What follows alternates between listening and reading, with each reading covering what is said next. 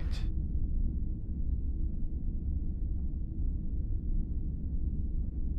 Almost impressive the way that barely fits on camera. Mike's picking me up well enough because I can't swing the camera over close enough to me right now.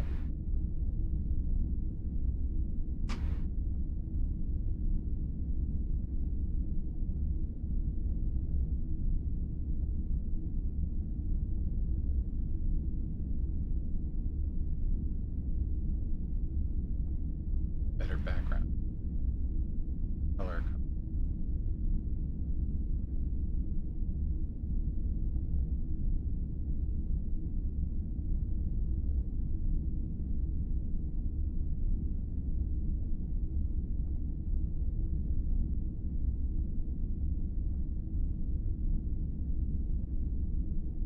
Yeah, I'm sure.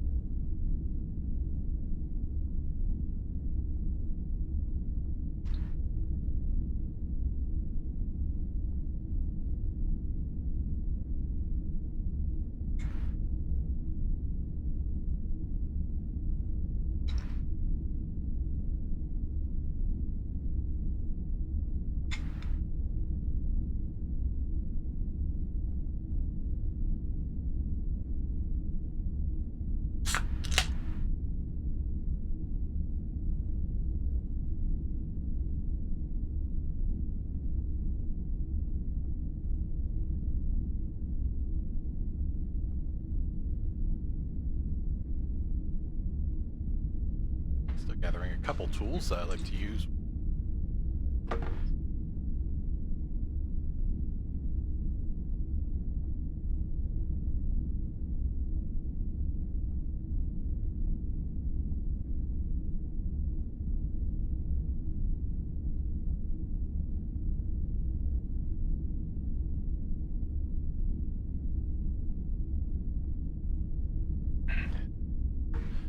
Alright, I'm going to go ahead and get started, at least get this opened up. Greatly amused that the box is big enough that, like, this is as much space as I gave myself on my desk. Work on the whole model because of the size it's supposed to be. And yet the box basically completely fills the camera frame. Alright, let's pull it out.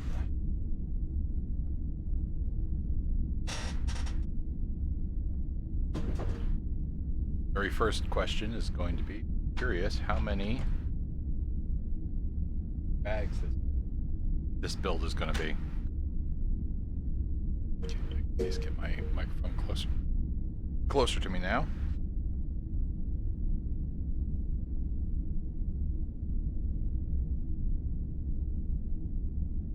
Well, I'm already seeing 15.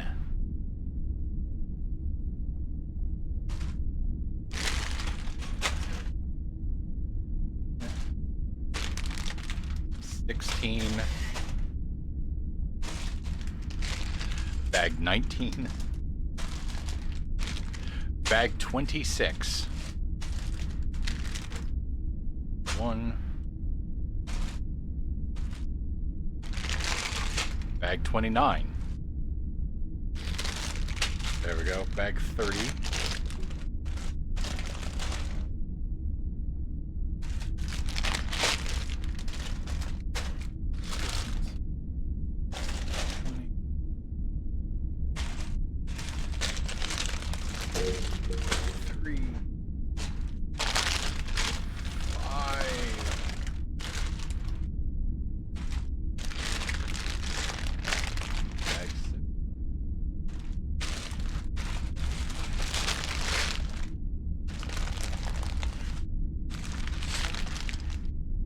That's bags 15 to 30.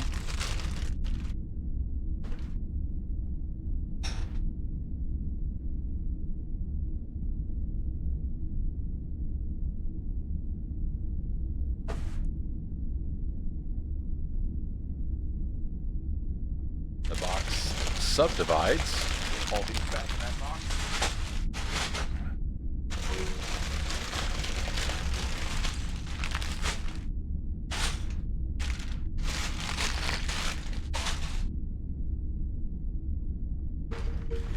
Smaller box inside. About half the size of it, and probably contains about half the bags, is my immediate guess.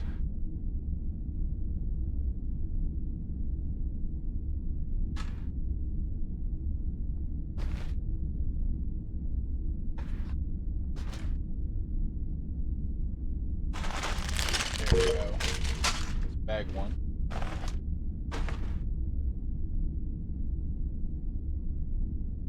Still digging though, because I haven't found the manual yet.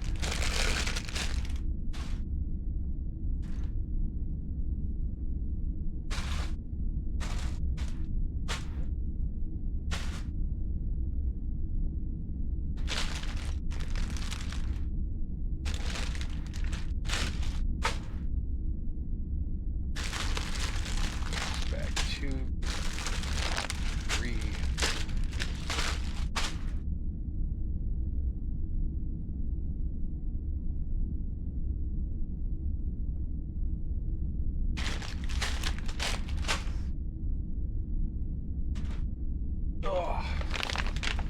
There we go. Oh, that already feels beefy.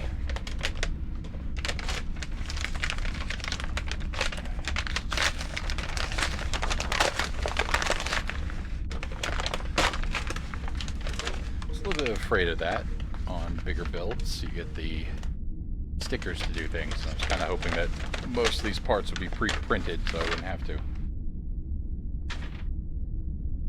Yeah, so this is my first model of this size that I've ever owned. I think the next biggest build I own is like the dinosaur fossils, probably. Something else is just slipping my mind. So this is the first time I've gotten 2 manuals, part 1 and part 2, so part 2 away for now.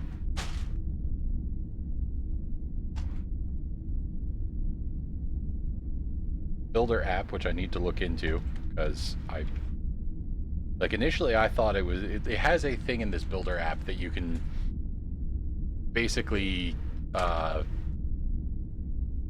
there's something about doing a building party, and I initially thought that was just like 2 people building the same kit across space, but it looks like that might actually be like get a bunch of people around a table and let people build each of the modules.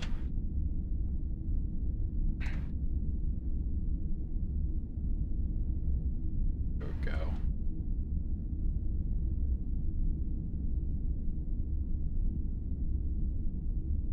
A lot of like background information.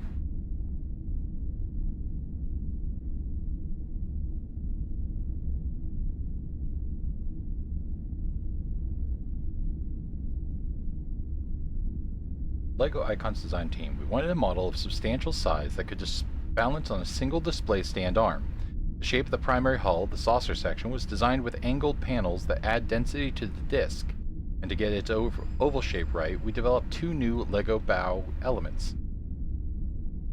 The two warp engines connected to thin curved pylons, and the attachment of the detachable saucer disc was another challenge in terms of model stability. But the saucer separation function, although rarely used in the series, is such a key feature. We applied sideways building with plates, especially in the neck area, to achieve the right sturdiness. The original filming model is covered with windows, even on the underside. Here they are printed on the saucer section's rim. As a finishing touch, we paid special attention to the ship's navigational deflector to find the best look for the windshield element's geometry.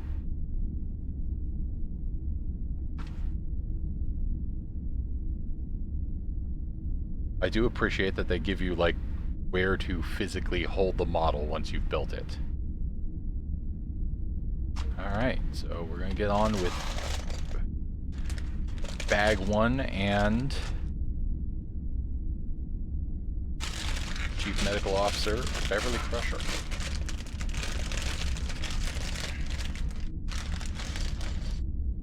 Mind you, if I was designing it, and I'm never going to be able to say anything like engineering-wise that, like, the people at LEGO are just next level.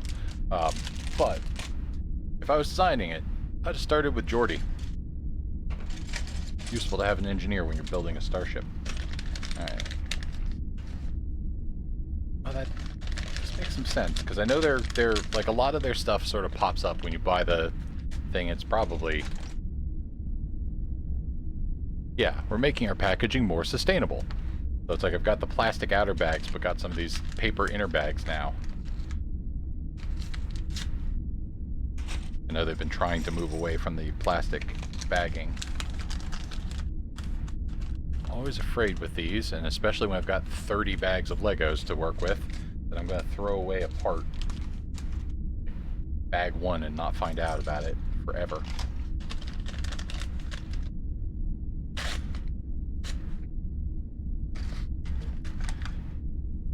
There's part of me, like, knowing that, also another part of me, it's like knowing that Deanna Troi is in, like, the, you know, counselor's outfit, skin suit type thing, you know, that eventually wants to pick up another Beverly Crusher once these are sort of widespread enough that you can get a few of the pieces either, you know, secondhand or from Lego, just to get Troi into the actual Starfleet uniform. There we go.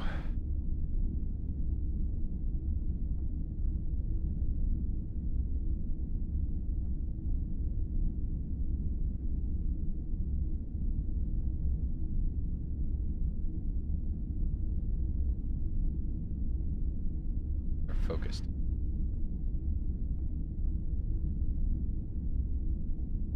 Some more light down here, because that'll...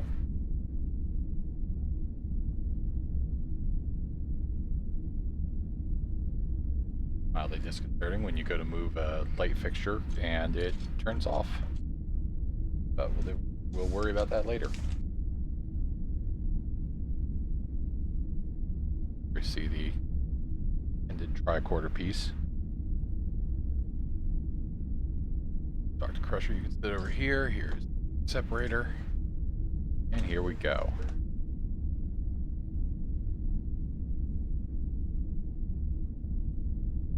When I've got these big models, like, because I really haven't gotten used to buying, you know, models this big yet. Again, this is kind of the first large one I've owned. Like, there's still like something of an excitement when I start to put the first like oh, these are the actual model that I start to put together.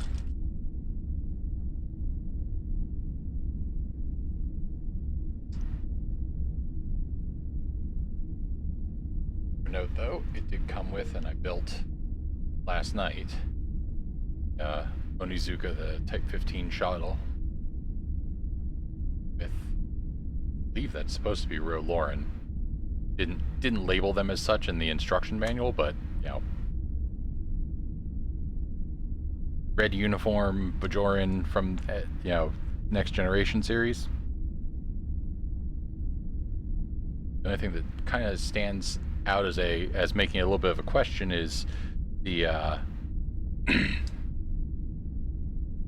like they seem to have just used a existing haircut model, whereas like Rolauren's haircut for some reason was very much stood out to me from the next generation.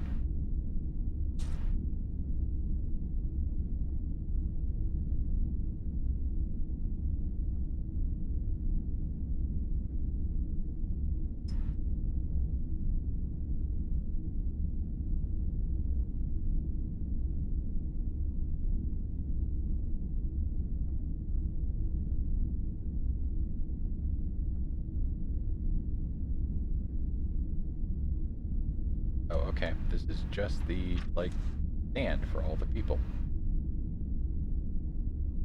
Starting to wonder what I was building.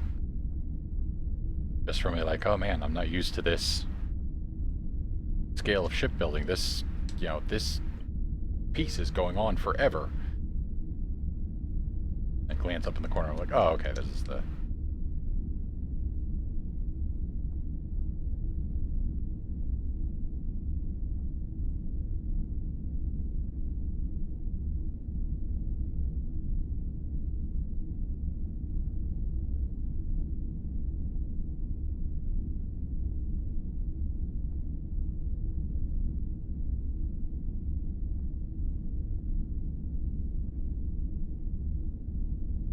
Yep. I wonder if that's going to be like a collector's thing. So, they issued this model with a misprint. I got caught last second. I don't know if that's going to solve itself in a readable fashion.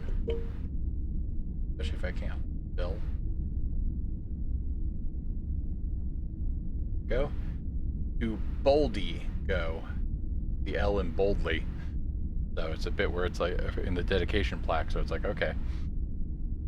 They have already caught it and are basically like, okay, we're going to have a, you know, those of you who are building this, we're going to have a replacement sticker. You can contact us and we'll send it to you. So it's nice that they are like already on it with that. Here we go. Start with Beverly Crusher. Let's see if we can put the team up and keep them in shot. Hey. Oh, nice. Okay, so we're going to start on the star drive section now. I'm going to see if I...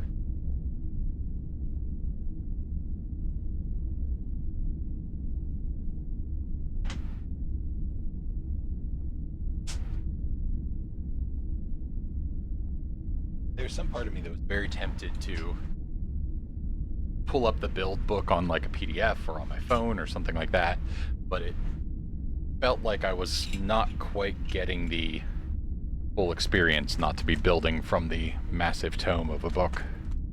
Okay, I think what we're going to do is if we clip it on this side, that'll be a weight to hold it down and open.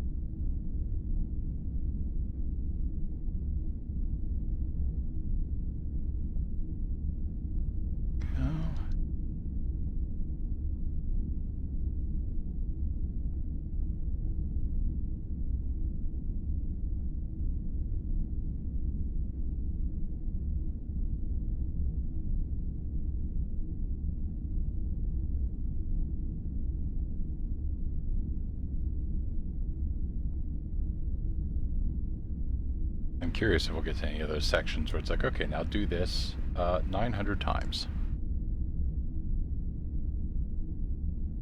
I think there was a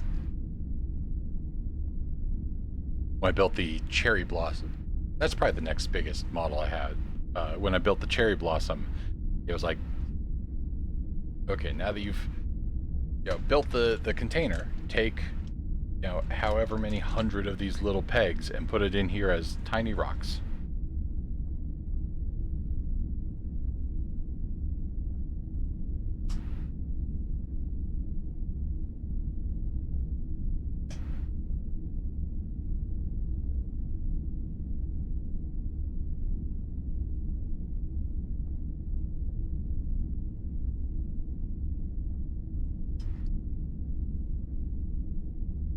Kind of curious if we're going to get any of those like magic trick moments where you suddenly look at the thing that's in your hand and realize you've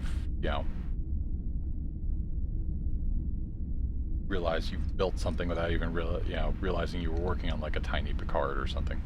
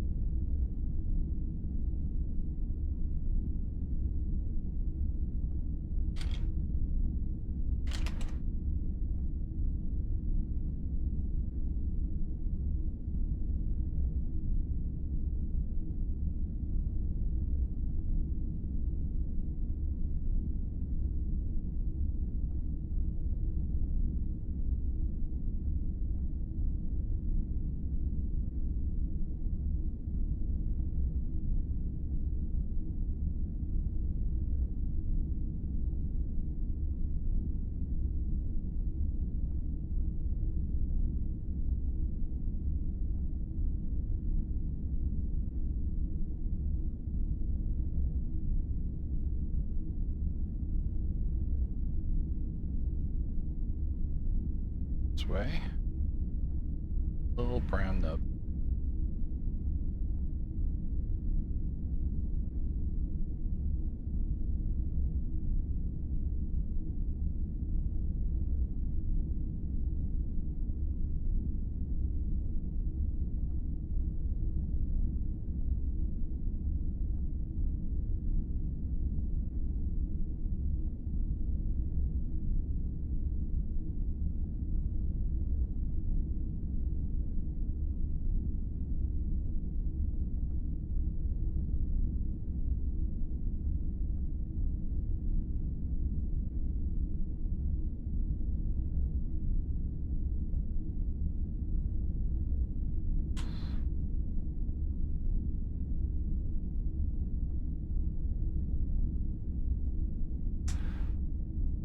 They are just not afraid to throw you into the deep end at a certain point of this.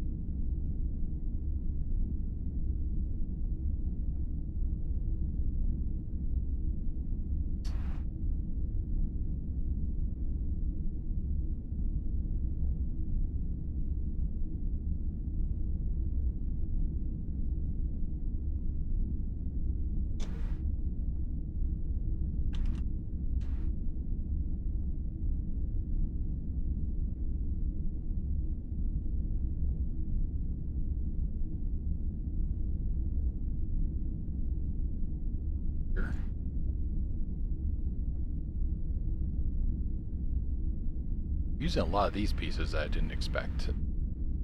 I don't think I've worked with them occasionally. Like I remember at least one thing that I had when I was a kid. Might have been a pod racer thing that used them, but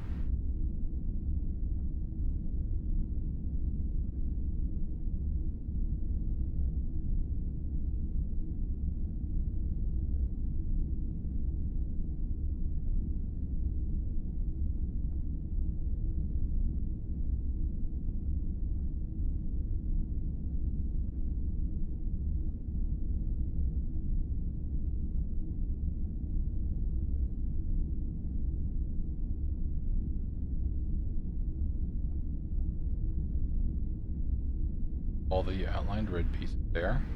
I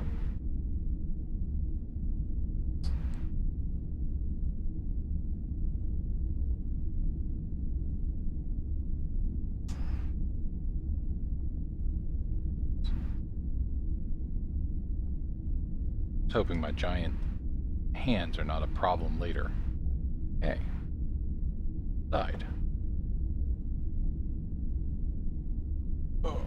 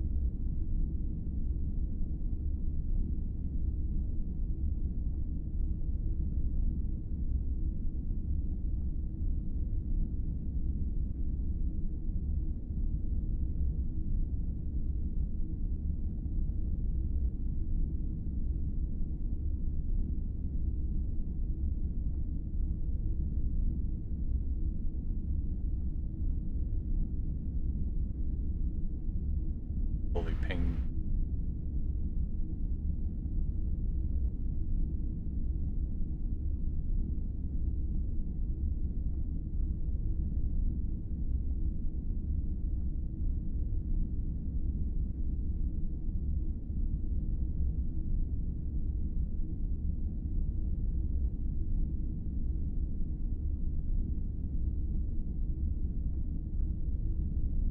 Alright, so set that aside, cut there, and you're there. Okay.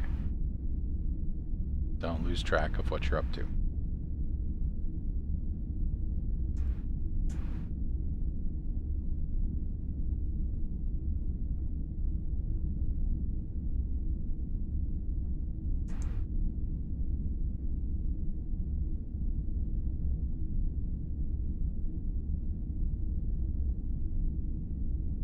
Refocusing so suddenly.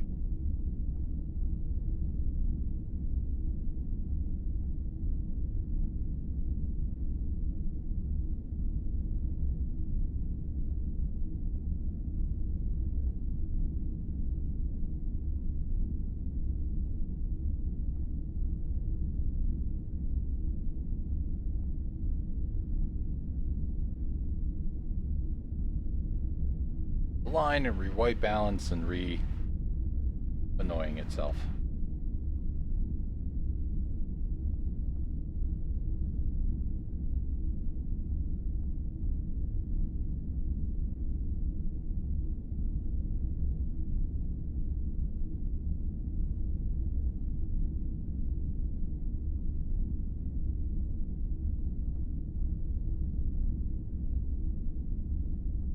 I don't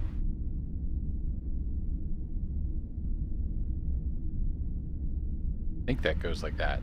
I think this diagram doesn't show me it perfectly, but I think that's what we're trying to get at.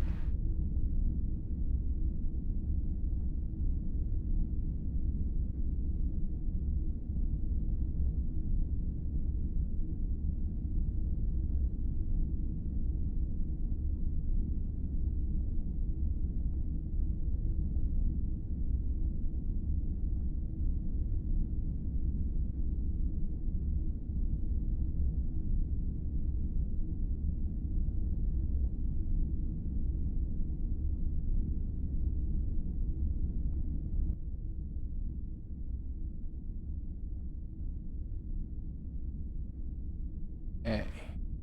Come back to original.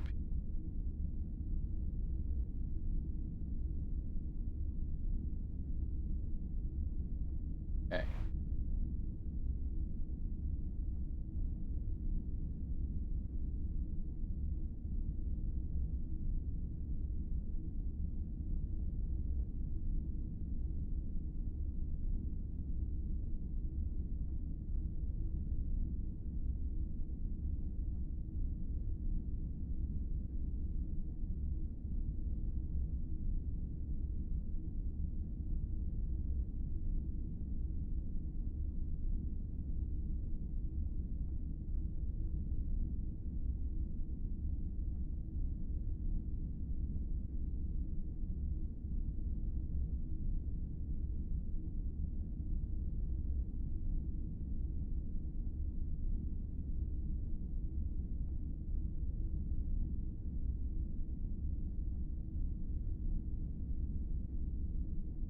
Right, yep.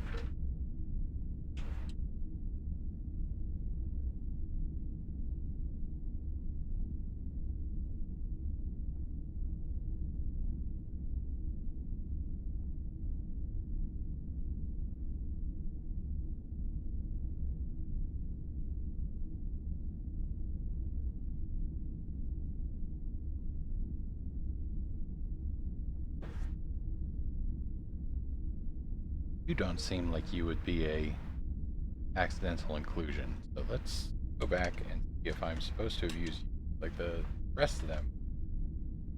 Seem normal.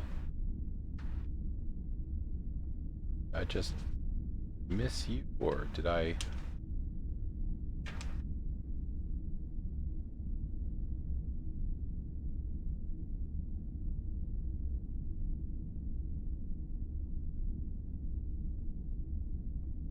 There. Turn this over. First find that piece. Okay, here it goes. Supposed to be right here. I am glad I caught that this early, because integrating a piece way further down the line that is that small would be a problem.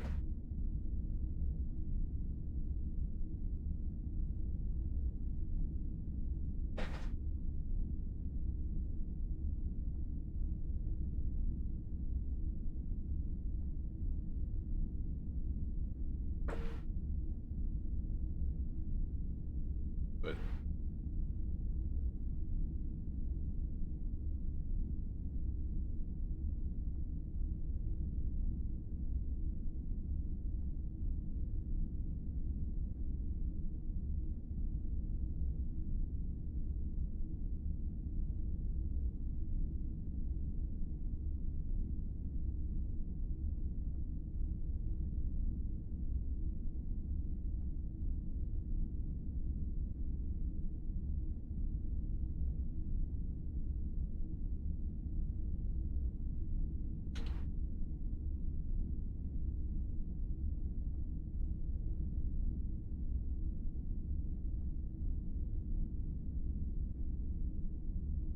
a little bit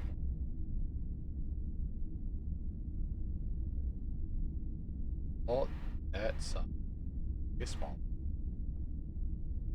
Maybe not that small.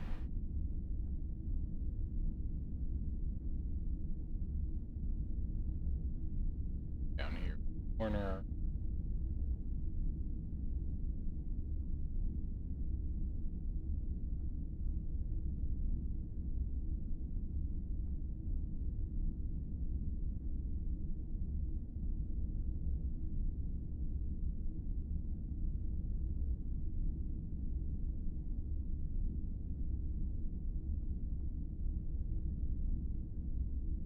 It's silly, but I just wanted a note to features like, oh, I don't just have the air conditioner cranked to ridiculous levels.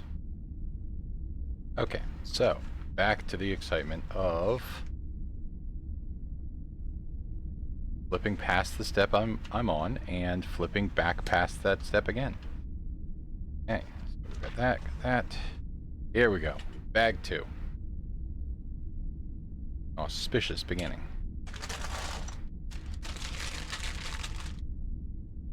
My favorite tools for the extra little Lego pieces that they include is keeping an old medicine bottle and using that to keep track of the extra pieces.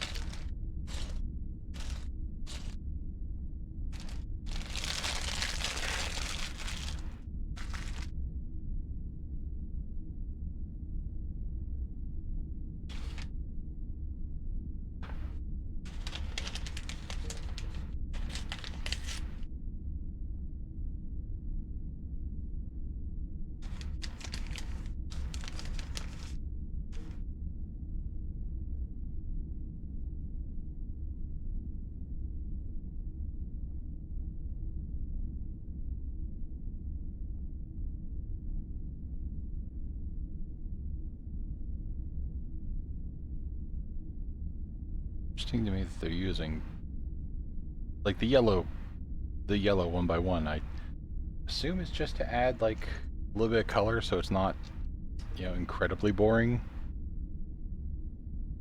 You know, building with just gray, or, you know, to also to maybe to offset it to make it a little bit more visible to you.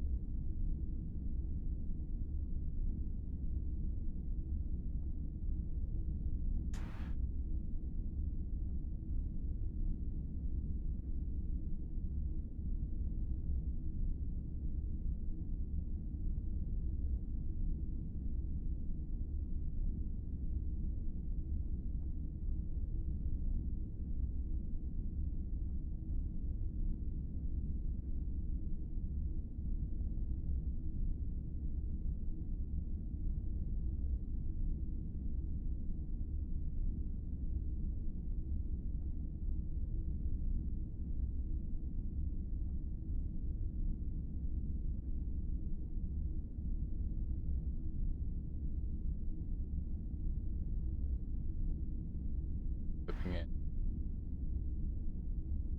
here.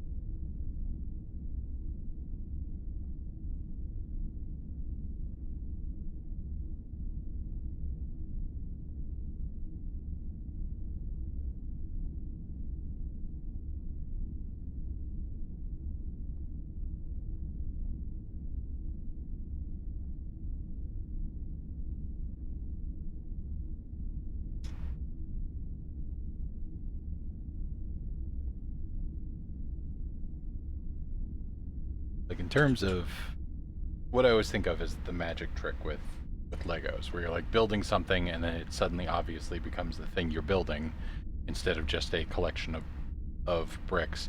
I'm kind of curious when, like, at which point of this build am I going to look up and go, oh, I'm holding a piece of the Enterprise now. I'm not.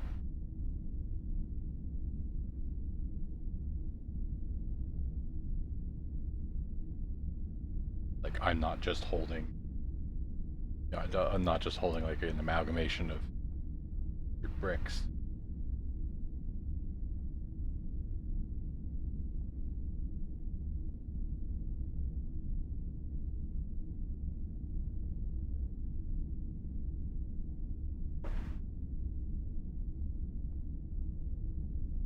Suspicion that these fins are going to help somewhat with that. Not going to take us perfectly there, but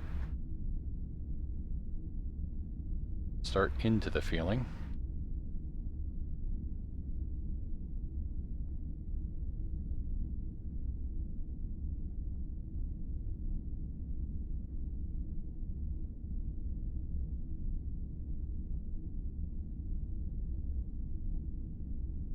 Like, some of the other curiosities I have is like, when in the build do we build Picard? When in the build do we build Crusher? Yeah, it's like, here we go. Now we're building a fan favorite. Okay, now we're building a fan less favorite. That right there. Okay, missed this little pop out here. Pay attention with Lego, because I'm sitting here going, hold on, that doesn't look right. What did I miss? And I'm only at like page 34 of the first manual.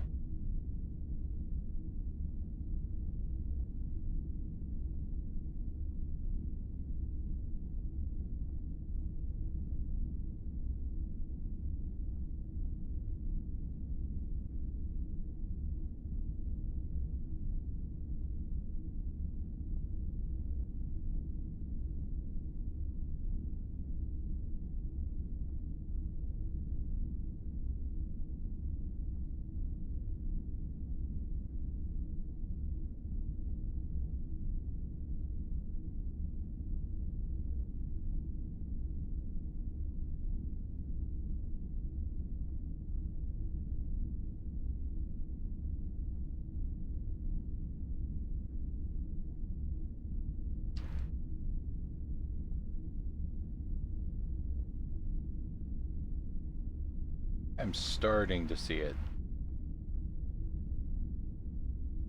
If this is basically the, like if I'm looking at this from the side here, where it's like this is the side, you know, the beginning of the Enterprise bridge. But not sure yet. I know they said something about sideways building. I don't know I'm not knowledgeable enough with my Lego stuff to really immediately picture in my mind what that means.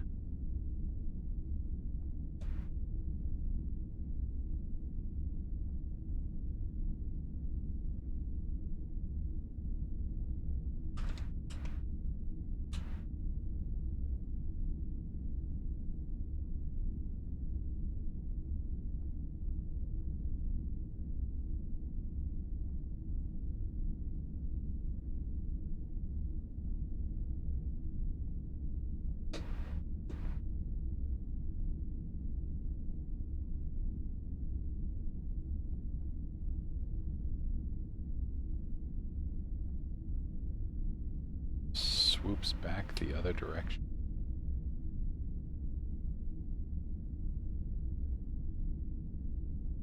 Or of this, except I actually have to put those in.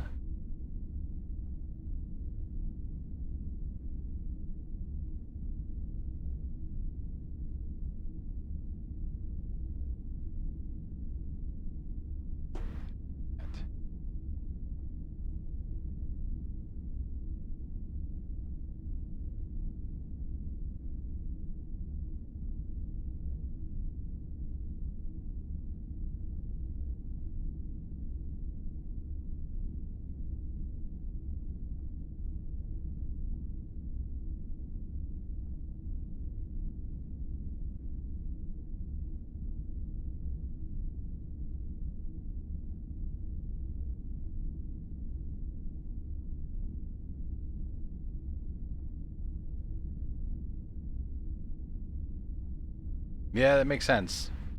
I mean, I've perpetually anything that I'm like actually interested in like having on display on my shelves or something like that, I never worry about the value of the Lego or the value of the thing. You know, like I have friends who they'll buy something and then be like, oh man, you know, it looks awesome, but if I take it out of the package, it won't be mint value anymore. And I will occasionally look at them and be like, do you intend to sell this? Like yourself, you're intending to sell this item? No? Then keep it in the, take it out of the package because it'll look way better out of the package than if you leave it in.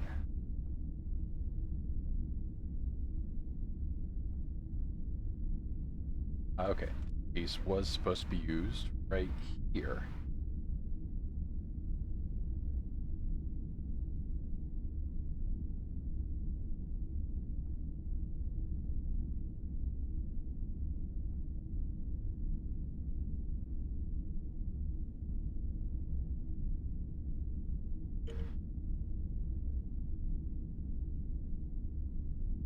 All right.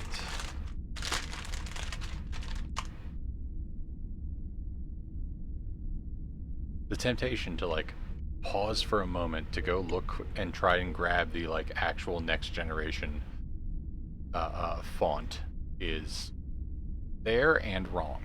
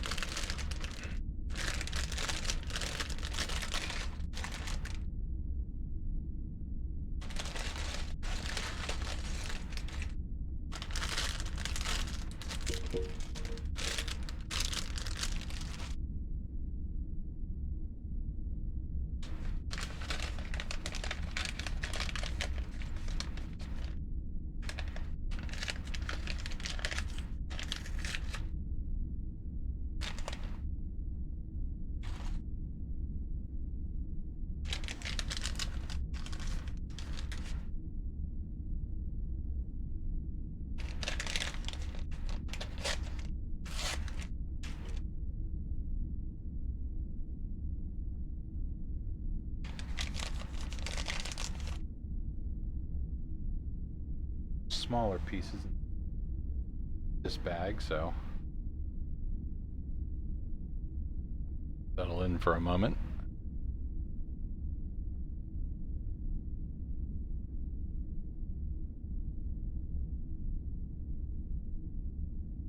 Down here.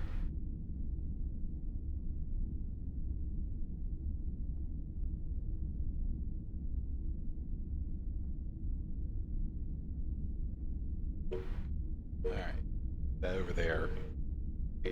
This a little bit more so that hopefully it's still picking up my voice okay.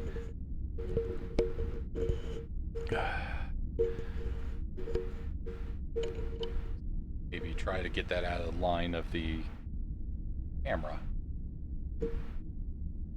Shadow right here. I'm going to take a moment to go find the light I intended to.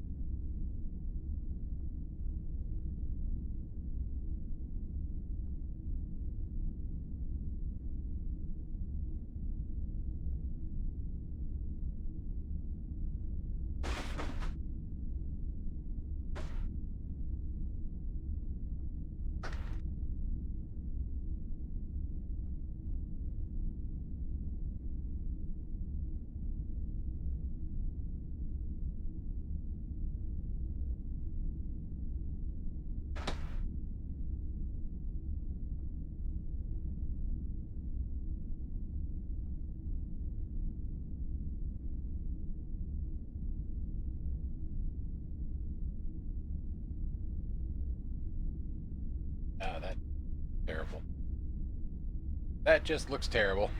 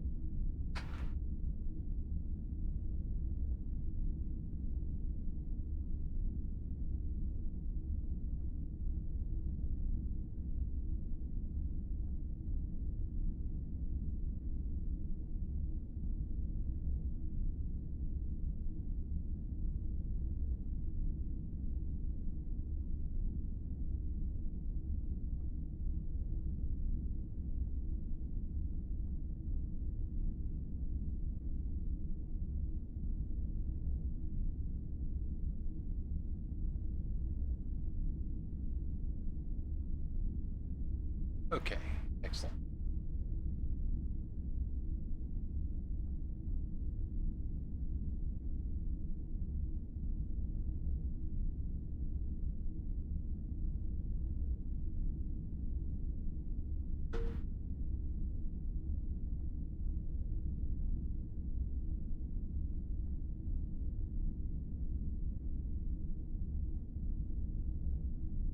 Counteract the heavy shadow from above.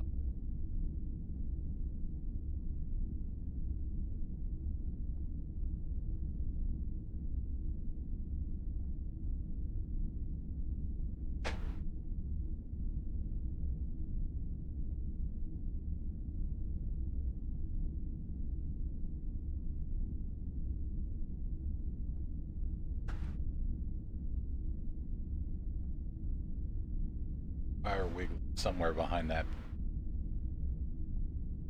Going to have to go up and take a look at it. But that is a problem for another time. As long as I don't smell burning. If I do smell burning, that could make this stream a lot more exciting.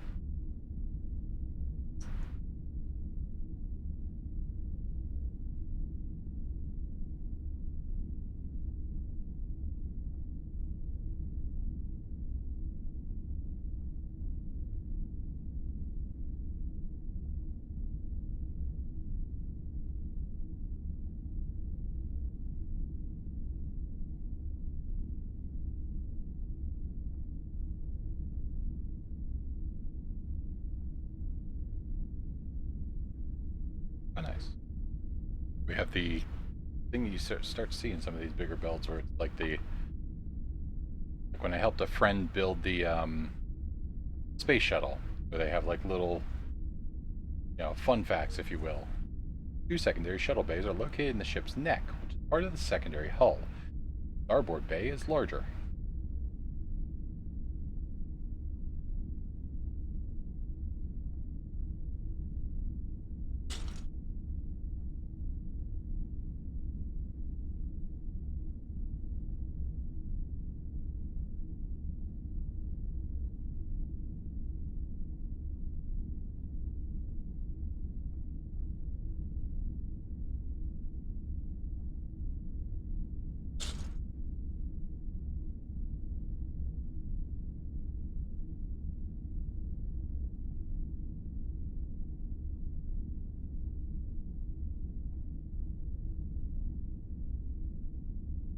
Go with it.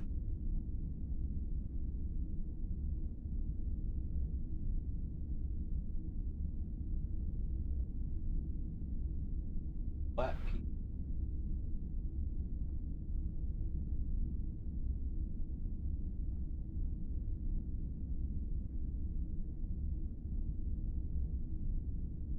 How do I work with these? Like I look at this color next to that color, and I recognize that it's trying to represent that, but it always makes me think that I've grabbed the wrong piece for a moment.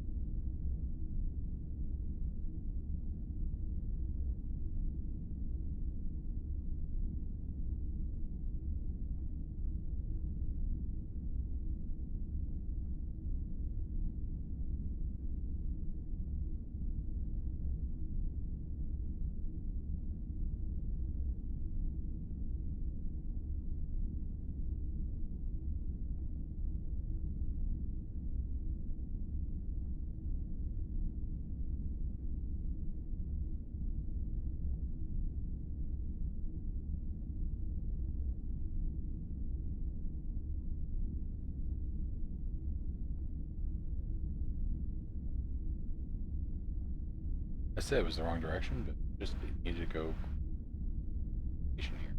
Okay.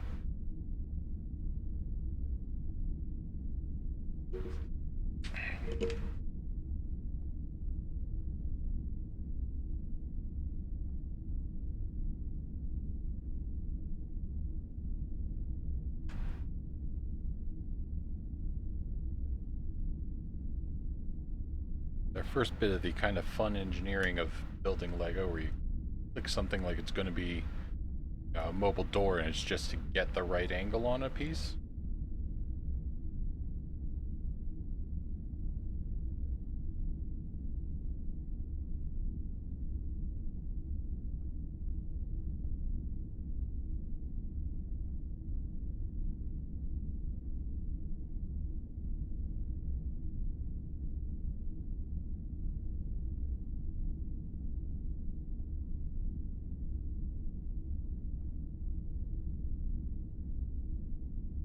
Some of these parts here, like this, like feel a little bit like now draw the rest of the owl. I pretty much follow what I think you're saying, but also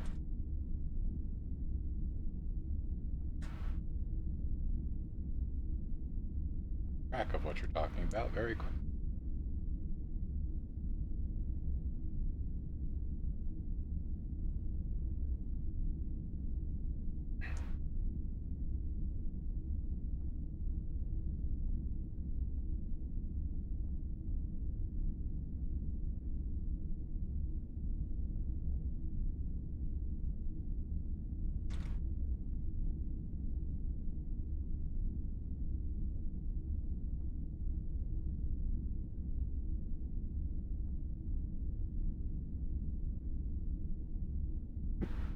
Excuse me.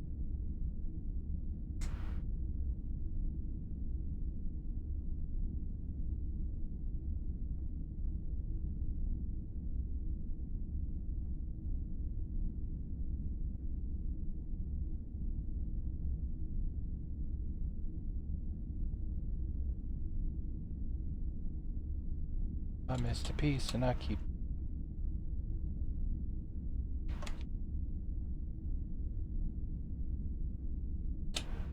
Here we right there. You draw the rest of the owl, and I'm not paying attention to the fact that it's got two eyes.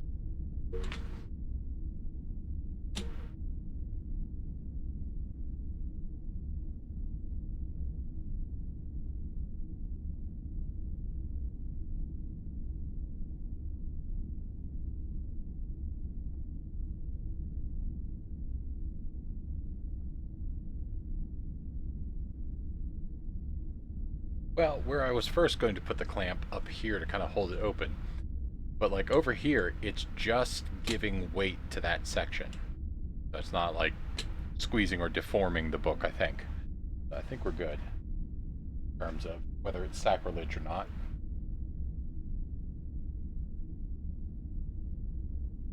But yeah, I've missed like 2 parts, but caught myself within like a page or 2 of it. By basically looking at the next thing that's supposed to be put onto it and going, oh wait, hold on, no.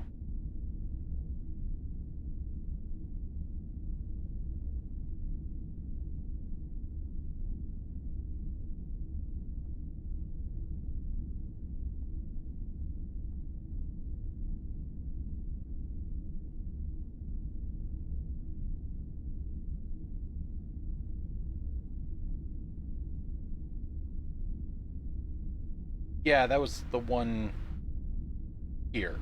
This piece was left over, and I was sitting there like, look, a couple of the like little, 1 by 1 pieces, whatnot, that being left over at the end of a section doesn't bother me, but the fact that this is left over, that does not feel like the piece that doesn't feel like the mistake they're going to make in terms of accidentally packing an extra.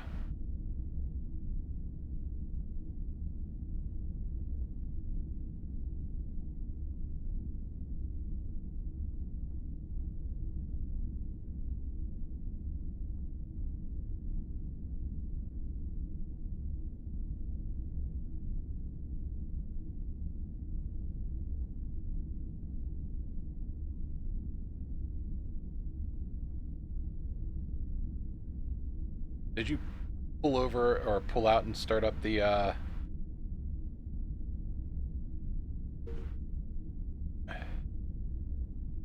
start up your shuttle yet?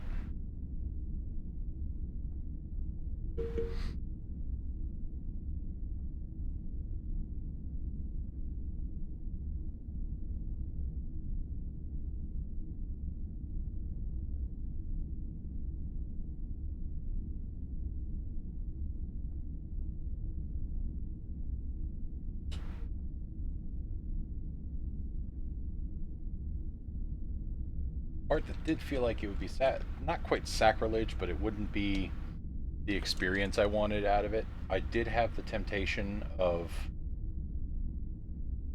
pulling up the PDF version of this, like leaving the book in the box and pulling up the PDF. You know, for nothing else, I could have put like down there in the corner, I could have put the like just had it show real small the page that I'm actually working on, instead of having it laying out here, and then I would also have had it like up on the screen in front of me. But you know, this is my first build of this size. I feel like I'd be cheating myself on something. No, I mean, I helped with the space shuttle, but like in terms of like build that belongs to me of this size.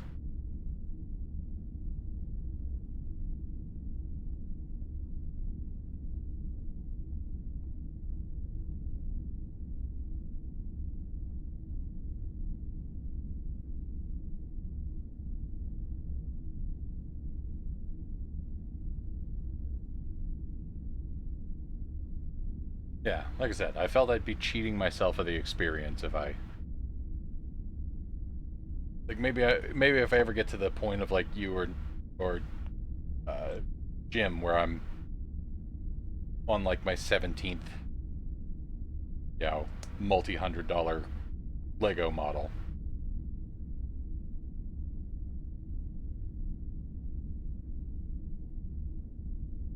Yeah, I mean, it is a binder clip, so it's like intended to, you know, hold on to papers. It, you know, with the way it bends back here, I think it does not seem to be scuffing or marking the book. I think we'd be okay.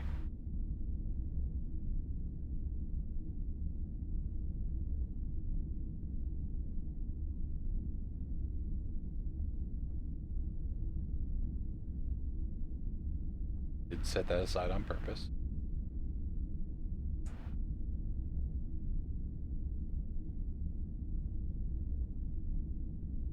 That was funny when I was... Hi, Shadaisy. I thought it was funny when I was building the shuttle last night. I tried to hold the book open by like balancing a like metal fork across it. And at a certain point, when I had most of the booklet done, the weight had balanced in a different way that it just kept yeeting the fork off across the room. I eventually just had to deal with the book trying to close itself the whole time.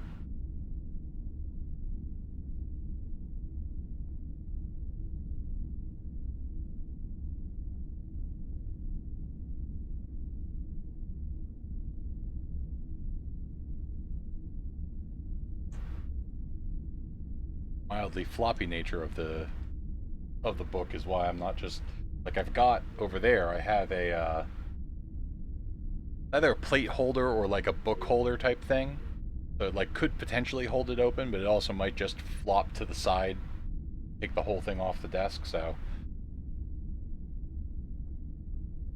do my best as I can.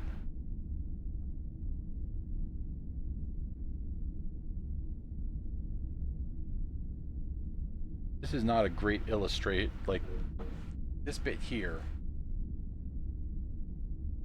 is not a great illustration of, I think it's telling me to put it so it clips onto this single peg here, but it's, no. I mean, on some level, what do I know? I'm not a Lego engineer. They are masters of their craft. But on the other end, I am sitting here going, wait, I put what where?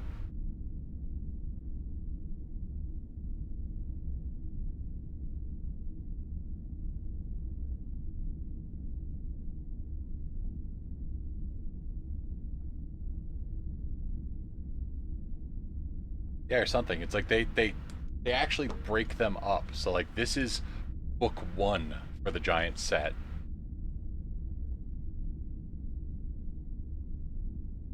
And because there's 30 bags, here's book 2. That's true. This is a large build. Like, it's slightly smaller than the Falcon, but like Like, our buddy has the Star Destroyer, and that's just basically like, hey, do you have a coffee table that you don't need to use ever again?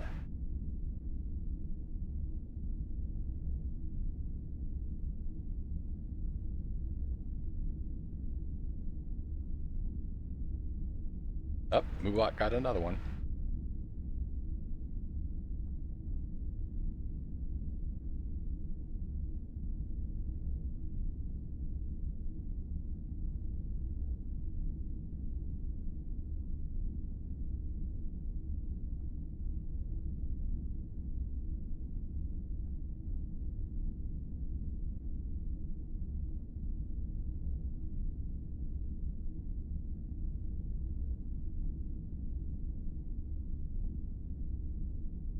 Keep trying to think whether I should swap to like either just a generalized lo-fi track or something like that, because as much as I enjoy having the like,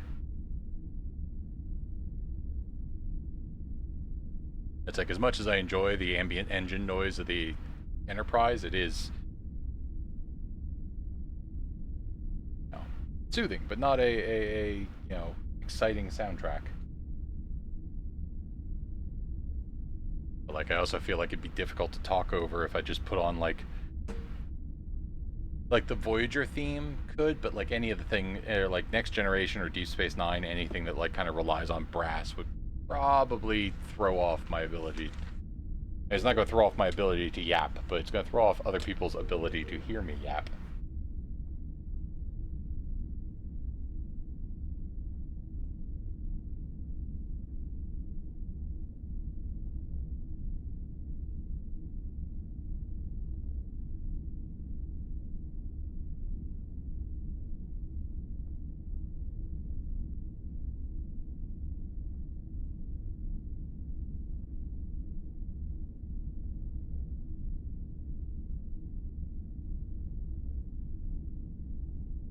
I would ask you for suggestions, but I imagine you would just throw out the HoloLive lo-fi channel, and then I'd have to really wonder whether they are, like, whether basically playing that would just kill the VOD and the things.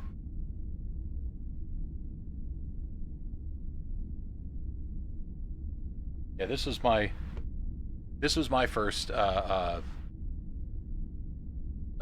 I think I think when I bought the bonsai tree, it might have been over 100, but this is definitely my first like multi-$100 set.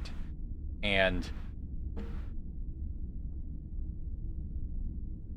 I will say one thing I found very amusing about that is if you buy a set this big and this expensive, they will give you, like, instead of a paper bag, they will give you this massive, like, when I put the box on the table at the beginning of the stream, it covers my entire, like, I measured this space out to be like roughly 2 foot by 2 foot, because the ship should be about 2 foot, you know, 24 inches by 18 inches assembled.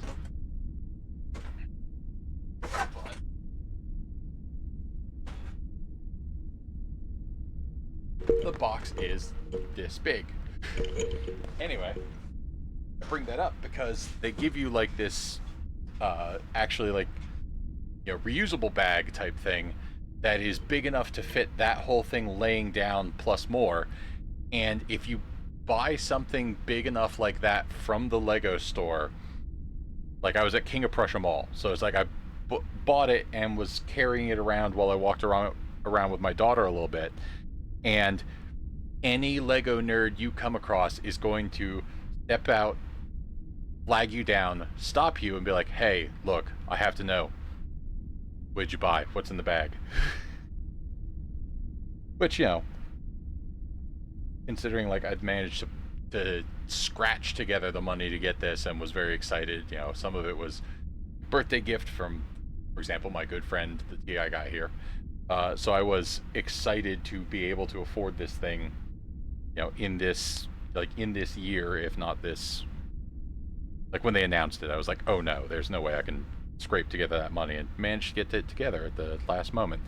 So it kind of added to it to have other people like excited about the thing I was buying. Whether some part of me is telling me that that's some sort of weird late stage capitalism flag about other people in a mall being excited for my purchase or not, it was still delightful.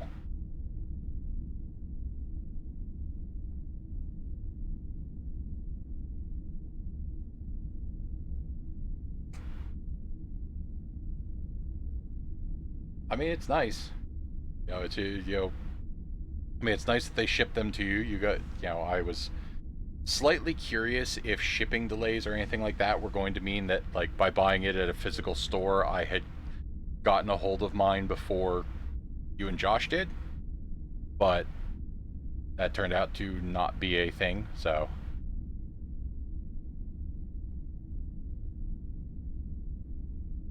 Start with.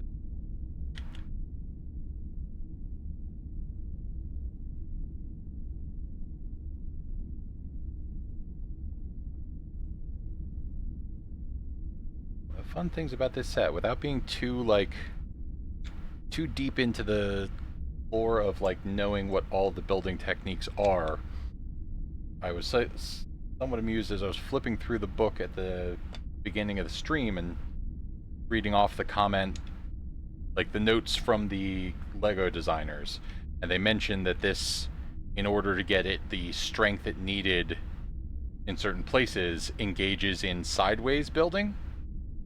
I think some of it is going side to side to side.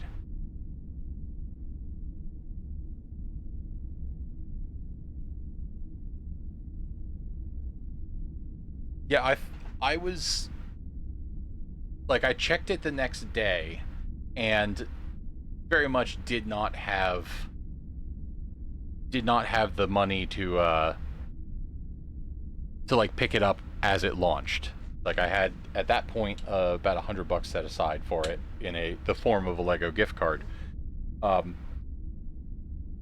So I was, watching with some curiosity how it was going, and when I first looked at it, it was showing as you could basically order it so it would be back ordered, so I wouldn't have received it by now. Or you could, and it's like when I checked it like a couple hours later, it was like, nope, fully out of stock. And at that point I was like, well, some part of it was Heather and I are going to Disney, taking our daughter, going to Disney, and I'm like, well, there's a Lego store down there, so if I haven't gotten a hold of the thing before I leave, maybe I can go to the Lego store in Disney and like bring it back with me. And then I decided to call the King of Prussia Mall, and they were like, yeah, no, we've got several of them in stock. Like, when I went and picked it up yesterday, they were like, yeah, we have 3 of them just out on the shelf, so no worries, come get it.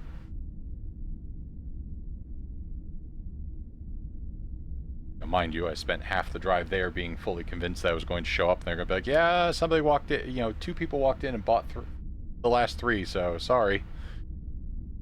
That feels like, it's an hour and 45-minute drive to maybe an hour and 20 if I'm taking the turnpike and hustling, but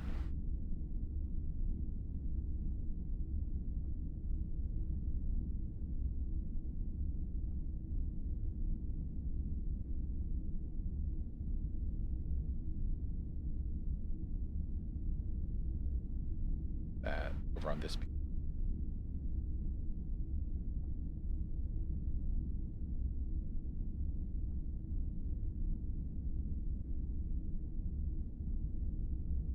Now I have 2 large chunks, and I'm curious how they're going to connect together. And I turn the page, and like, okay, add a couple pieces, and then here's the answer.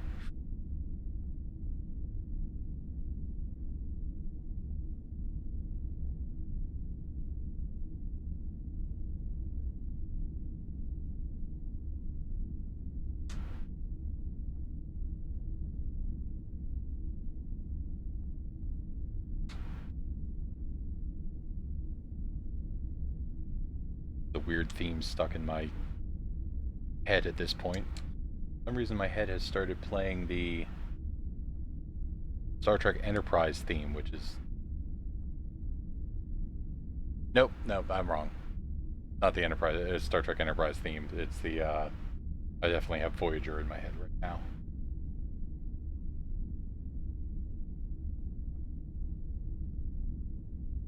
It's funny that it would be weirder for it to be Enterprise, because Enterprise was the one that they kind of abandoned the orchestral version. Yeah, exactly. It's like, oh no, I'm definitely going to be like dun dun dun dun dun dun dun dun dun dun dun dun dun dun dun dun dun.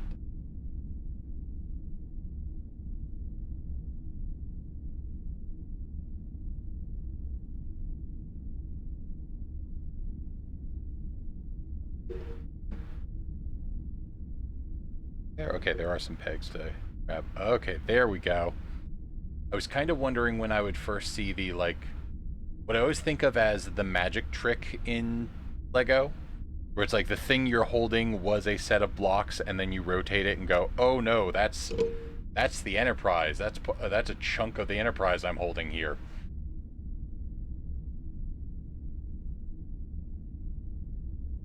Oh.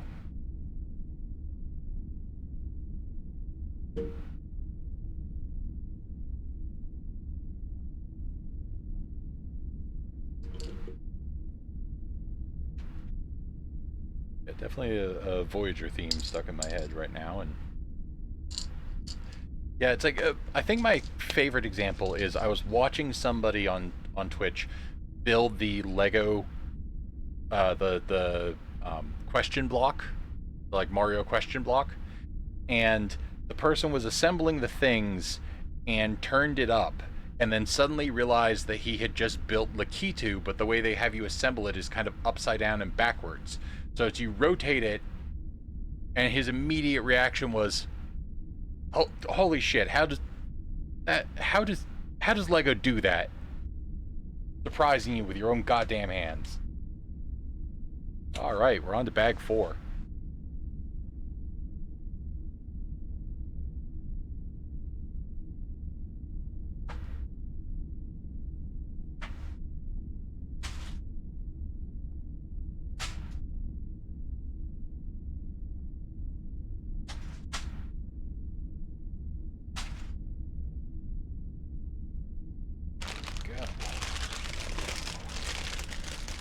Bag 4 out of 30, by the way.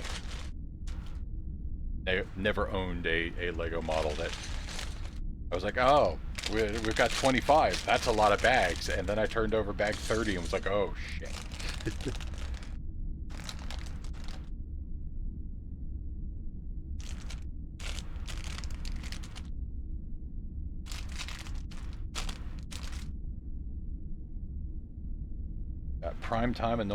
Prime annoyance time, Wesley Crusher. I want to say this was like his experiment that he had to point the warp engines to.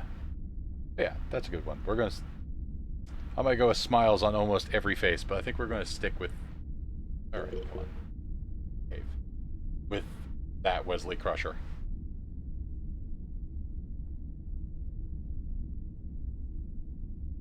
We've got the like experiment he had to point at the warp core to like fix it at the last second.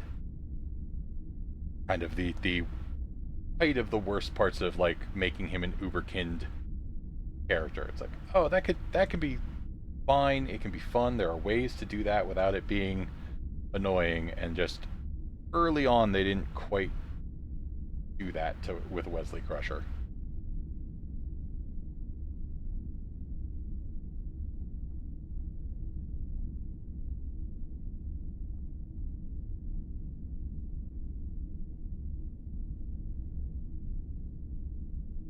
By the way, don't think I don't see this, Lego.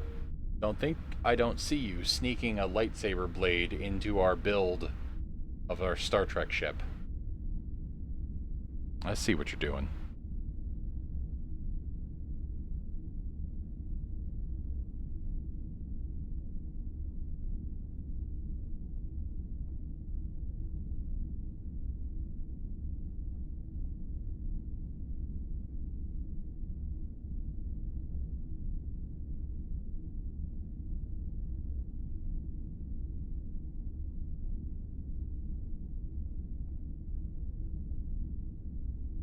I always find it funny because I'm aware that some of the answer to the question I'm about to ask might be found in interviews, but as someone who kind of avoided some of the like extra videos once they announced the thing, because I wanted to experience, to have that like building without spoilers type thing. Probably find the answer, but I wonder if when they're building these things, if they kind of consider like narrative flow. Like it was definitely when I like turned this that I first saw the like Enterprise look to it, where it's like I could finally see that this is the Enterprise D. But like this section here, which I know is not like that's obviously like a support strut for the nacelles. So like that's you know giving it a it's that moment that I'm talking about with like the Lego Magic. That's giving you a glimpse of it way earlier, whereas like I think this showed it in like 2 or 3 pieces, so it wasn't until they were together.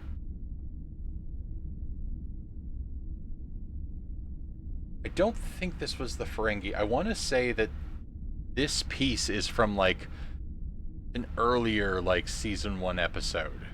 Because like the Traveler was like him putting his hands on the console and kind of like learning, or kind of, or he was just friends with the Traveler at that point.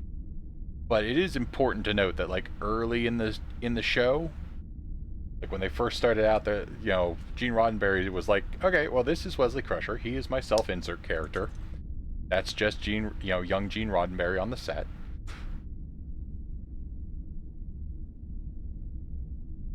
And it wasn't until like later where they started to do much more interesting things with the character.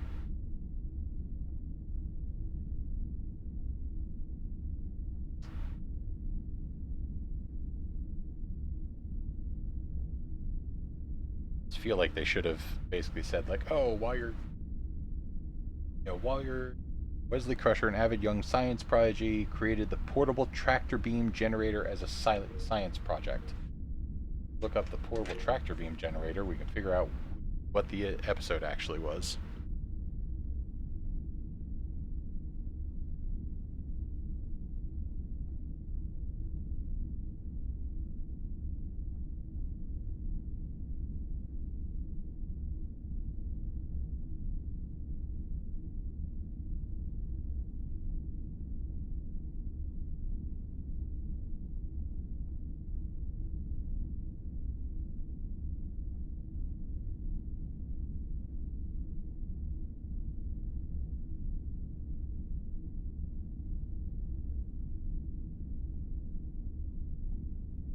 Okay, yeah, it's super early on. It's from the episode The Naked Now.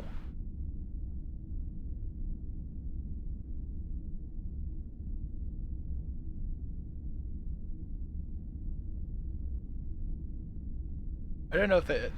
To be fair, I don't know if that's ever been 100% confirmed or if that's just been sort of like a story passed around the Star Trek nerd since I was young, but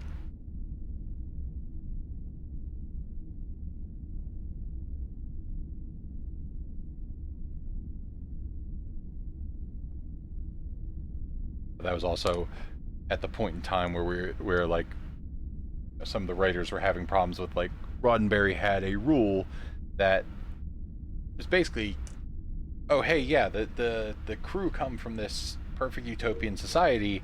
We've solved interpersonal conflicts, so your conflicts can't come from like the crew having problems with each other. And it wasn't until like got older in age and even possibly after he passed away that they started to do, you know,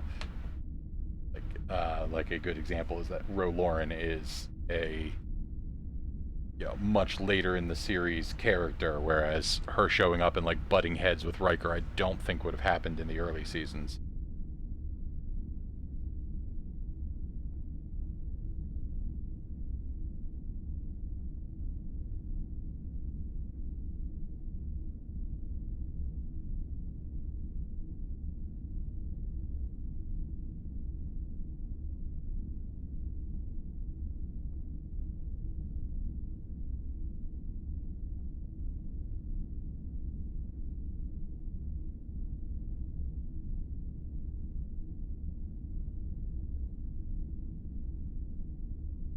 I like when we get to the long break and like when I built as a kid, I always had the like 4x1 bricks and would like kind of stagger them back and forth to get length. So whenever I get like a super long brick and just snap it down, I'm like, that's cheating.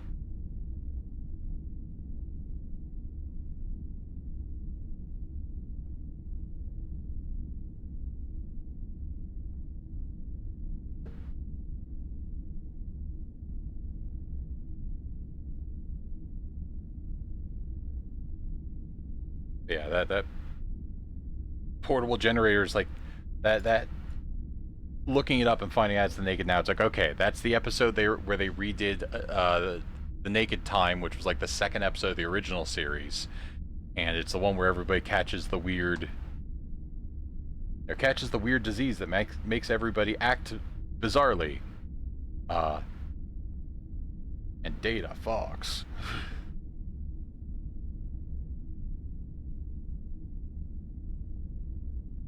But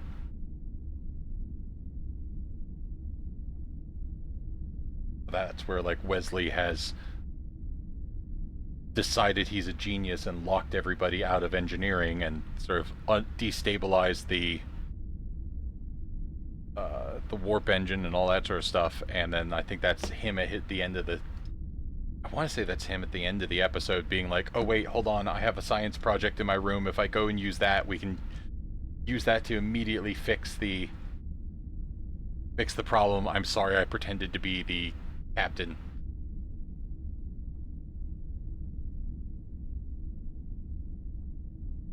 Dear Captain Picard, sir, please do not send me out into space. At this point in your story arc, it is a non-zero that you are definitely considering it.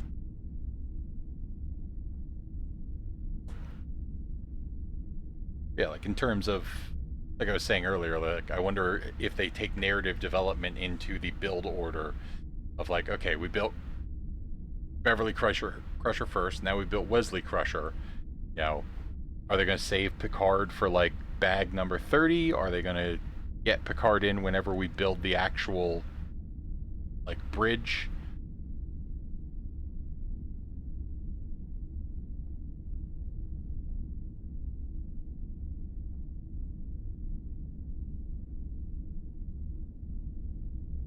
Of course, with a big set like this, I'm forced to consider. It's like, okay, where can I fit this?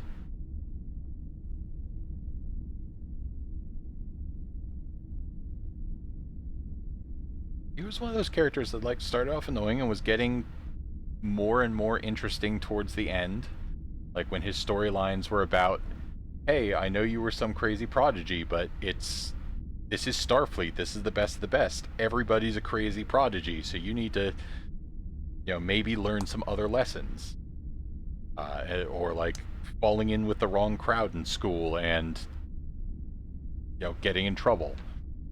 And then unfortunately, they just basically refused to pay him a reasonable amount of money. And when he was trying to negotiate them, they were like, hey, tell you what, Wilmot, that would be cool. To get to Guinan when we build 10 forward. But it's like, hey, we're not going to pay you any money extra, but we will make Wesley Crusher a lieutenant. Like, oh, okay, so he gets a fake rank, and how much extra does that pay me? Nothing? I don't think that's going to work.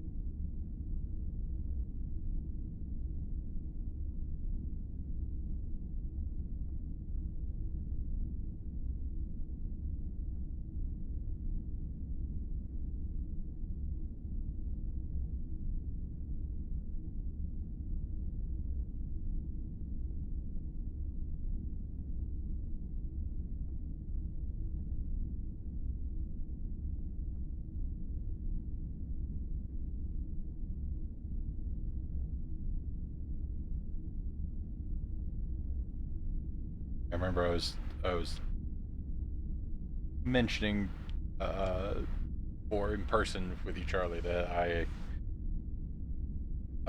I very much had a like, oh no, like I'm so financially screwed with them getting this license because they can sell me the original, like just the original Enterprise, Kirk's Enterprise.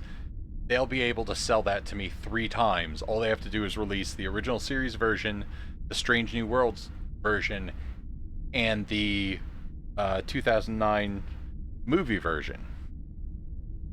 And like, as if to illustrate that point perfectly, I was hanging my ornaments on my tree, and I have the 2009 redesign. My tree topper is the original series version, and I also have a like Strange New Worlds model.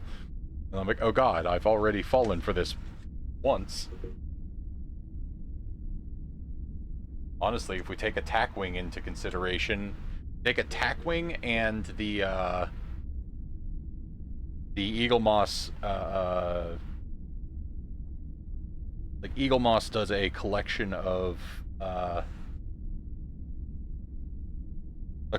like ship model type things where like they're pre-made. They look lovely, but they are like a subscription thing. So you subscribe and you don't get to pick which ones they send you. The one that amused me is at one point I got the Bajoran Solar Sailor, the thing that like Sisko and his son are trying to build in one of, you know, I want to say like by season 3 or 4 or something like that. And every time they sent it to me, it was broken. And so they like just kept sending me new ones. So I've got like 3 of them that all broke in the same place in shipping. But I think on those, I was out of the Eaglemoss statues like before they got in, before Discovery came out. But I definitely had the like original series and movie versions of the Enterprise, so 100% I would have wound up. Like it would just be another example, like, but I like that chip design over and over again. Yeah, it's like all they've got to do to get me is just, here's the Enterprise again, but different shaped. Here's the Enterprise again, but a third shape. That's not to mention like the Reliant, the things, and then you get into some of the alien ships, and my immediate thought is like, okay, once you get into like, Romulan vessels and Ferengi, it's like you'd better be making those at the like $30 to $80 level, or I'm not going to be as interested.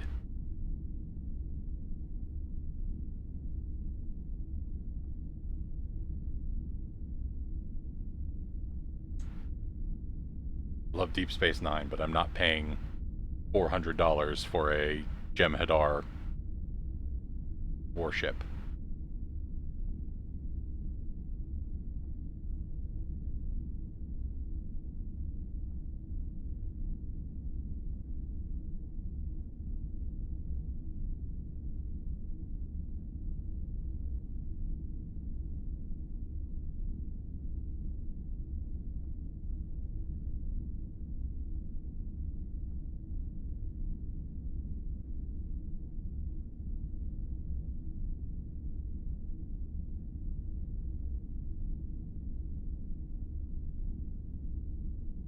Checking this before I snap it into place here.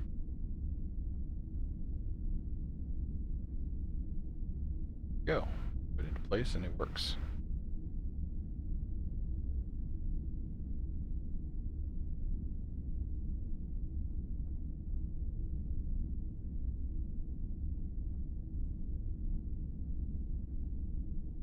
Okay, there and on the bottom.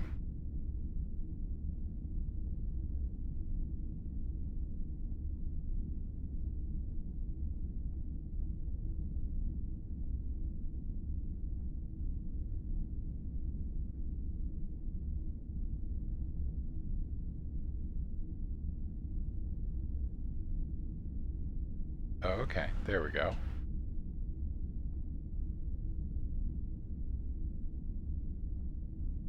I have turn that over and build out this bottom some at some point.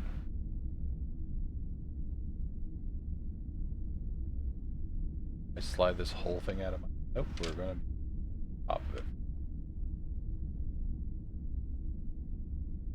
Okay, yeah, that makes sense. We gotta bridge these to that from falling apart in time.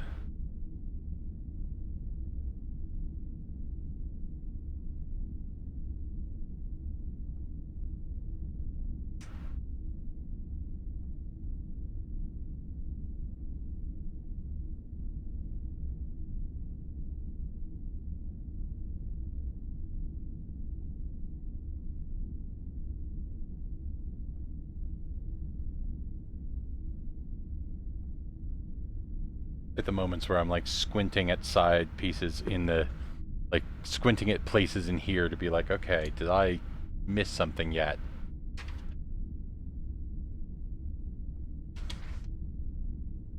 Oh, there they are.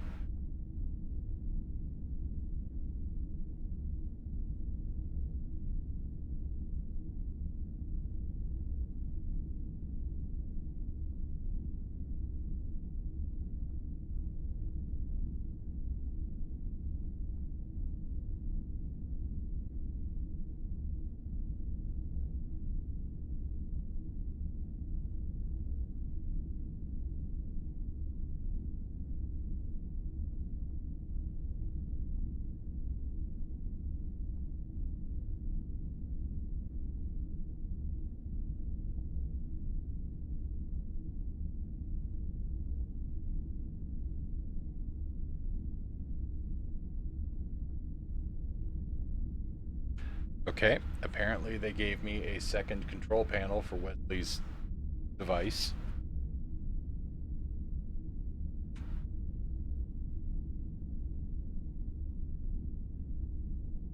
Of course, I would basically grab that when I'm reaching for one of the little, like, 1x1 panels.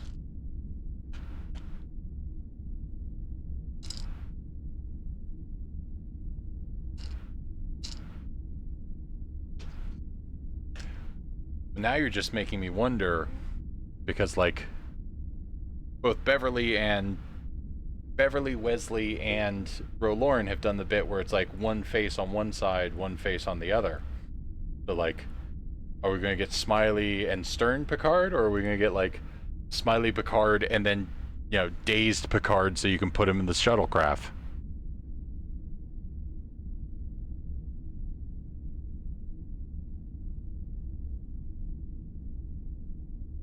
I was saying early on that I am tempted to, once these get to the point where you can start to get like spares of the Star Trek uniform type things, you know, either from ordering through Pick-a-Brick or something like that, if I can get a hold of another science uniform to put Deanna Troi into actual uniform.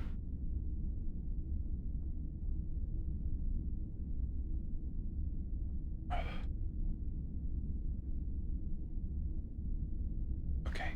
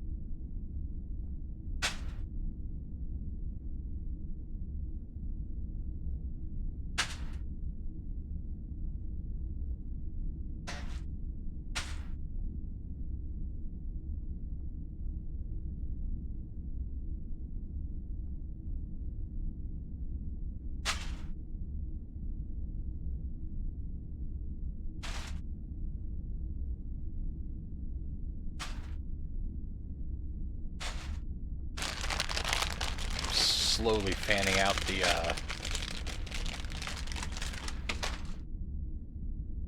that one's difficult because I think that Picard would have been in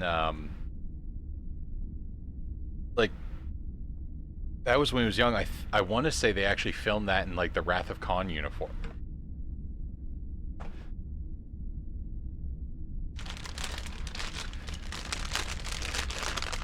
Don't get me wrong. I want a,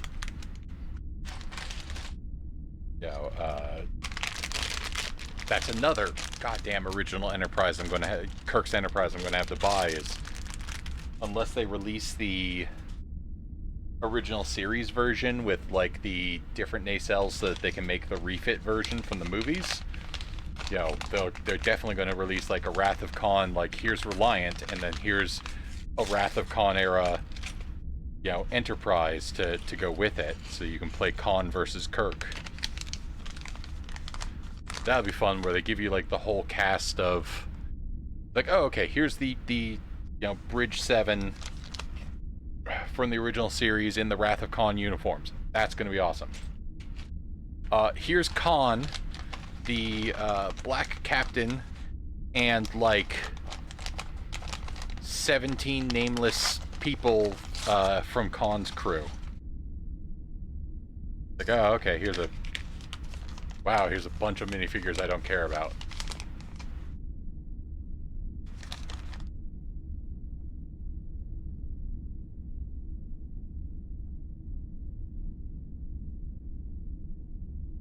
We're now into bag 5. Again, bag 5 of 30.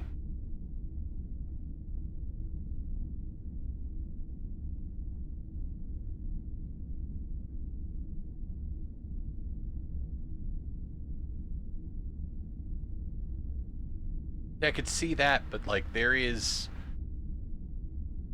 like when they had the money to do the motion picture, they redid the ship and made the like quote unquote refit version where it's got like different nacelles and stuff like that. So they could either do it and just make it so you have different nacelles, but I think there's probably some like detail work on the ship that didn't exist for the original television model. So like they could 100% sell a like movie era. And then the worst part is, like, they could sell that, and then they could basically be like, oh, also, here's the Enterprise A from Star Trek, from the end of Star Trek 4 forward. But, like, once they're selling those models, I hope that, like, by that point, they have created a Star Trek line like a Star Wars line, and, like, some of those models are in the, like, $30 to $50 range. Where it's like, yeah, we made the Enterprise, the Enterprise refit and Enterprise A as like two.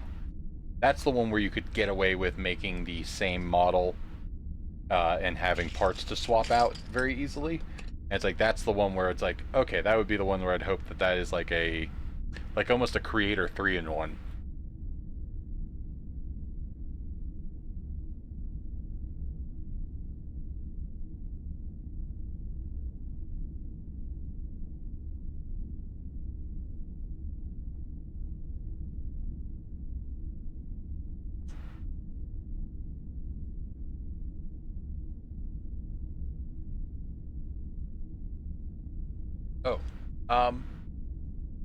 Of the people who have talked in here, is Shadaisy still here?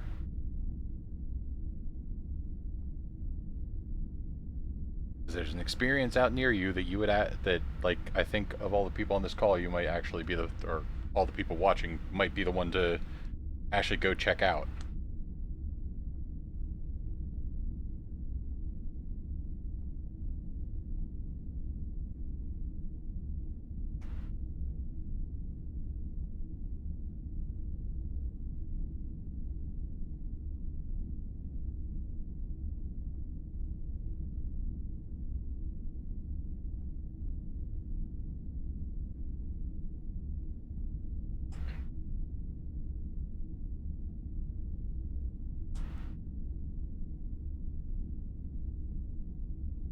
Okay, that's fine. The thing I wanted to point out to them is when we were at the King of Prussia Mall, there was a, they have something called the Netflix House, which is where they've like set up something that used to be a theater in there or something. But they have, like, first of all, there's a little restaurant where you can get like Netflix show themed food and whatnot, and they've got like a Netflix store. Um, like when you enter from the ground floor, it is like that living room with the, you know, from Stranger Things, where it's got like the alphabet and the like blinking Christmas lights on the wall. And out front is the derpy tiger from K-pop Demon Hunters, with like the bird sitting on its head, so you can take a picture in front of it or whatnot. But the part that I thought she might find cool is they have as ticketed attractions. So I think they're like, tickets start at like $39 each or something like that. But one of the attractions is a Wednesday themed like walk-through carnival type thing. That's all supposed to be based around Wednesday. And then on the other side, and this one I don't know how into she's in, or she would be or not, but just for the like novelty of it, the other side is a One Piece themed escape room. It's like they also have some sort of like Netflix themed mini golf there as well. But Holly and I went to walk through to be like, what the heck is this? What the hell is a Netflix house?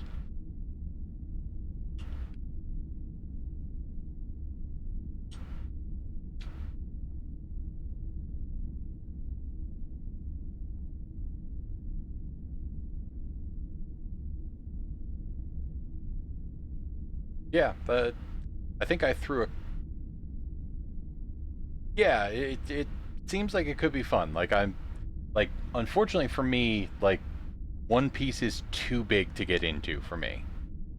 Or it's like, I am aware that if I try to pick it up this late into the show, I have to start with some, like, very old...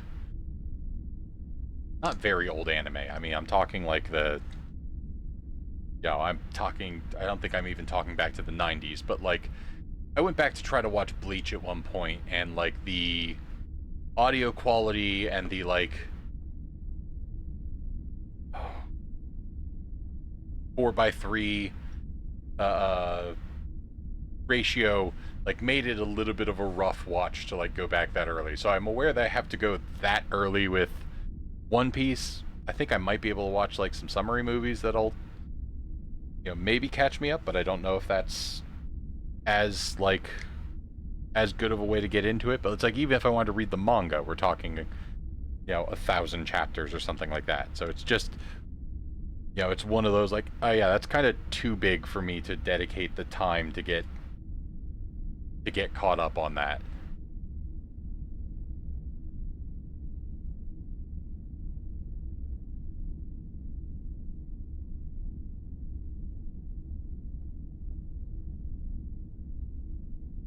It's like, I'm aware I could, and if I wanted to dedicate the time, I could. But I could also watch, like, so many other things that are higher on my list with that exact time. But I've watched enough people, like, summarize and step through and really, like, talk about the series in a... I'm sure somebody has, it's just, I have no idea, like... So many of those abridged series, like, they just don't quite get it to the level that Dragon Ball Z does. Like, the DBZ abridged crew managed to knock it out of the park in one.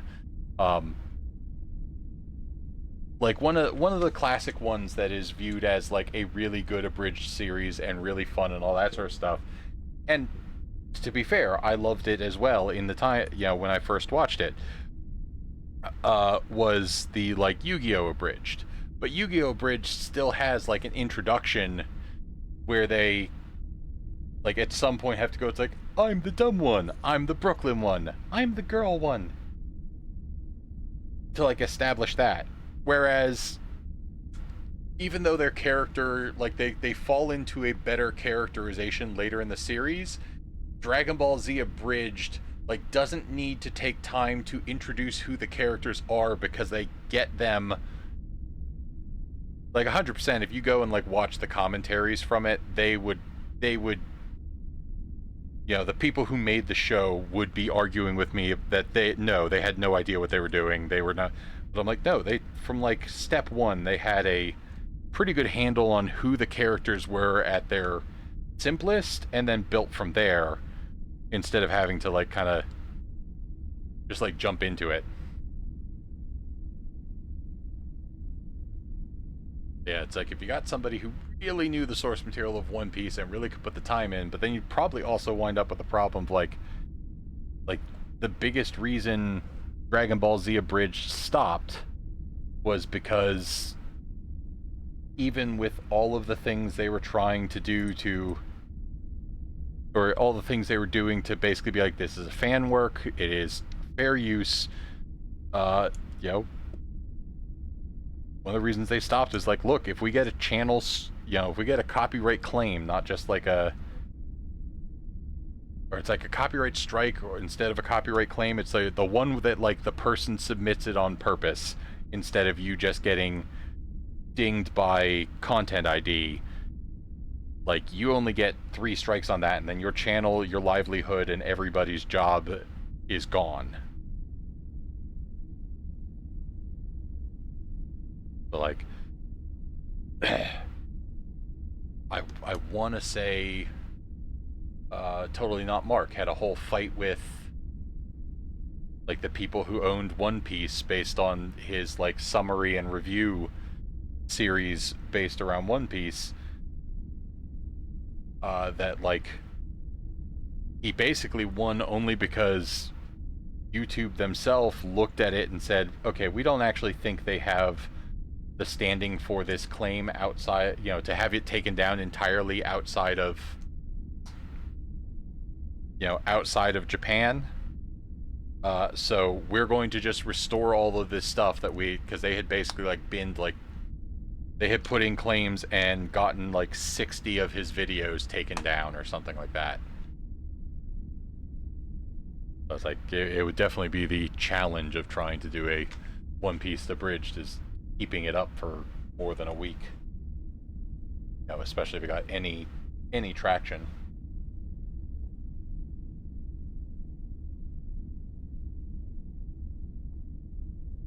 Sad parts of the internet. We were like, no, just, like, I know you need to defend your copyright, but also, can't we have fun things?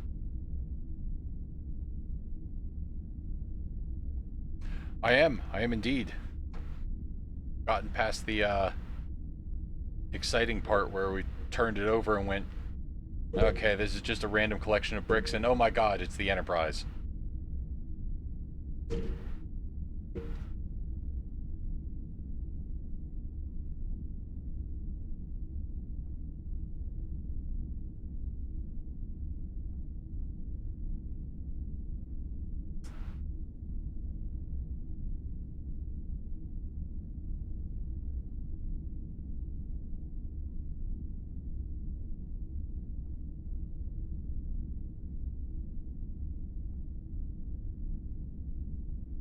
I also like that every once in a while, like, I think we're currently in a moment where people have flagged that that One Piece is probably ending because, oh, I had his name a moment ago, but the author of One Piece said at one point that if he ever drew a, like, one of the pirates with an eye patch, that he would, like, that would be your signal that One Piece is in its final phase. And that he very specifically has not done that.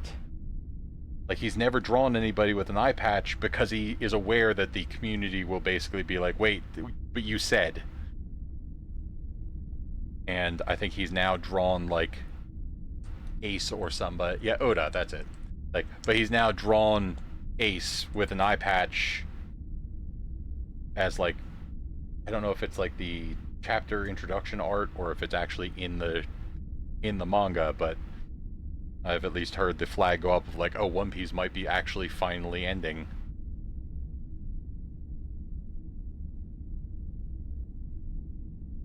It was like a similar wild thing where it's like, I did not realize until I was reading something about it recently that, like, when they announced that they were putting out JoJo Lion, JoJo Steel Ball Run, that was when I was like, oh, okay, so this isn't like... This is just basically the moment that the mangaka decided, okay, it's difficult enough to keep the JoJo family straight in my head. This is just a new story with some of the same idea. You know, this isn't going to be like Jotaro's grandson or something like that. This is, you know, a disconnected reality.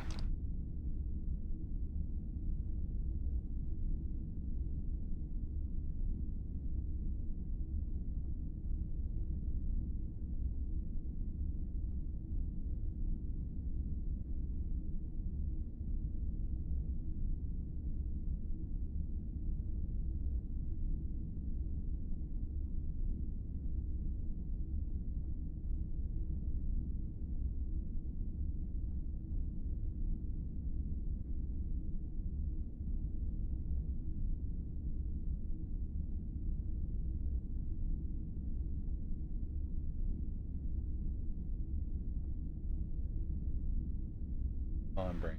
Unsees, find the pieces. We're only at bag 5 out of 30.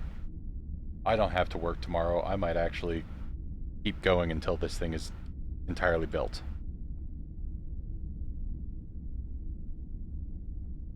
And then it'll be fun because I'll have to wake up and take Talia get Talia to daycare tomorrow, and as I'm trying to get a tired toddler or a tired kindergartner out of bed and ready for school, I will be sitting there and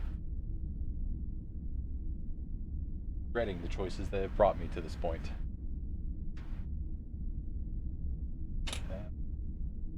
All right, we skipped a step somewhere back here. Luckily, it's all surface. Something. Okay, where I missed it. Bits here. Oh, and we immediately place that in the wrong spot. Well done.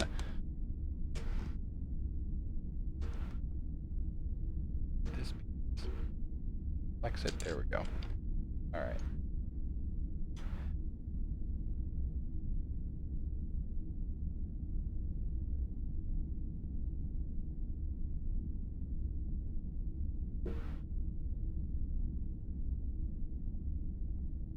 Yep. Yeah, she's 5. She's been in kindergarten for a while. She's learning to write and even to read on some small level.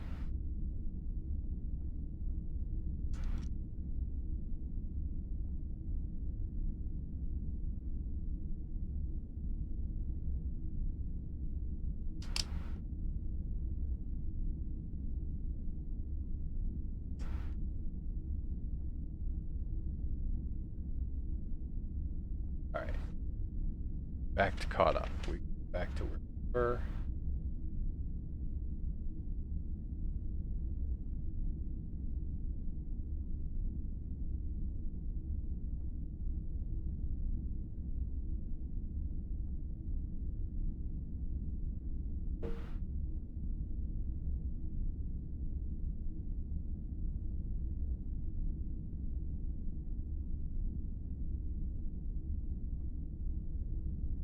So, Palin, you'll appreciate this as well. We have been in this weird nightmare scenario with work where, because of the stuff we're having to build and the time span we've been given to build it, Guy and I and Klest have been working like 60-hour weeks. So, since we had reached the point where we could actually deploy some things to testing, and that the testing seems to be going well, one of the stakeholders was basically like, "Hey, look, we really appreciate all this crazy work you're doing. You guys, what you're going to do is you're going to take a day off. I don't want you to submit PTO for it. You just let me know what day you're not going to be in." And then I, in my infinite wisdom, picked Friday, without really thinking about the fact that we have our our team's holiday gathering is tomorrow. It's on Friday, and there is no way that my FOMO was going to let me skip a gathering with people I actually enjoy hanging out with. So as a result, I was going to wind up having basically quietly given myself only a half day. At which point, working today, I managed to get the task I was working on fixed, and I did it while my boss was on the call with me, and kind of looked at him and like, okay, so I've got 2 to 3 hours left in the day.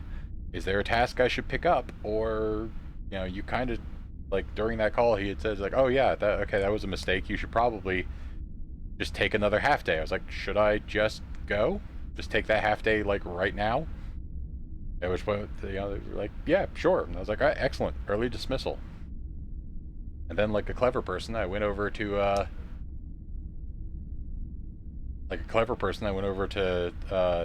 TI Guy's house to help move furniture.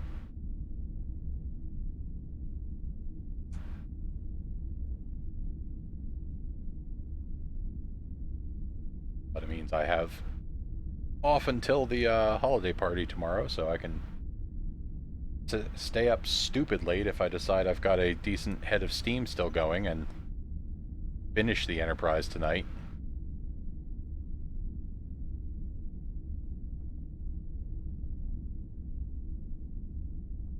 They probably argue that that is not my cleverest idea.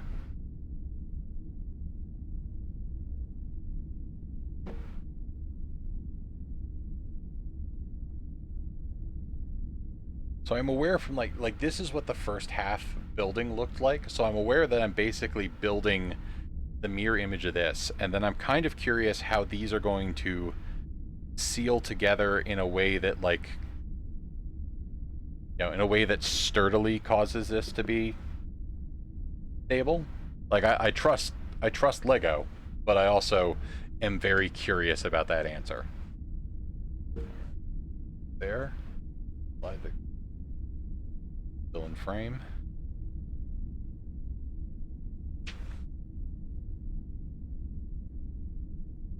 Yeah. There's a point where so I will, around my birthday, whichever day they give the free meal out, I will go out to Shady Maple. It's become a tradition now for like Les TI Guy and I to go out along with Heather and Talia to Shady Maple and get dinner on, like I said, the day that they, like if it's not the day of my birthday, it's the next day because they were closed or whatever.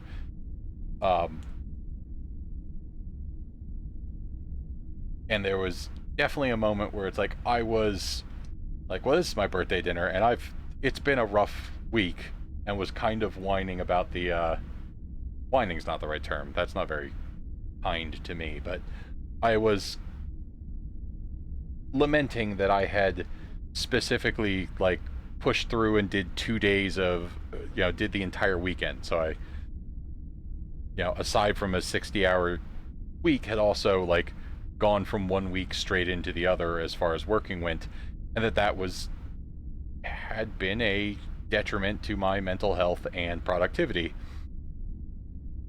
and was fully aware that, like, as I was complaining about that, I was complaining about that to the 2 people on our team who had done that the most in recent time.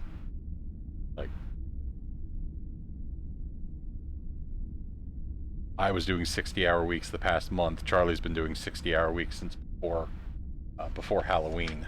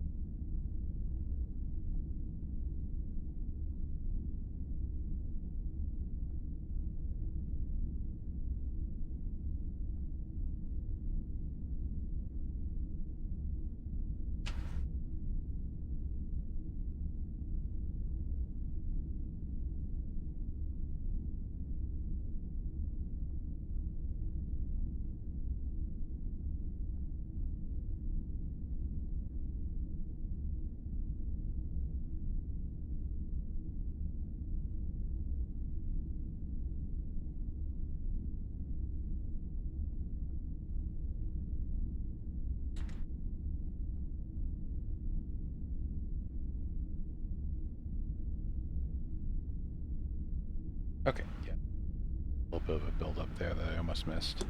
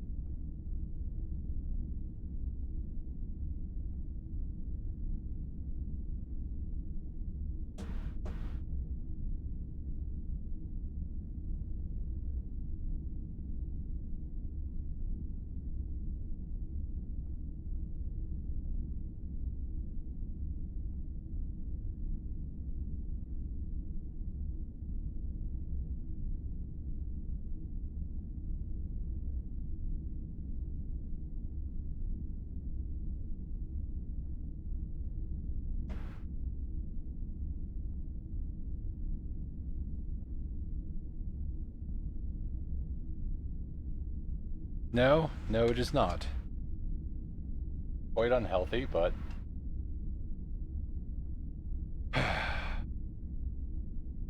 it is. I mean, to be honest, it's not been a thing since I started working there in like 2017. I've had like one moment where I had something due that had to be done, and it had to be done by a certain time. So as a result, Charlie and I worked on it until like 4 a.m. and then of course the next day they basically backed it out of the system because that's how they do.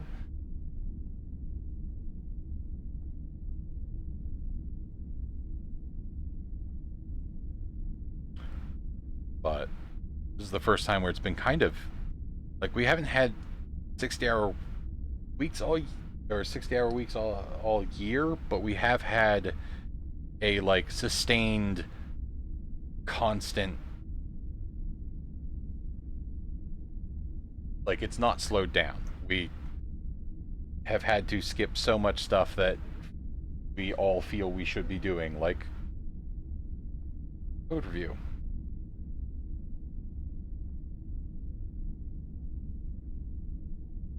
Or just kind of fixing things in place as best we can.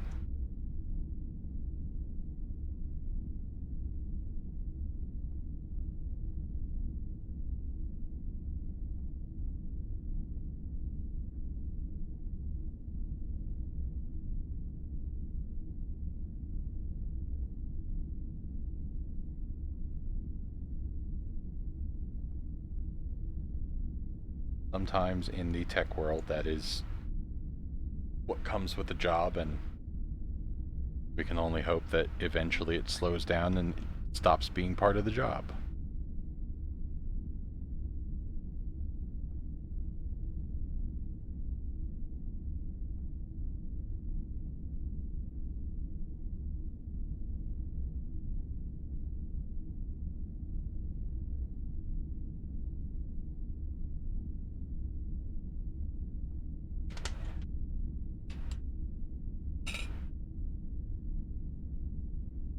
Turn the page, it's going to show me opening a new bag, and I'm going to have to go back to figure out where this 1x3 goes, because I've definitely somewhere read that 1x3, but that's definitely got that one.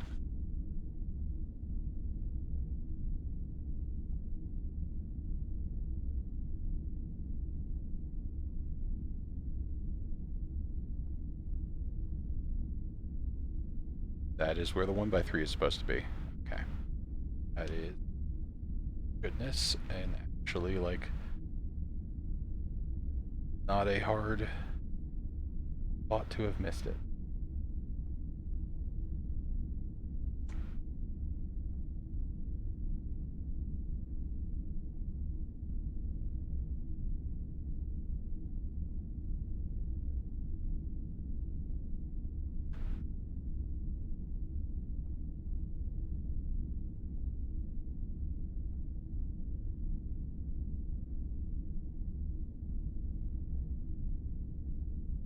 To be fair, it's not. I don't know. Like, I don't want to normalize it. That's certainly true, and we are all basically very frustrated and annoyed that it is to this point. It is at least not like anybody's walked in and said, you must work 60 hours. It is, you know, somebody very apologetically looking at us and going, we're sorry, this is the date that this thing must be running. So you need to have it running on that date, and kind of letting us dig our own graves on this one.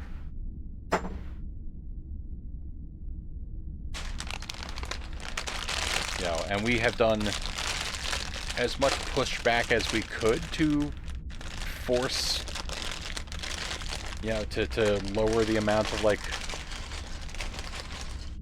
crazy long weeks we're putting in, but moments where it's like, I mean, if this isn't working that day, then, you know, there could be a lot of trouble.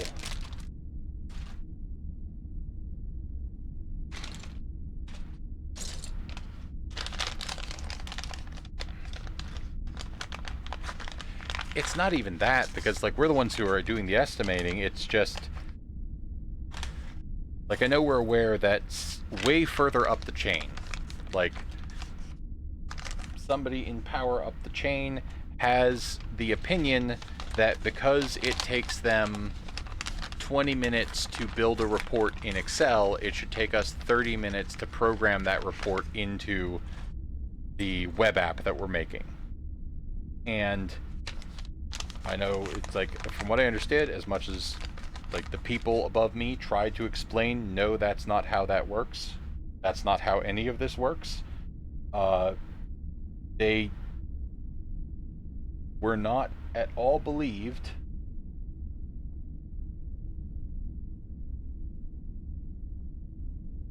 like this. Okay.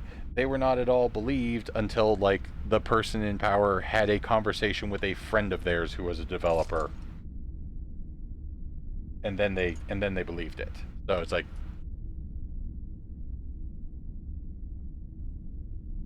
no, nobody has told us to AI it. I think partially because we work in like some healthcare stuff, so some amount of like, oh yeah, if this thing starts hallucinating, like it's not been a thing we've had to deal with much outside of like occasionally researchers coming and being like, for the capstone project we want to work on, we're thinking about using this. And I'm sure it's infiltrating parts of the hospital and things like that slowly, but it has not been in like a loud demand yet that I am aware of.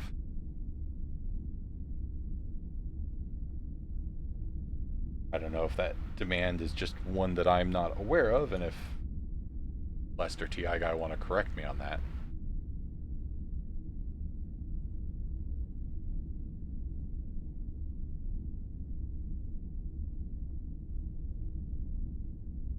But yeah, it's one of those moments that definitely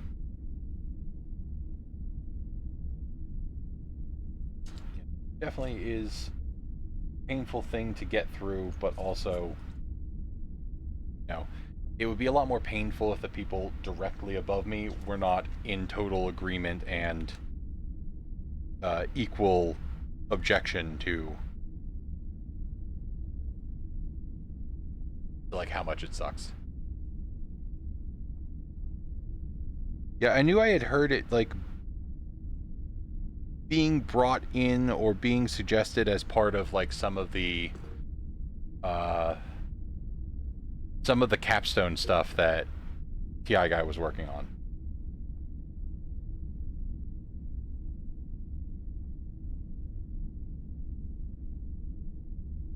But have I missed them wanting to put like chatbots into the recent slate of things we've been working on?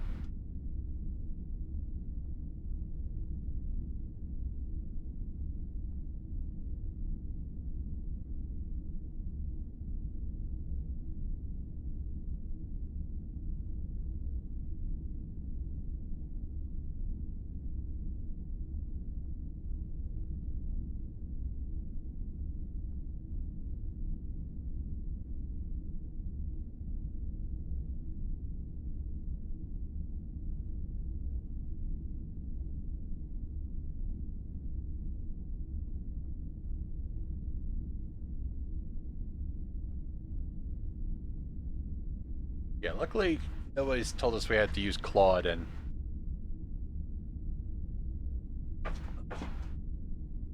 within reach of my desk is the sledgehammer that I reserve to smash any system that keeps trying to sneak AI into my stuff.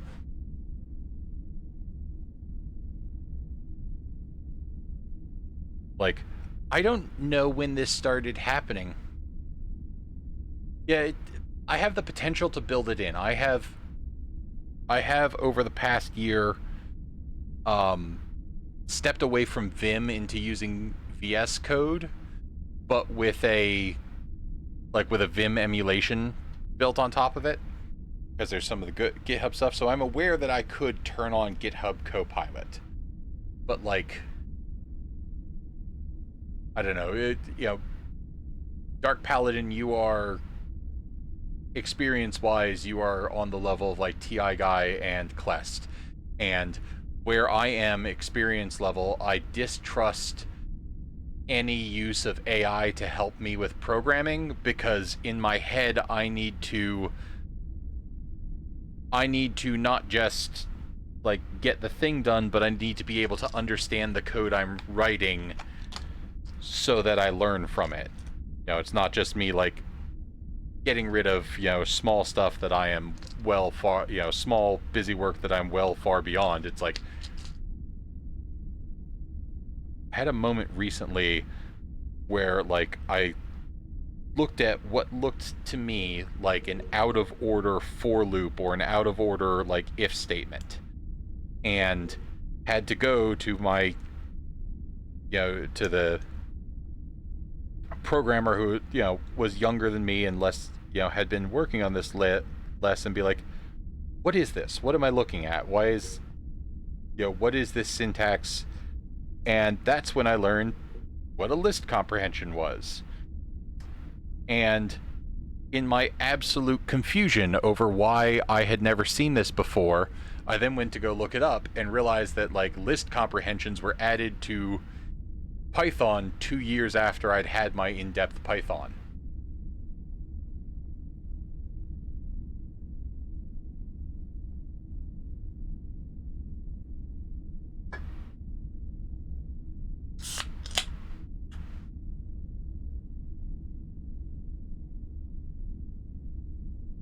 I have learned to use them somewhat.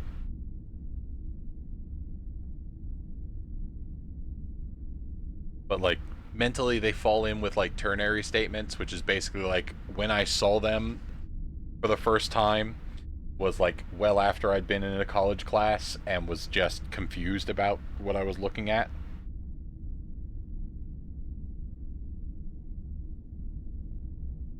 The biggest problem with the list comprehension was like staring at it and trying to Google it, and Google like helpfully bringing me ifs, like Python documentation on if conditionals, if statements, and for loops, and not being able to like properly explain to Google, no, it looks like a for loop, but it's in the wrong order, in a way that like had like going to the other person and being like, what am I looking at? Let them say, oh, that's a list comprehension, and let me go and like Google the term and learn about it.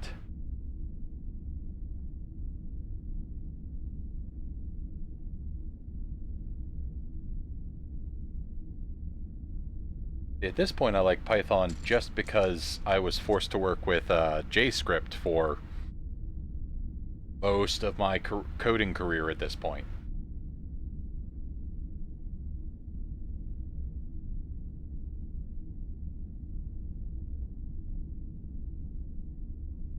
And JScript has a few very, very frustrating points where it is exactly like JavaScript until it's not. And it is only after way too many hours of trying to figure out why the code you're running isn't working that you suddenly realize you need to go look at the JScript documentation for the section of code that's giving you an error. And then you pull that up and go, oh, so the problem is that like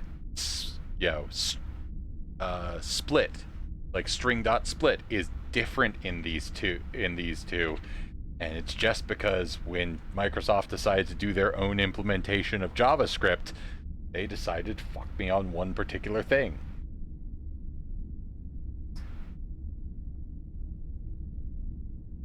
And it becomes a, like, how many times do I have to teach you this lesson, old man, when you run into that landmine once every year and a half.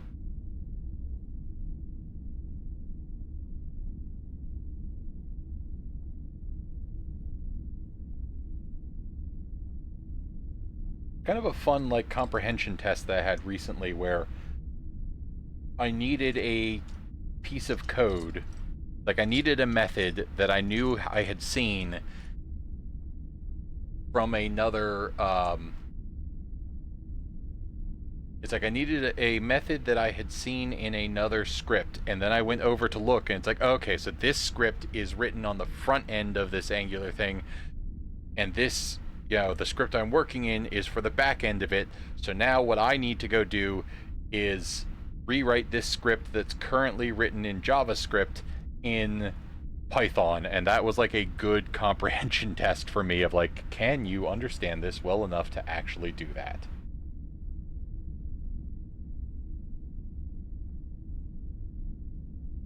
Especially when you get into the moments and you're like, list comprehension. JavaScript doesn't have these. How do I do the, how do I, like, did I actually understand what I learned about list comprehension like 3 weeks ago well enough to cross convert it into code that works in JavaScript? The answer was, with a little Google help, yes, actually.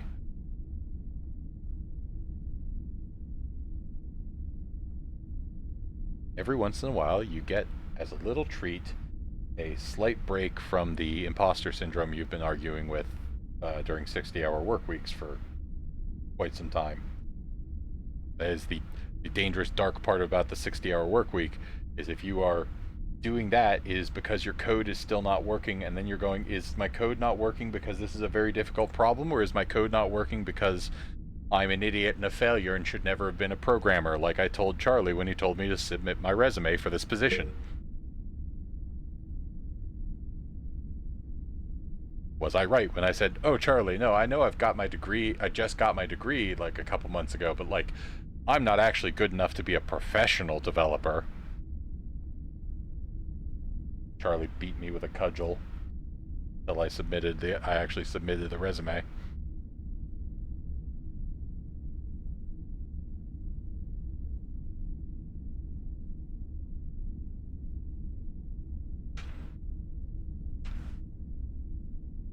Yep.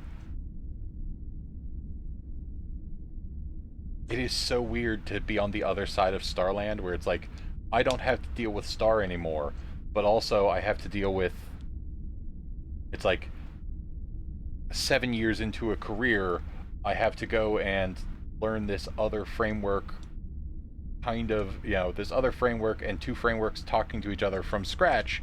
And luckily, they make a lot more sense together, but I still have to learn these enough from scratch that there are moments where I'm like, I was able to it's like I was able to get, or I got to a point with Star where no matter how badly it was written and how hard it was to discover, somebody could tell me a problem that they were having with Star, and I could basically go, oh, I think I know the code block that is in, and like like Charlie was doing before I took over the program, start to fix it while we're talking, and then be like, hold on, go check it real quick. Okay, good, I'll push that. Well, let me know when we can commit that up, that thing. So it's like that moment of like, I had a really like expert level knowledge with that one, and I like how did we describe it at one point when we were trying to talk about levels of an instinctual knowledge of the code base. And it's like, well, now I'm back to 0.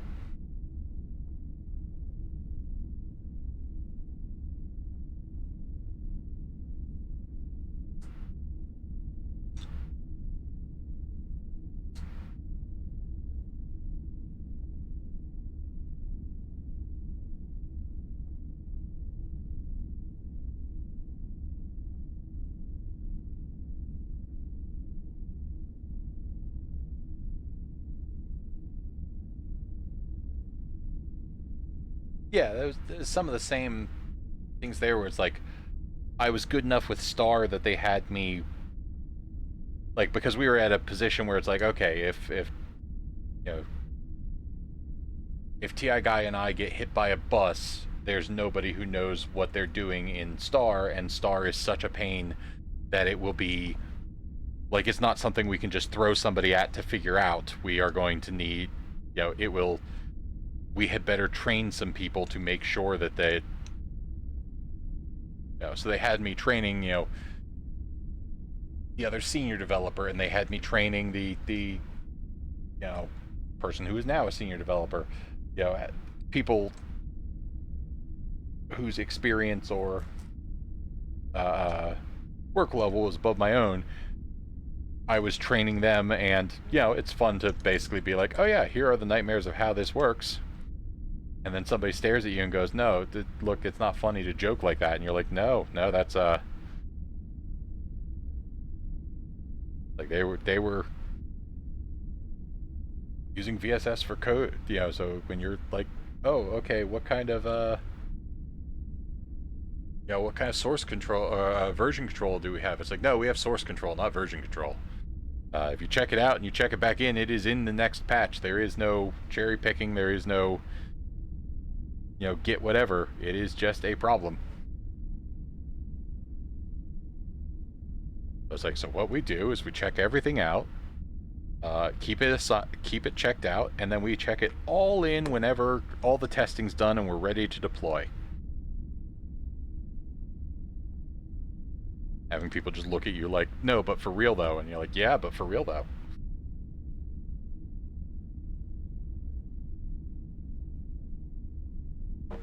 I don't know. The part that frustrated me so much was when they finally, like, they couldn't use Visual Source Safe anymore, so they swapped over to Team Foundation support. And when they swapped over to Team Foundation support, it's like, okay, so how do you want to set this up so it actually works the way, the way it probably should by using a Git style, making this a Git style repository, or do you want to, make this a VSS? And they're like, oh, excellent, we already have it set up for VSS, so we're just going to keep doing that.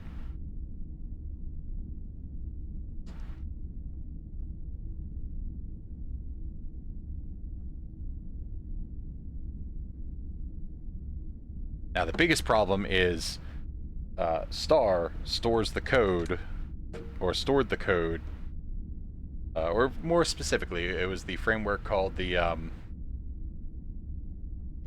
it was the framework called the, Huron Research Suite or something like that, and it stores the code for interacting with its own database inside of its own database.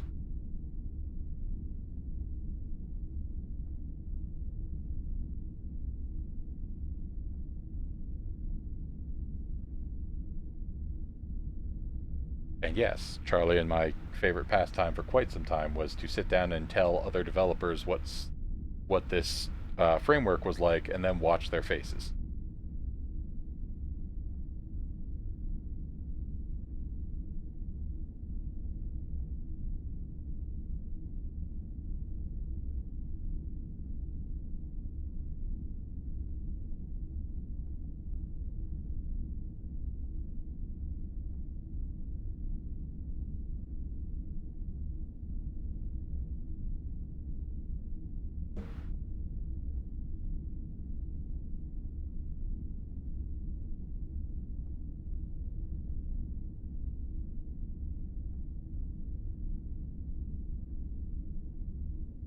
No, it was a much, like, when we were still working on it, I think it had gotten up to 15 years, but it was like the answer was 15 to 20 years ago somebody decided to make an e-commerce platform, and then through the worst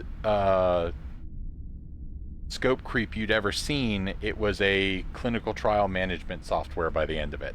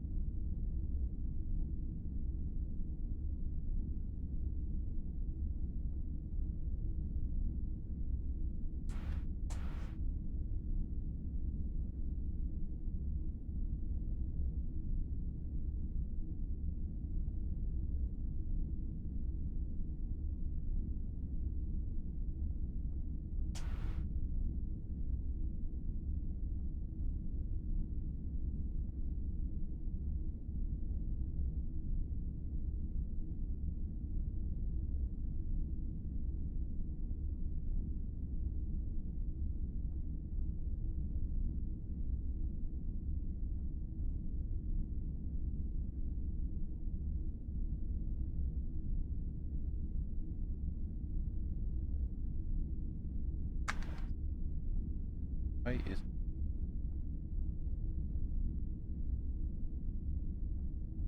Oh, okay. I have it one spot too far.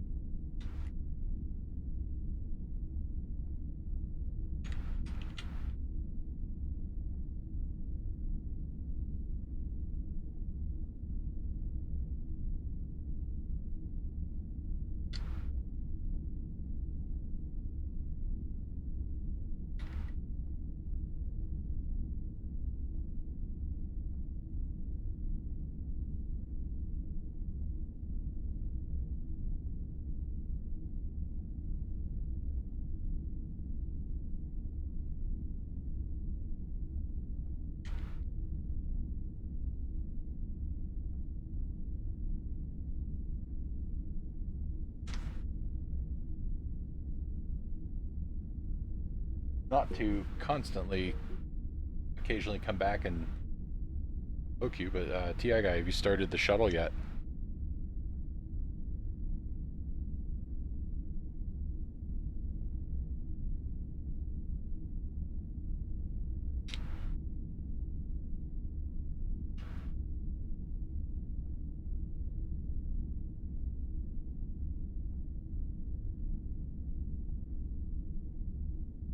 Nice.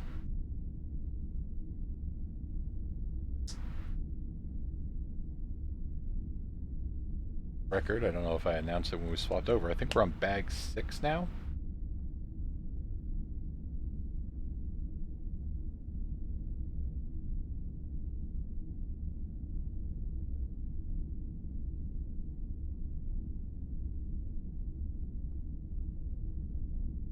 Shuttle had some fun build pieces to it. The largest thing that the shuttle kind of kept doing over and over again was, you know, basically going, okay, this particular piece is... it's like, this particular piece looks like it's intending to build out a... like, it looks like it's intending to build out a you know, hinged door to open up, but it's actually just a means to get a angled surface. Which, you know, not always getting to play with some of the fun builds that have that, like, bit. It's like, yeah, that can kind of open up, but mostly that's just to get the, like, angle of the back. If they were trying to hinge it to open, like, on the show, it should, like, flip down.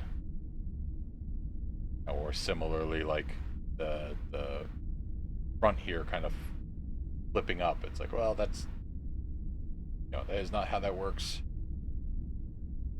Their side door bits are only you know, might be appropriate for the early shuttlecraft in that, because they definitely were in the, like, original series shuttlecraft. But, like, by the time we get to the later ones,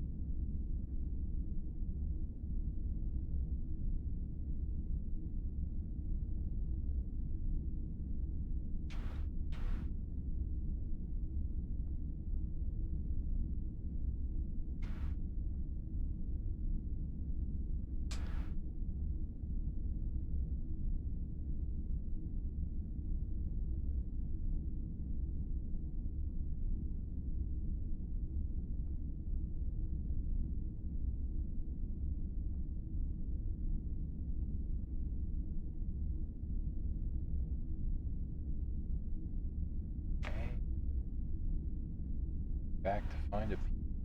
This piece feels too big to be an extra.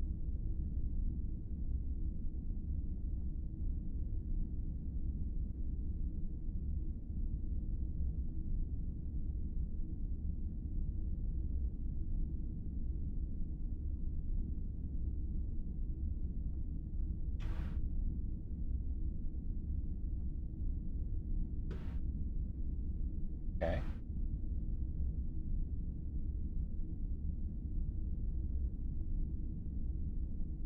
There we go. Excellent.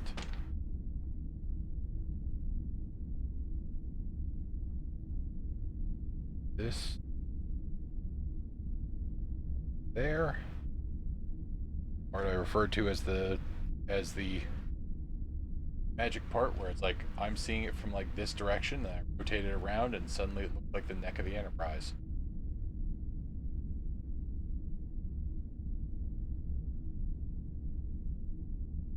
All right. Bag 7.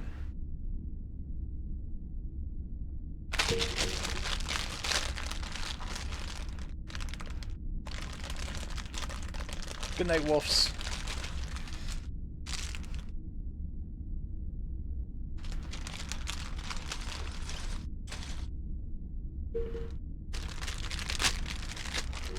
Good night, Paladin. Good night, Shadazy.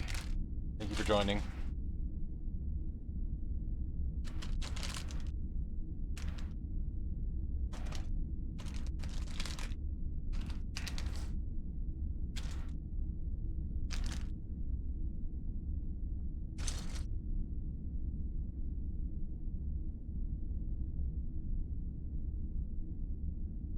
It's one of those ones that I assume that if you were... We have to look into the... what the... yeah, some.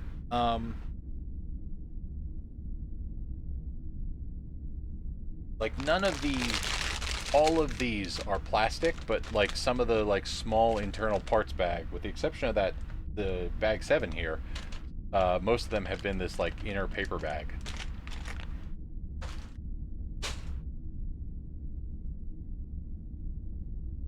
Now, it feels like this is a new enough model that I, like, kind of expected it be all paper bags, because they keep threatening to go to, like, a more and more sustainable model every time I open a new Lego set.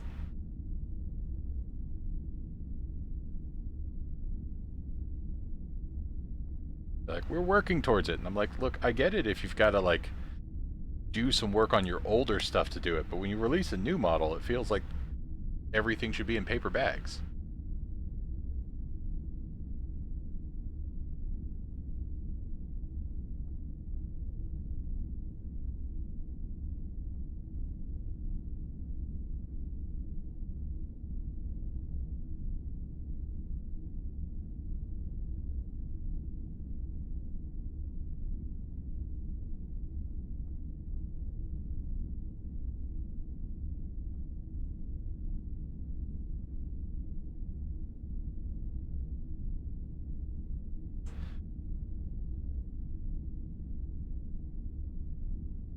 Saying you haven't gotten any yet, is that a sign that you are building your Enterprise D while you watch?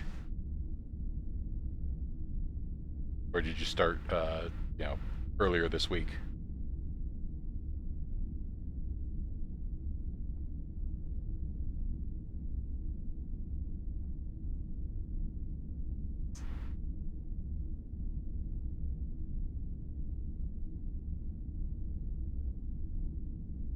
Ah, the Venator.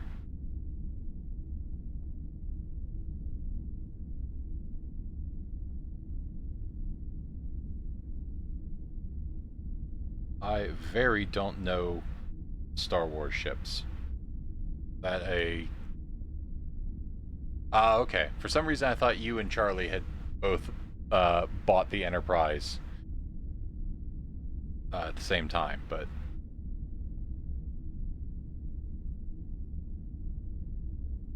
I think from the conversation I just assumed you had bought it.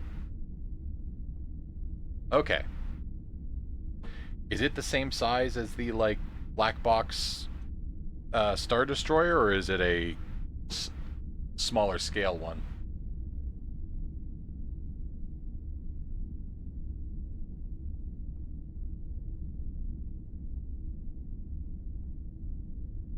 I mean, probably some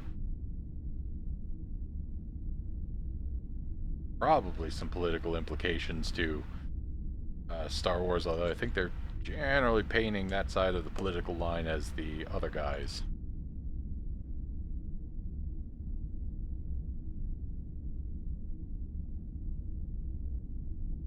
Are you gonna have like two different basically Star Destroyers?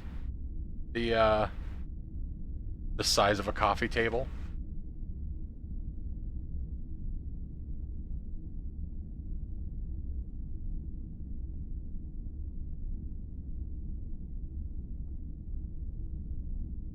Like, I'm looking at something that's going to be 18 inches by 24 inches, and I'm sitting here going like, I definitely want to display it here in my office, but where am I going to put it that it's not going to...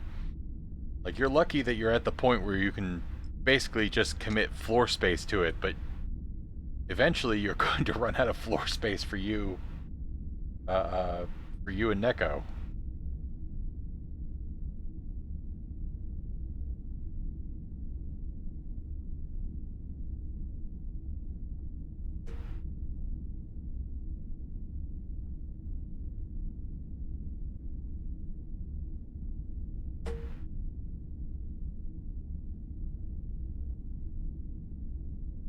Have sacrificed some of the basement redesign to like an in-wall display cabinet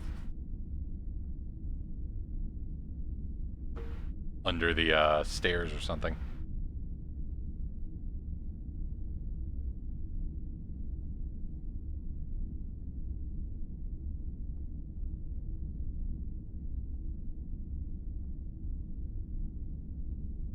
I skipped a level. Skipped like this level and this level. I skipped 2 whole levels of this build. I'm starting to go like, that's taller than I currently have that. Why is that?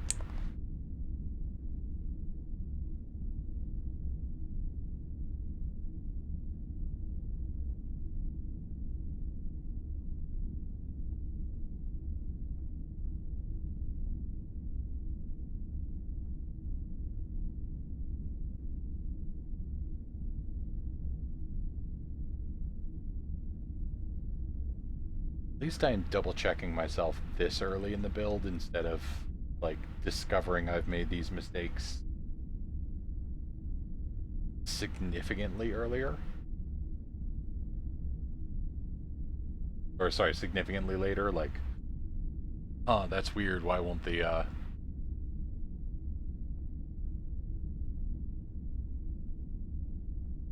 that's an option, but with two of those like Star Destroyer size things, I almost want to say that what you need is glass cases down there, not like, oh yeah, slide out drawers with this and this, and it's like, no, no, no, you just need flat out like glass cases. That should be enough space to barely fit the two.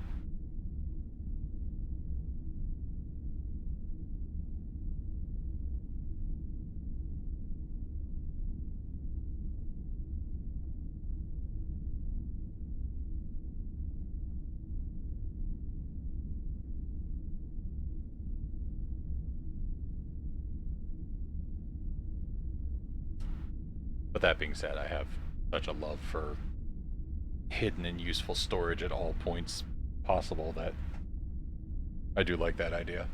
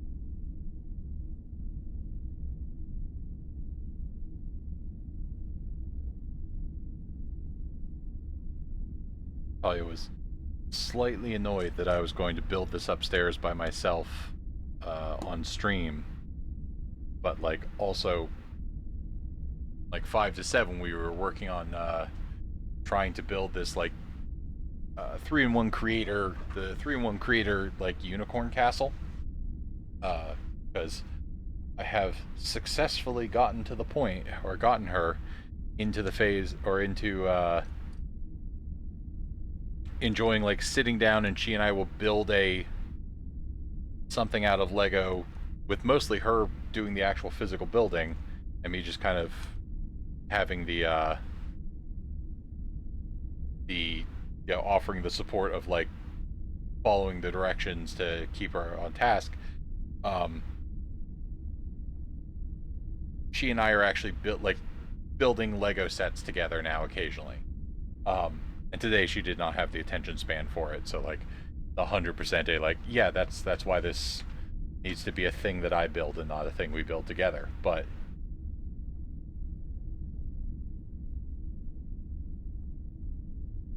I have successfully pulled off the trick where I wants to spend time with me.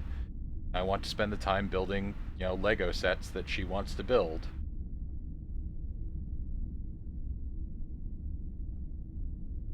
Now playing with Legos is family time, not just, daddy messing around with his toys time. Wahaha.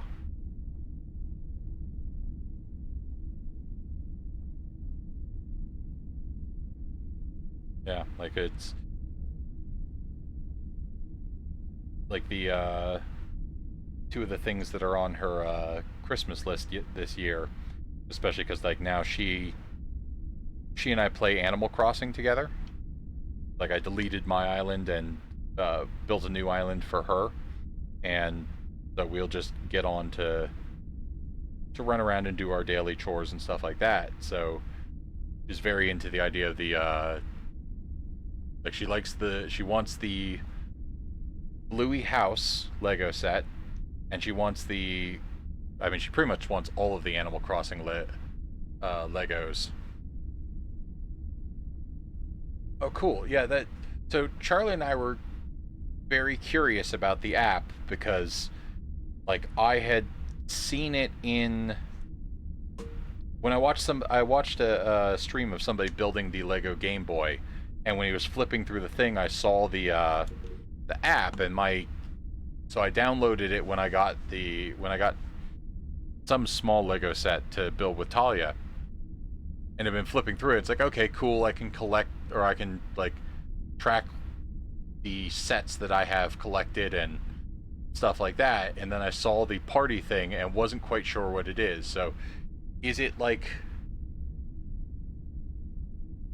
building in parallel, or does it also support, or is it more intended for like passing off the different modules to be built by different people like around the same table?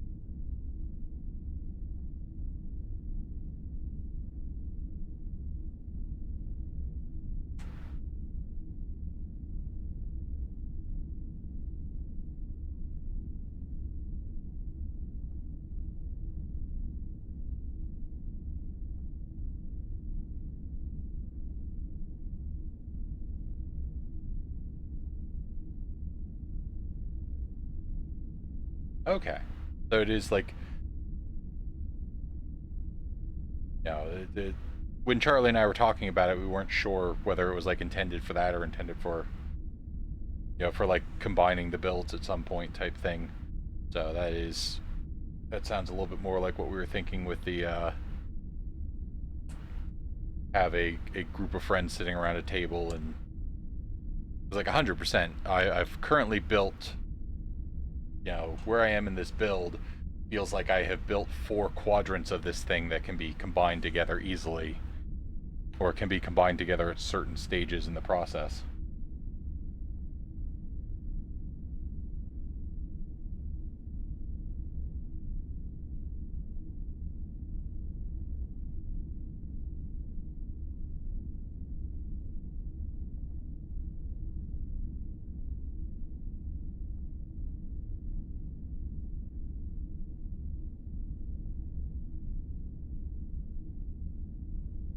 I do think that's my biggest temptation for the the next biggest piece I want to pick up is after watching somebody build it, I kind of really want the Game Boy build or the Game Boy thing.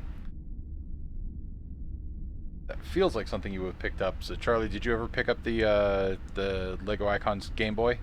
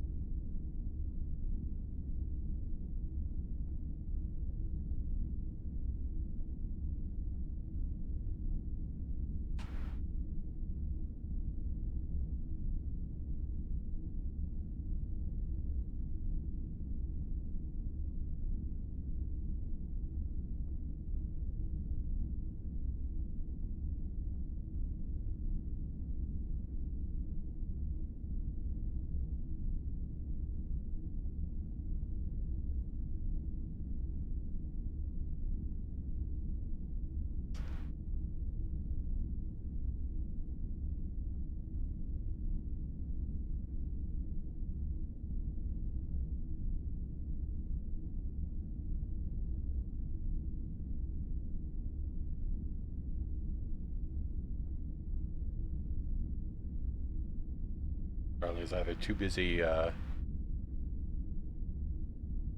space shipping with his swooshing with the shuttle, called far enough away from the keyboard.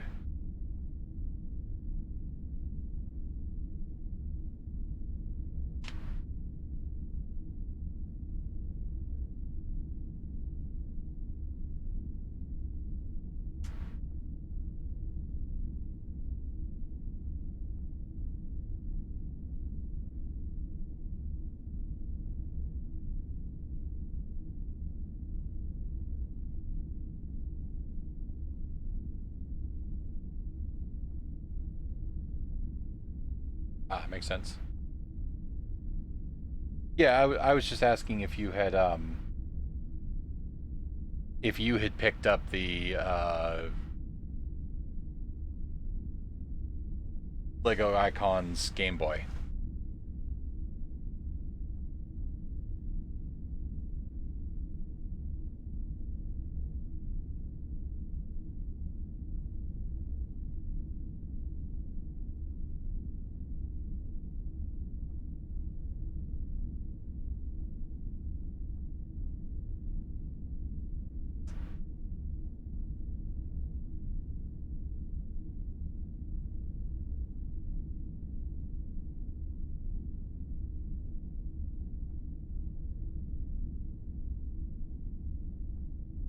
Yeah, here we go. The exciting part.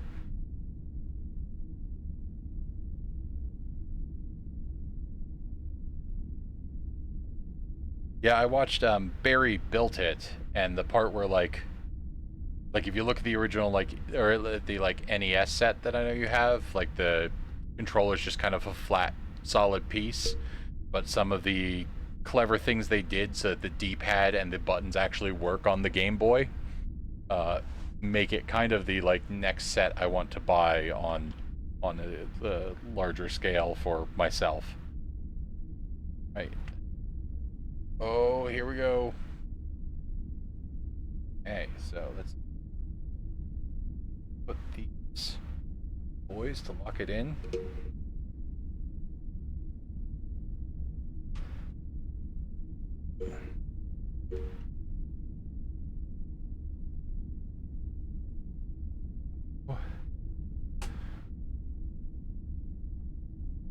Opa! Left and right locked together.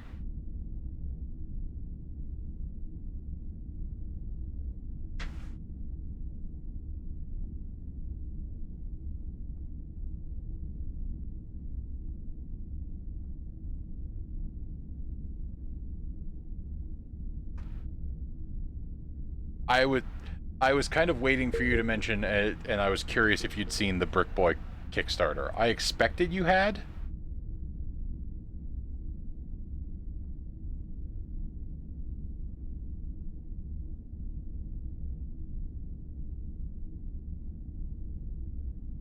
Like, it's definitely cool. The biggest problem I had was, like, I think I looked at it and it's like the Brick Boy emulator parts, though cool, are like 130 British pounds sterling.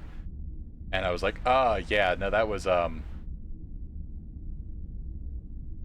okay. So the people who did that might have taken it to a Kickstarter, but now there's a Kickstarter so you can get it yourself. And the one thing that's kind of interesting is they use magnets for the buttons, so there's not like wires to go through, but apparently the whole thing works. And it's cool, but again, like 130 bucks for like a Game Boy, original Game Boy emulator is like, that's cool, but not in my, would never be in my price point even if I bought the thing. Like, there are some expensive LED mods I would buy for, you know, sets before I bought something like that. Okay, bag 8.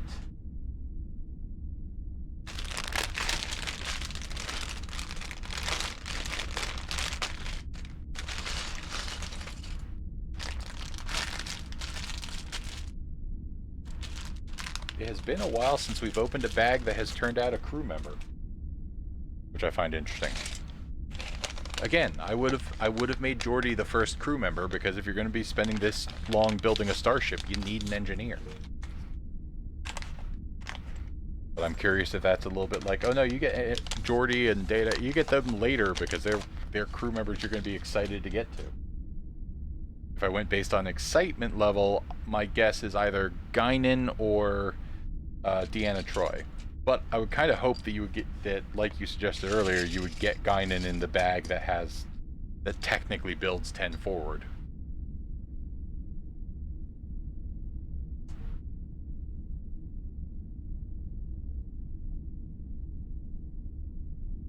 Fortunately, I don't know my starship build well enough to, like, because like the picture I have, or the video I have up to do like the ambient engine noise from the Enterprise D has a big picture of the Enterprise D like facing camera, and I cannot at a glance, it's like I can look at it and say I think 10 forward might be there, but I'm not sure.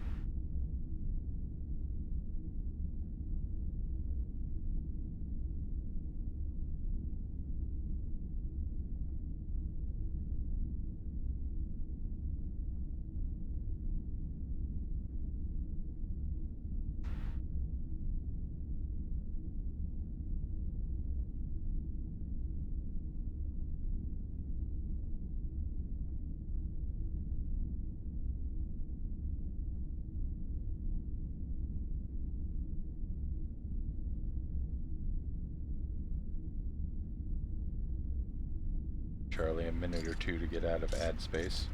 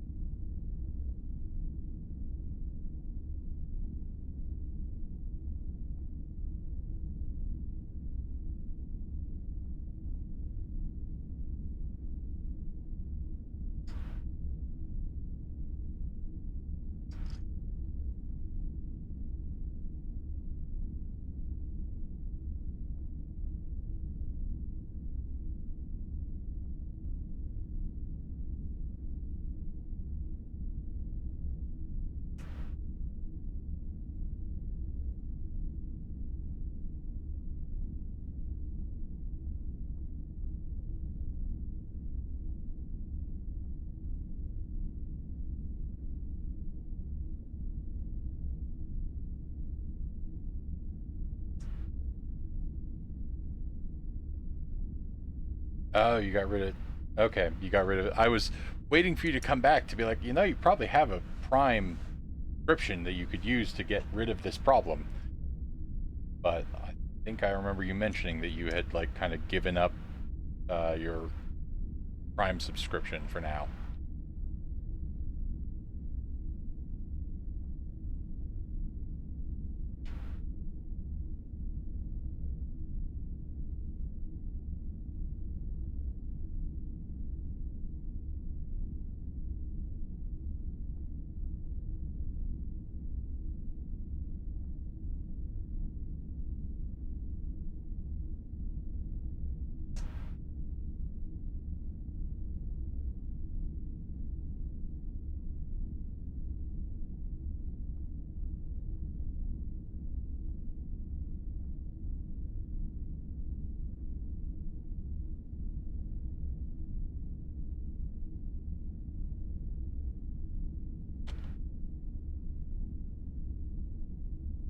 Oh,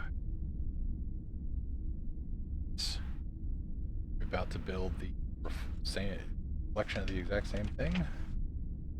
Yep.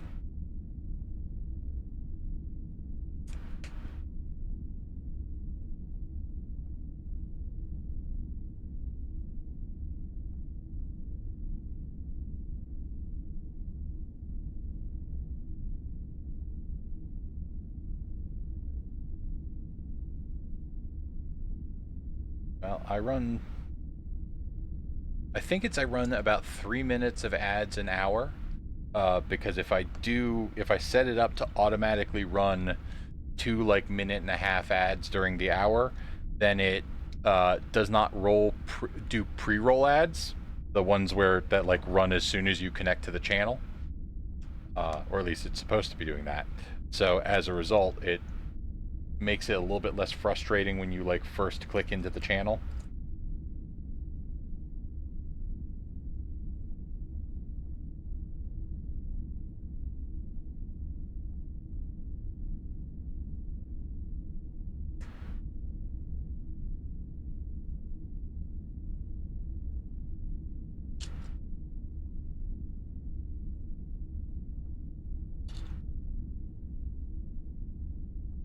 But yes, if you have your Twitch hooked up to your Android or to your Amazon Prime, then you can you can use, you basically get like one free Twitch subscription.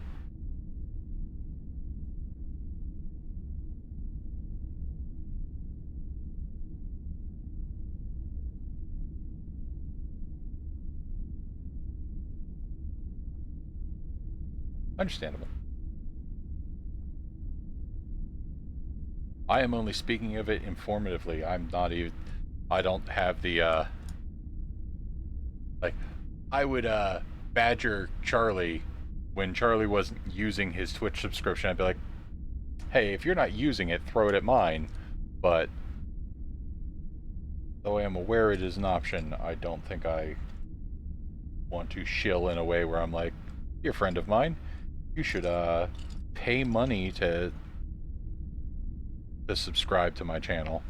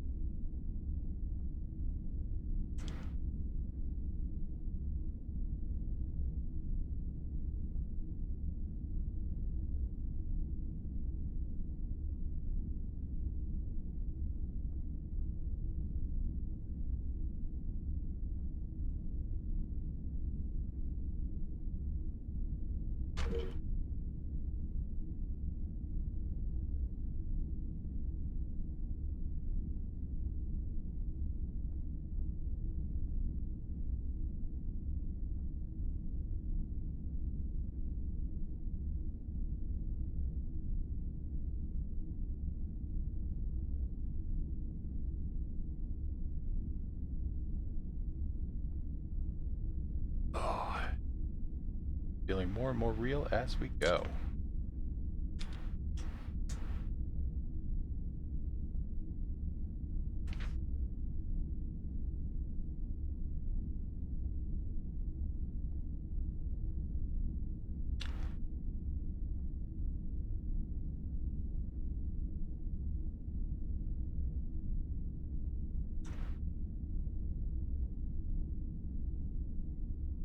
Appreciate you both taking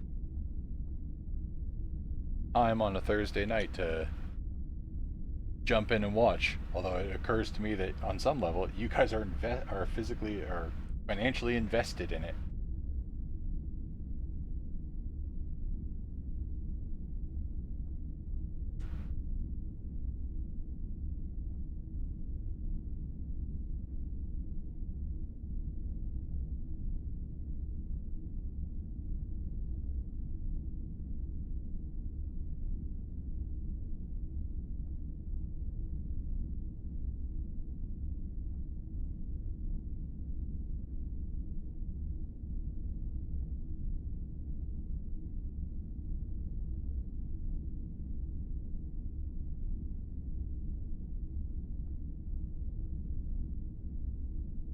Makes sense.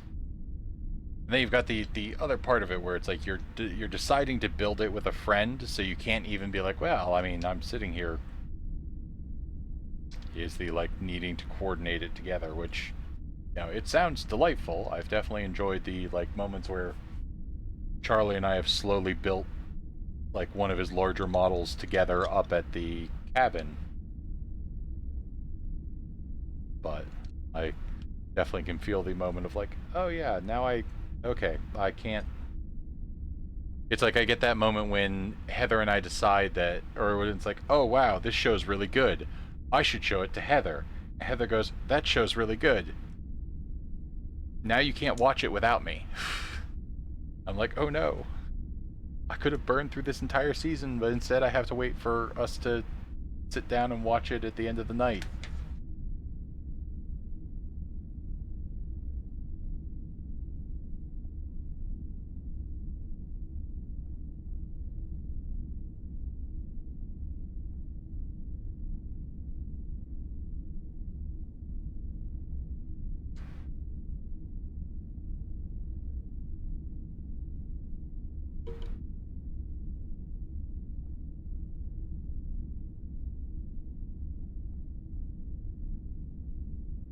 No, that way.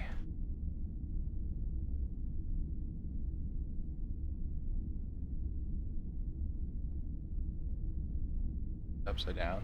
Yeah, good.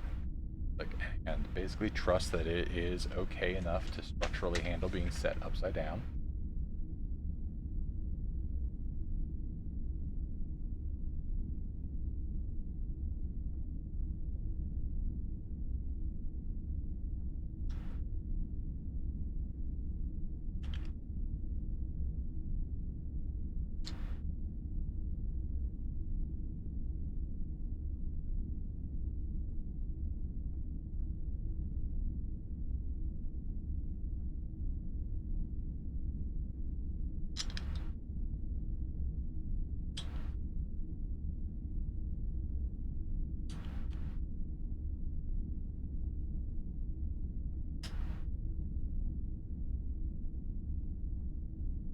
I wonder if they built this based entirely on like screenshots from the show or stuff like that, or if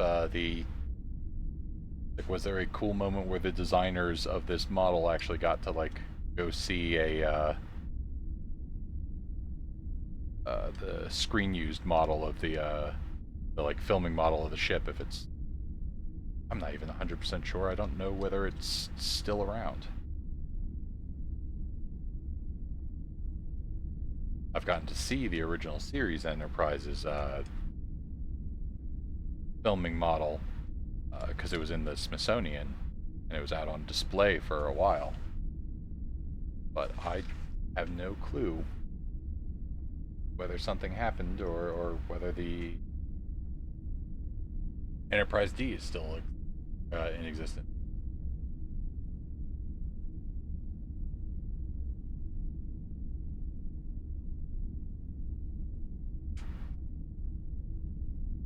That's something I'm not aware about the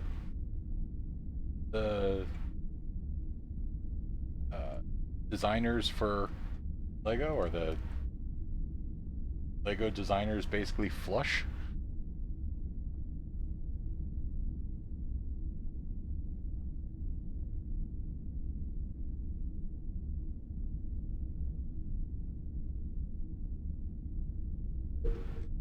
Because I mean, if it's like in the Roddenberry collection or something like that.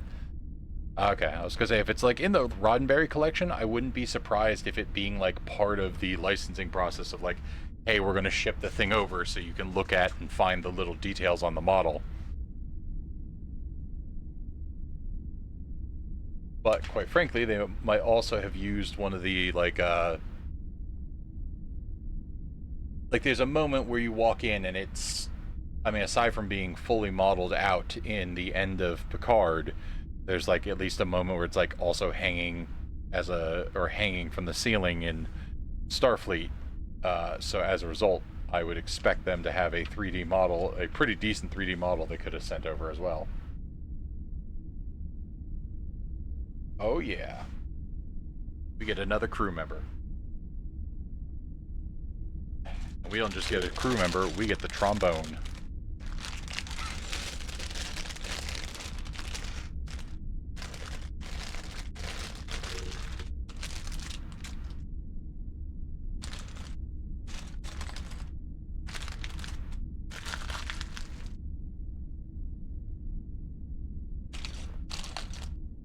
This is the point where I make some joke about, as a millennial, isn't it more realistic to think you might own the original Enterprise D than to be able to buy a house?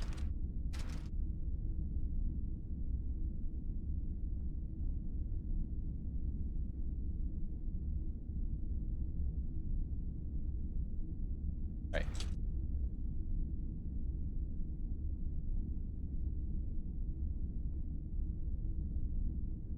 My options on Riker are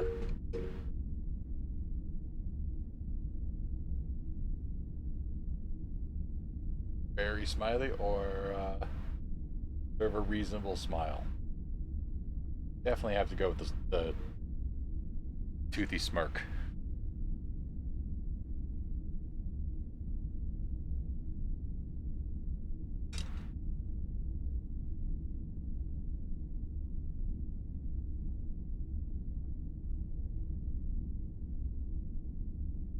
Riker. Build a trombone.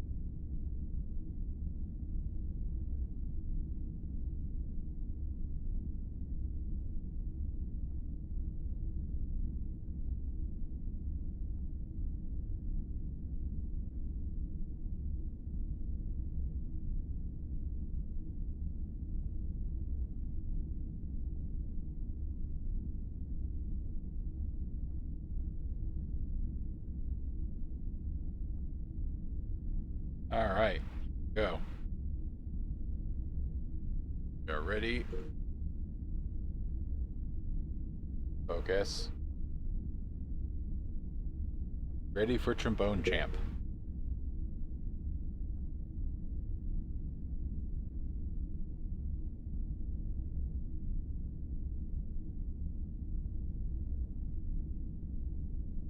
Like that they've made a trombone out of I believe, a police baton, a gold lightsaber blade, and a pair of binoculars.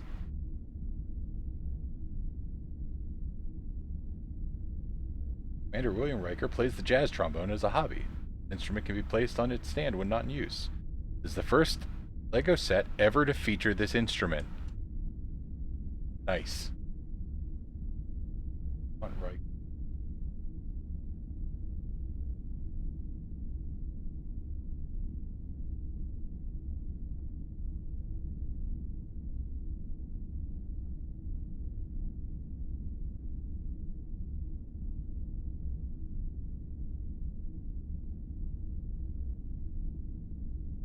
Interesting piece. I don't know if that's like a custom piece for this or if this was like part of like a transport pod or something at some point. Not going to lie, I have some amount of nerdy excitement at building the deflector dish.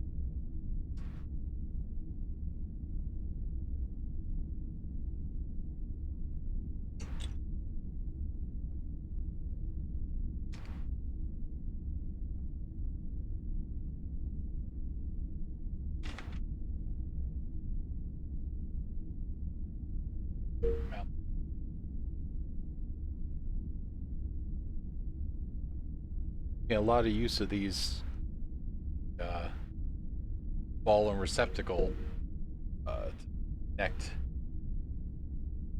connect pieces in this build.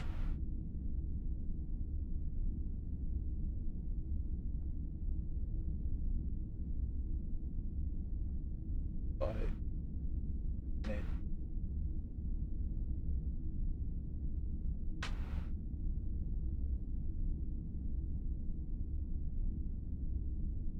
yeah, boys, getting there.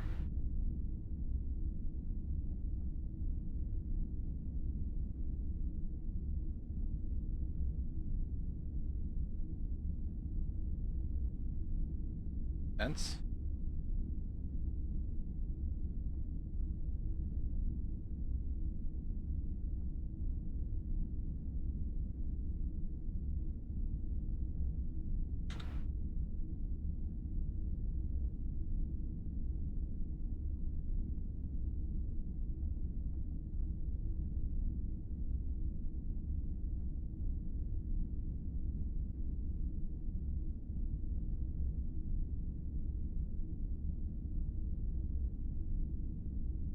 All right. I'm going to step away for just a moment. I can step away for just a moment so that I can grab a soda and take an idle meeting, but I'll be back in a moment. Guys, with something fun. The 24th century continues on Star Trek: The Next Generation. All the drama, the wonder, and excitement of Gene Roddenberry's original Space Odyssey are here in a new age. Oh, that's high the adventure. monitor. Follow the voyages of the new Starship Enterprise and the lives of her crew. On Star Me myself, I'll be back in a Next few minutes. Generation.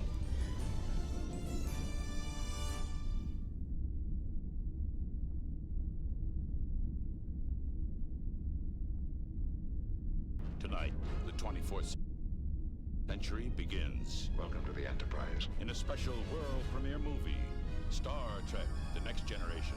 Ready for departure, sir. Engage.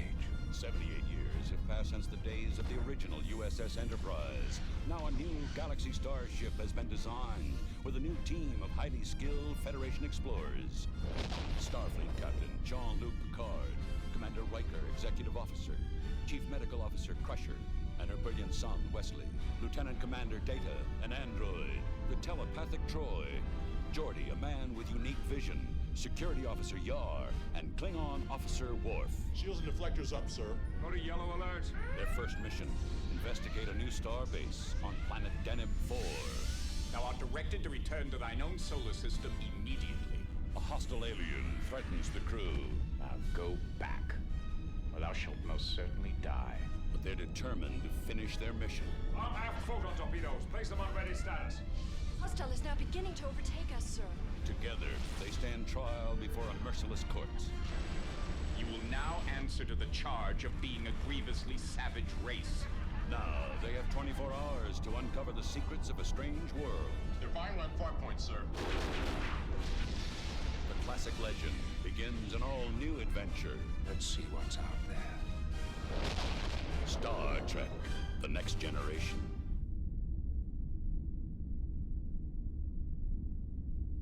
On the next episode of Star Trek: The Next Generation, They're all dead. a contaminated ship is spreading a strange disease. It is definitely like alcohol intoxication. And the new Enterprise is on a galactic collision course. What we're seeing, sir, is a huge chunk of the star's surface blown away, heading for us. Now, the crew faces disaster. We're not gonna make it. On Star Trek: The Next Generation.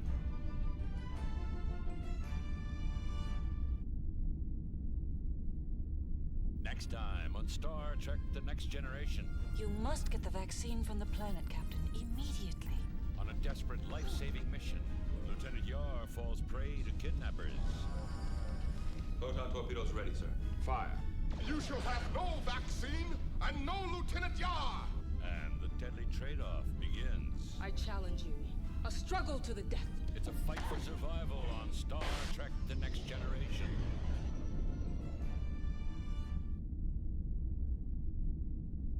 Next time on Star Trek: The Next Generation. Captain, our power systems are failing. The crippling force field sends the crew to a desolate planet where they encounter dangerous alien predators. Kill them. But a greater power threatens them both. You are accused of deceit and treachery. On the next exciting episode of Star Trek: The Next Generation. Next time on Star Trek: The Next Generation. Captain, we're passing Warp 5. A warp speed malfunction hurls the Enterprise to the far reaches of space. Data, what distance have we traveled? 2,700,000 light years, sir. To a galaxy where the crew's thoughts This can't be. You've been... Dead? become reality. It's a spellbinding journey where none have gone before on the next exciting episode of Star Trek: The Next Generation. Next time on Star Trek: The Next Generation. Violence will not be tolerated on the Enterprise. The Enterprise plays host to feuding aliens. And the crew is fated by an awesome power. Captain Picard, you are now relieved of duty. I judge you to be disabled and mentally incapacitated. Now, the captain's trapped in its deadly clutches. This is blinding me! On Star Trek: The Next Generation.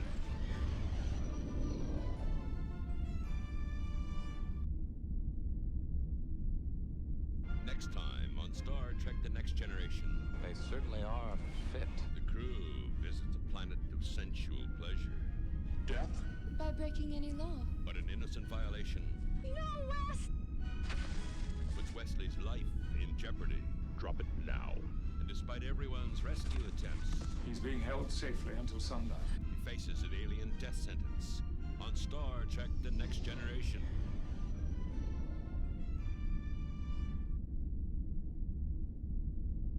Next time on Star Trek The Next Generation. So what's the cause of my headache? I haven't the slightest idea. An old enemy is playing tricks with the captain's mind. In a deadly game of revenge. You murdered my only son. Now he's forced to relive a terrifying battle. Look for a silver sphere. Destroy it! On Star Trek The Next Generation.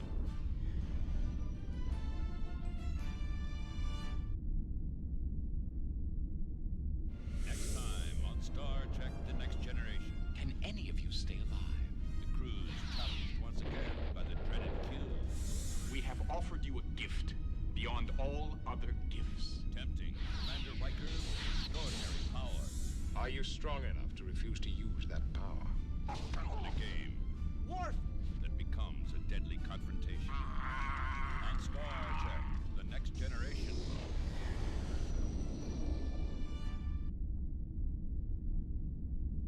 Next time on Star Trek The Next Generation, Consular Troy faces a prearranged marriage. Isn't this simply beautiful? She's torn between love and leaving the Enterprise. A starship has its customs just as we do. But when the groom risks his life to help a plague-infested ship, My son surrounded by those horrible lepers. he threatens to destroy their future on Star Trek The Next Generation.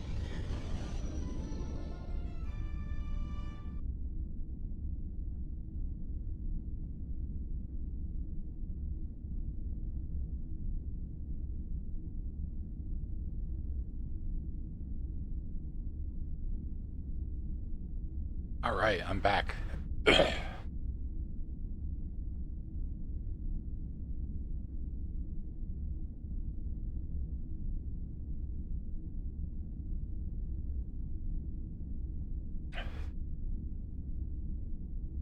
Fun fact, the second to last trailer, the one where Riker has to decide whether he will use the Q powers to save the ship. That's the episode Next Generation I was born during.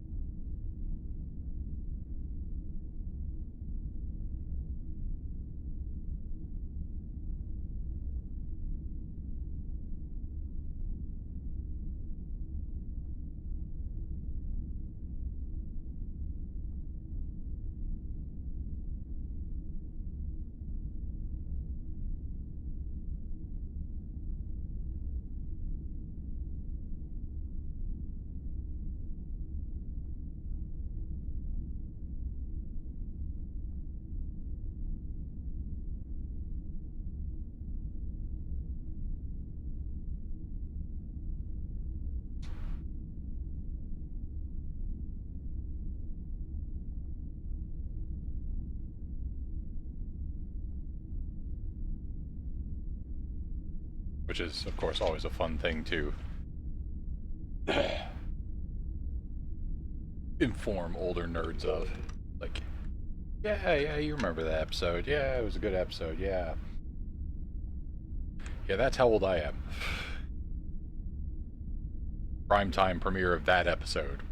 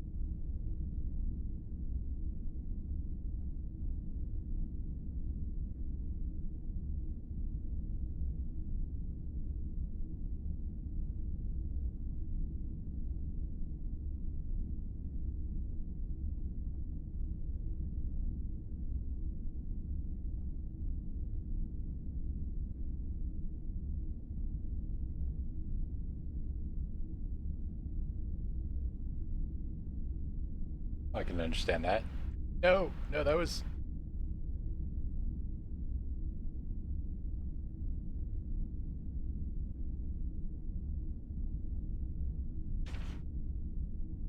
Go, by the way.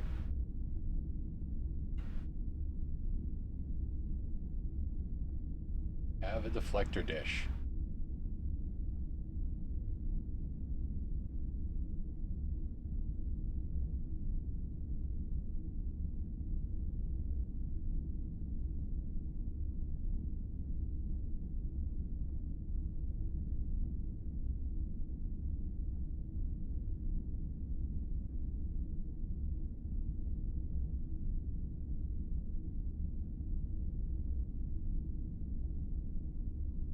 I assumed this late in the evening it would be a bad idea, but you know, you could always pop yours open and get started.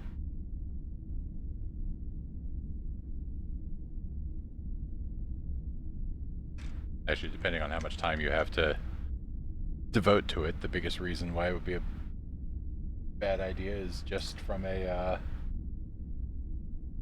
standpoint of as a large object and a lot of space to dedicate to when you're potentially going to leave the house for like the forthcoming or for the next month. I assume Johnny is painting in preparation for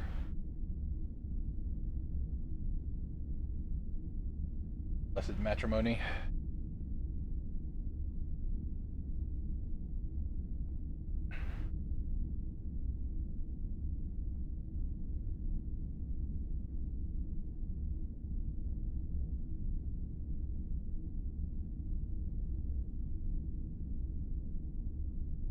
I can understand your feelings of the temptation being real, because I 100%, like, I spent a good amount of the day going like, I have work to do, I cannot, like, it's one of the reasons why I was like, I'm gonna stream building this, because I'm like, I have work to do, I cannot just pop it open for a quick second just to take a look. And it's like, no, we have stuff needs to be done today.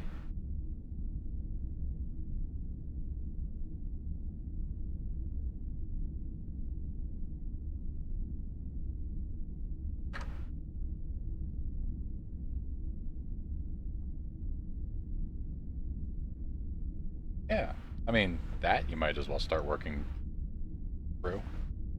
And it's just a question of like, how late are you going on this?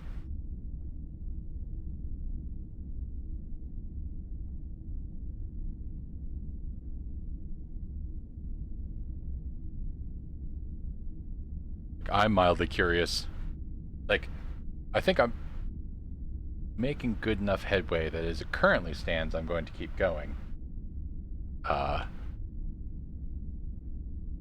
Like, I know I still have nacelles and stuff to build, but we're getting pretty close to what must be the end of the star drive here. So, like, I'm going to keep going. Curious if my little, my cheeky little stunt while I ran downstairs to grab snacks and hit the bathroom is basically going to nuke any possibility of a YouTube VOD. But maybe worst case, it just has to be like muted for that whole time of the VOD.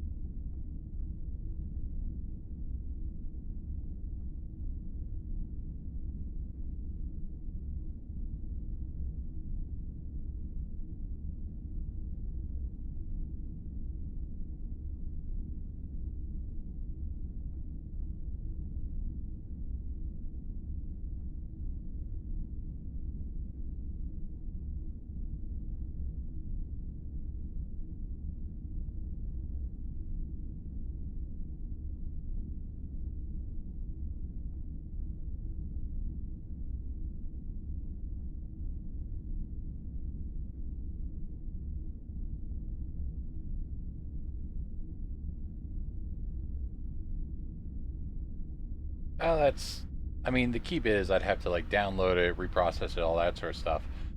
I think there might be some tools that'll like basically automatically mute it if it's detecting something it thinks is copywritten, or give me like an option to like click and say, hey, yeah, go ahead, just mute that section of the VOD. So it might just be a thing that like people just click ahead to get past. Ooh, I think I just installed at least one of the impulse engines. I think if memory serves, that might be what this little red bit is. There should be basically one like here and here on the saucer section.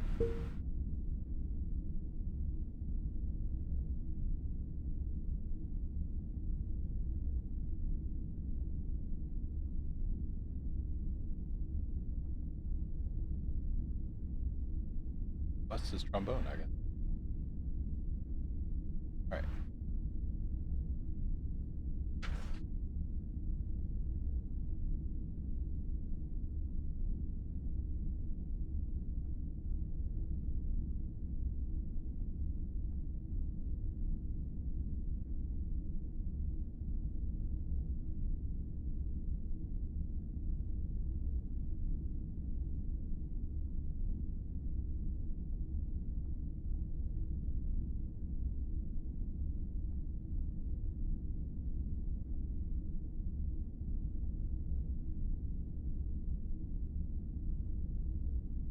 Always amuses me with Riker's trombone. I think if I remember properly, like, it comes down to like Jonathan Frakes is just kind of an actor. He's or not just kind of an actor. He was just an actor at the time. It's not like he was a jazz player. So as a result, like somebody got Jonathan Frakes to play trombone on a thing, and it's like he did his best to like learn a little bit, but he is not a jazz musician, so very quickly became like a, oh yeah, no, he's actually not good at trombone.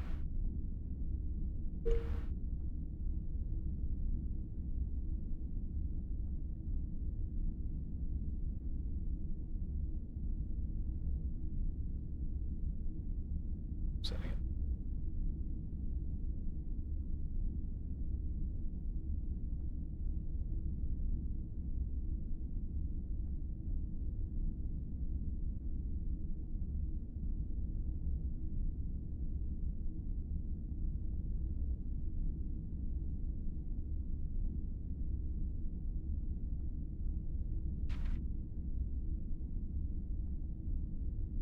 Ah, okay. Wait.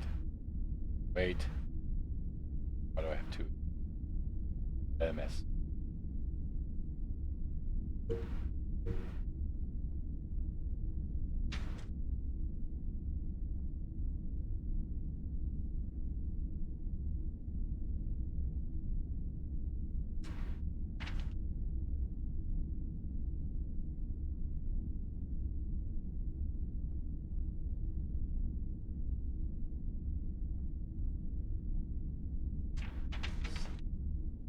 Okay, there.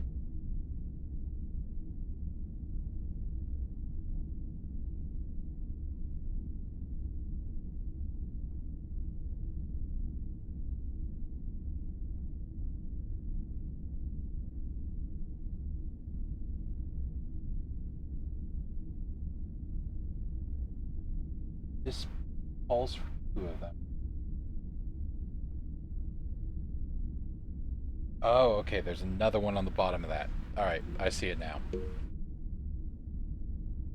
I don't necessarily believe or feel like that one was my fault.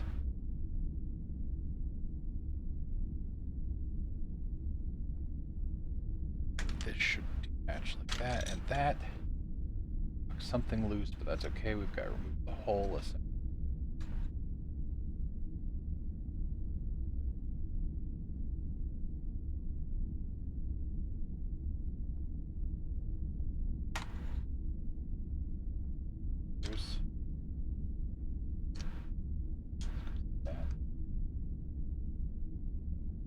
Should have been here.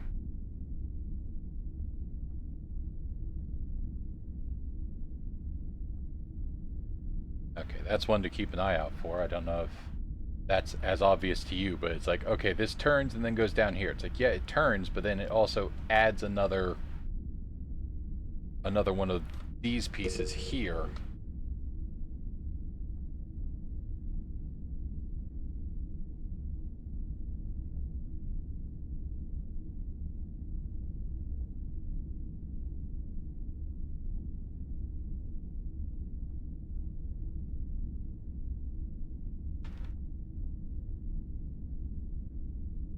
pop off. Like,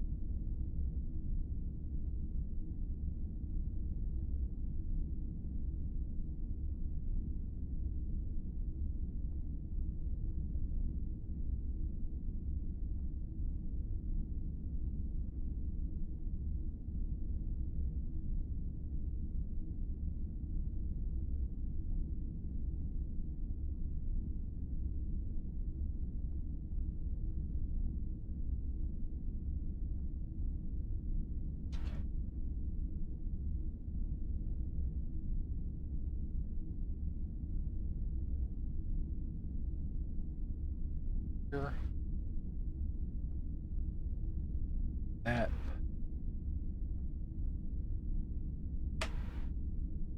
Pop in. Go. Those are good. There. Good. On. Cave.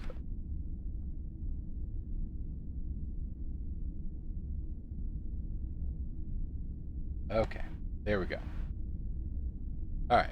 Now we're actually ready to move on. Next bag.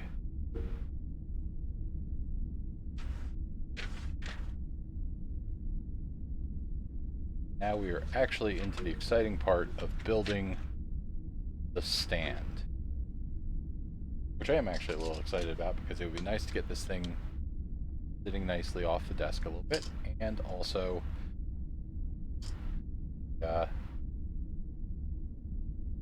know that there is some consideration of engineering having to happen here because they have, you know, getting it to balance stably was a challenge for them.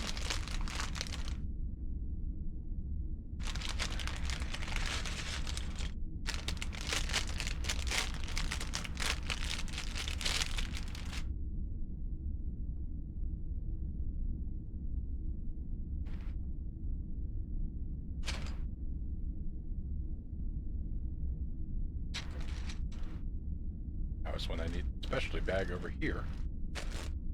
7 of these.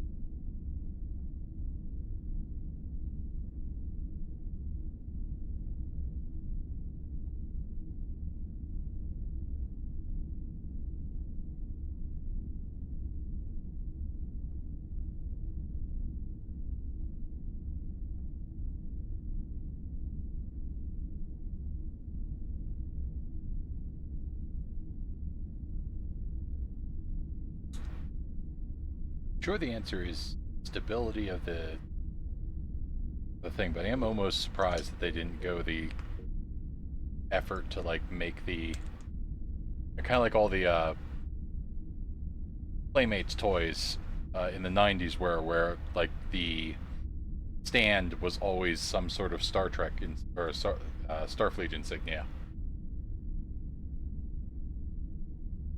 Or, you know, if it was an alien vessel, it would be like their proper insignia.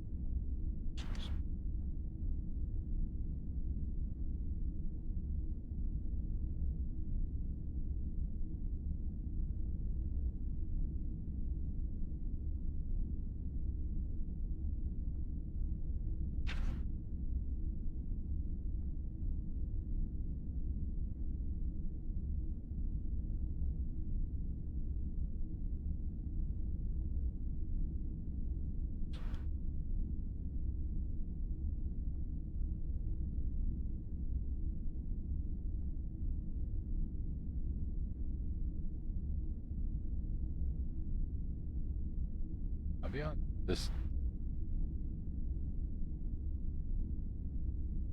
like, I know I'm building the stand. Would be working towards some sort of nefarious Star Trek ship.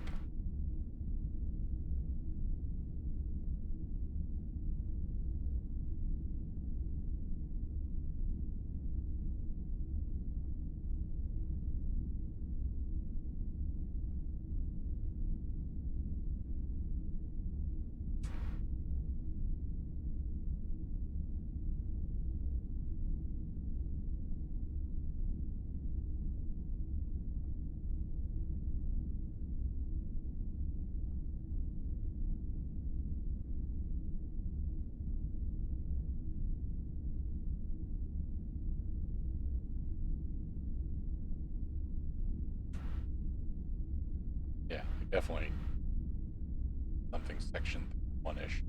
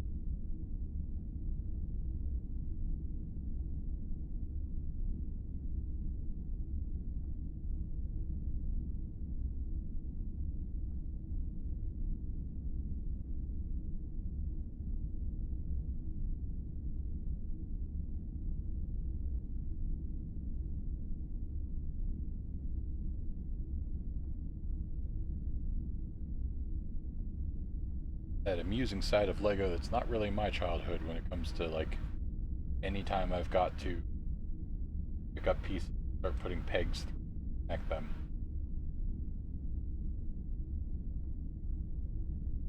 I always just had the bricks.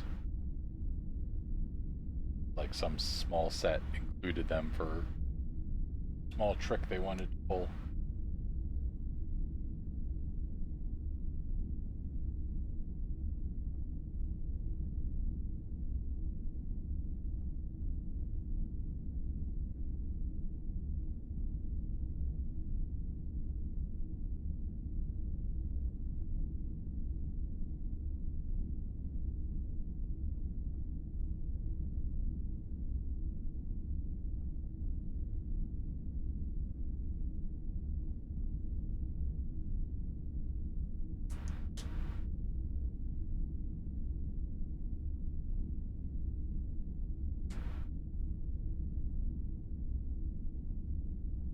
I respect them, but just because of that, like, where I'm like, look, I'm aware it was like an extended line and like some cool stuff that they were also doing, but it doesn't feel like Lego to me.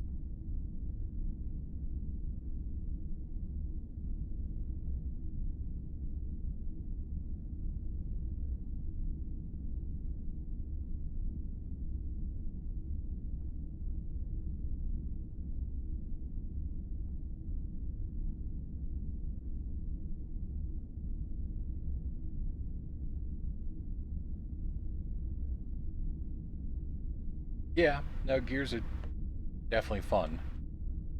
I think I showed you at some point. There's always a part of me that really wants to find a use for them, but I have that, like, electric motor set for Brixo or something like that I picked up off of, when they were doing a Kickstarter a significant time ago.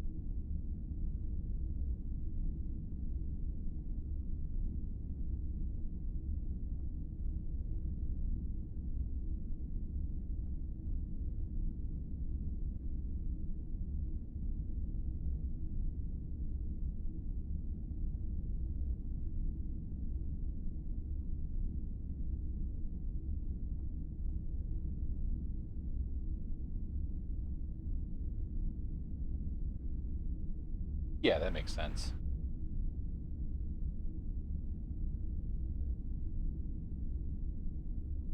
And I'm obviously not going to pretend that those aren't cool sets.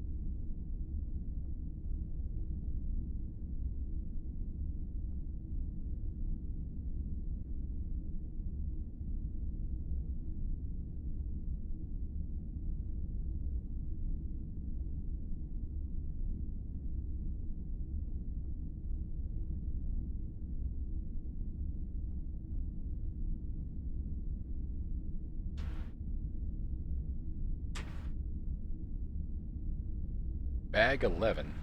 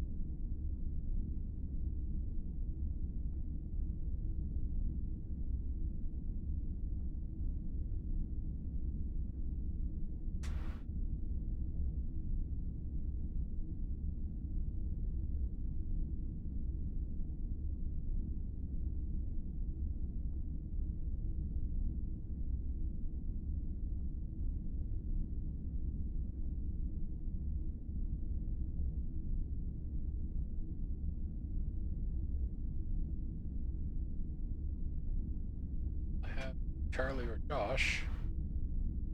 Point.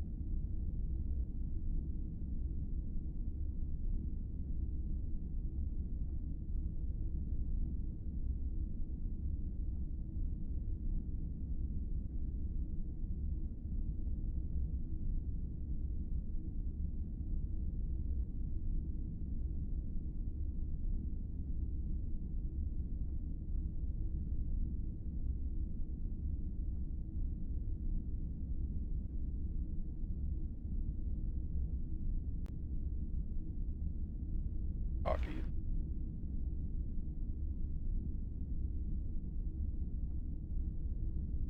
Really?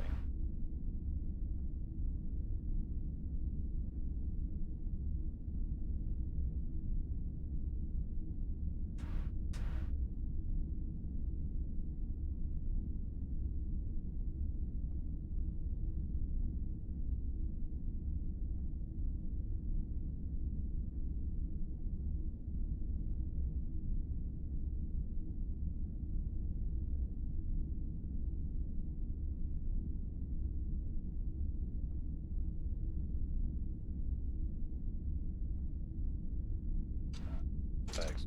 That piece.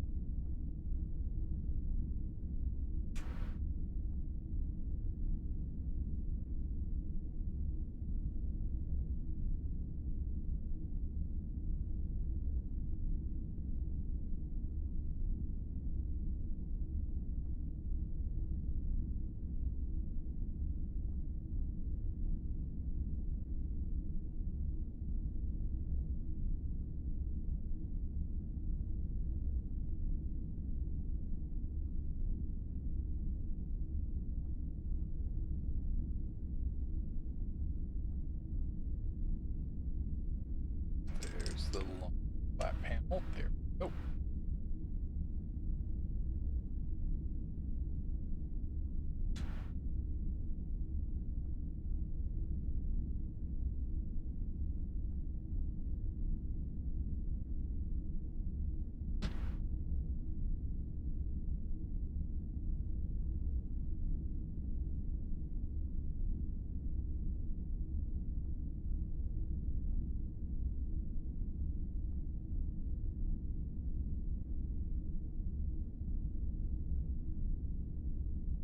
Build up.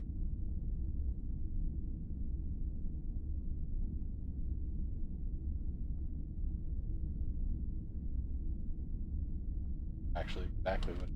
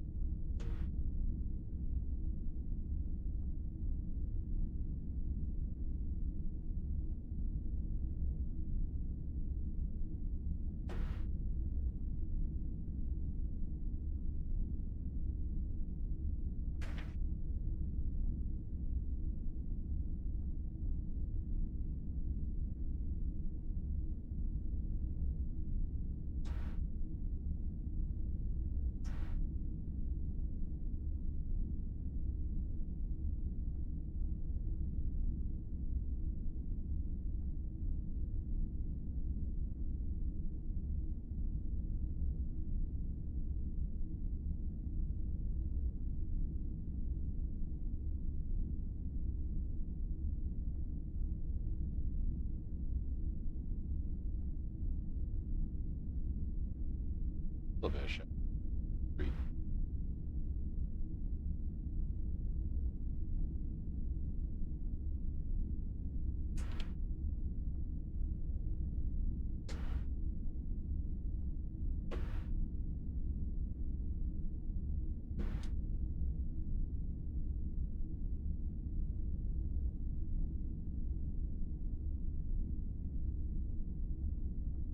Four and a two.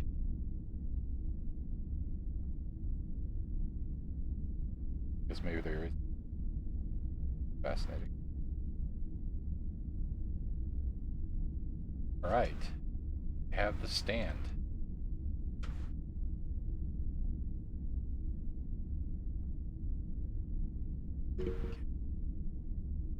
Jump the star drop.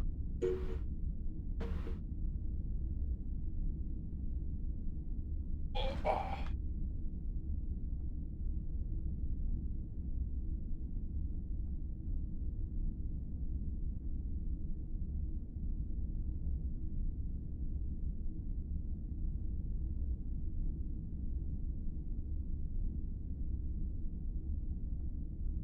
I'm sorry, dear viewer, there is a dizzying moment coming later on where I'm going to have to take this down to get a ground level view.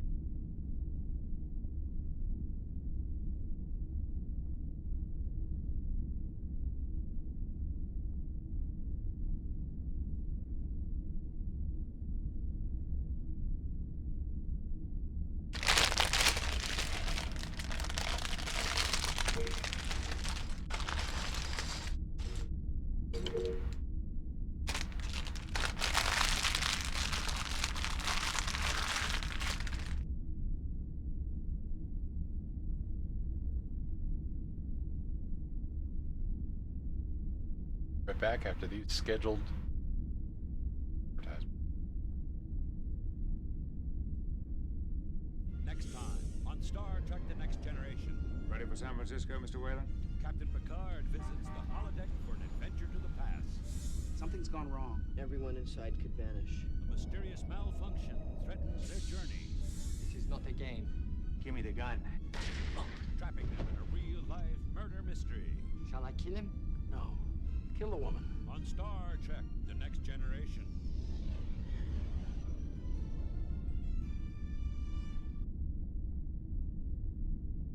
Next time on Star Trek The Next Generation. Can this be another me? The discovery of Data's perfect android double How much can you trust Data now? leads to a deadly game of who's who. He's been hurt.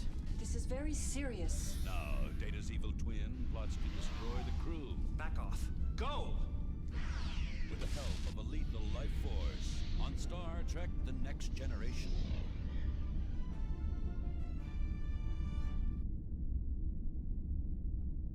Next time on Star Trek The Next Generation. There are survivors from the Odin on this planet. The rescue team struggles to find a shipwrecked crew. These people are facing their death down here. Because they're fugitives on Angel One. We were no harm to anyone. And a disease-infested Enterprise can't save them. No one can beam up. This virus is totally out of control here. Now the crew is helpless to stop an execution on Star Trek The Next Generation.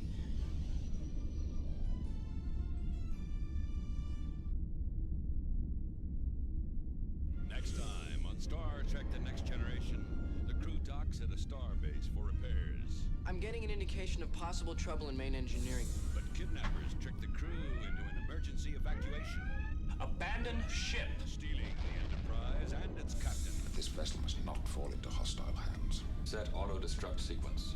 Now. It's a deadly countdown to disaster on Star Trek The Next Generation.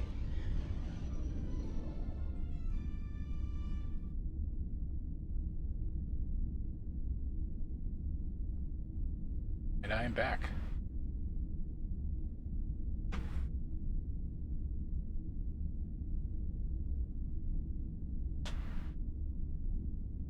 Alright, catch you last time. See you tomorrow.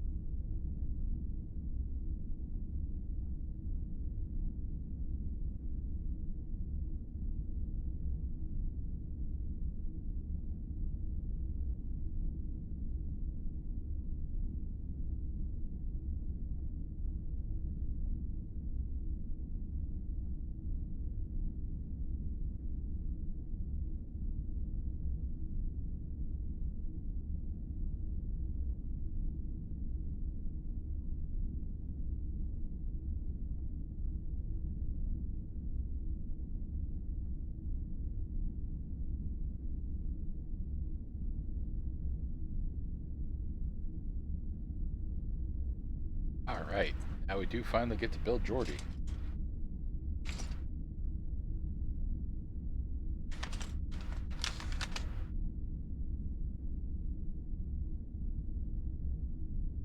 Makes sense, although I slightly expected the visor to somehow be like a clip-on.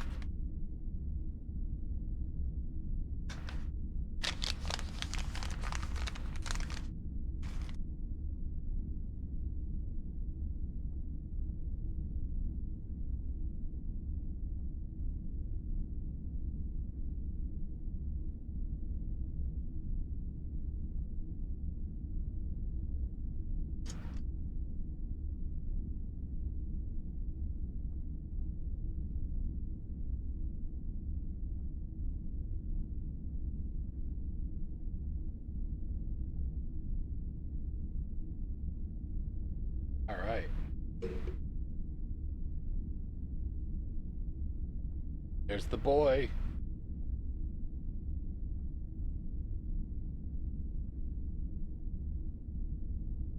Once Geordi LaForge became the Enterprise's chief engineer, he always kept his Starfleet engineering case handy.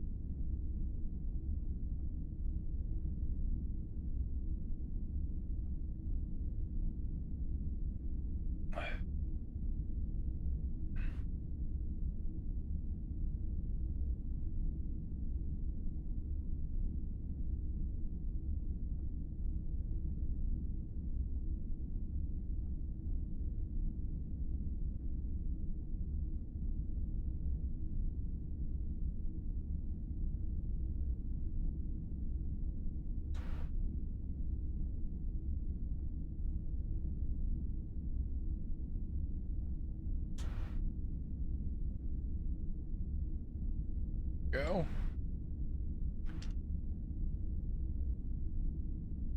Towards the nice cell.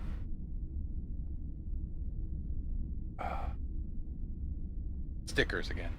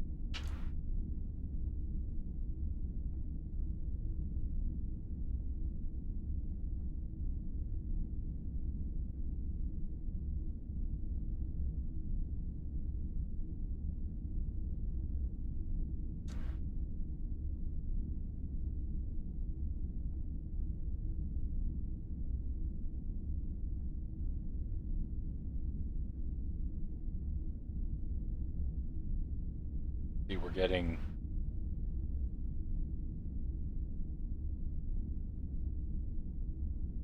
See, we're getting deeper and deeper into this.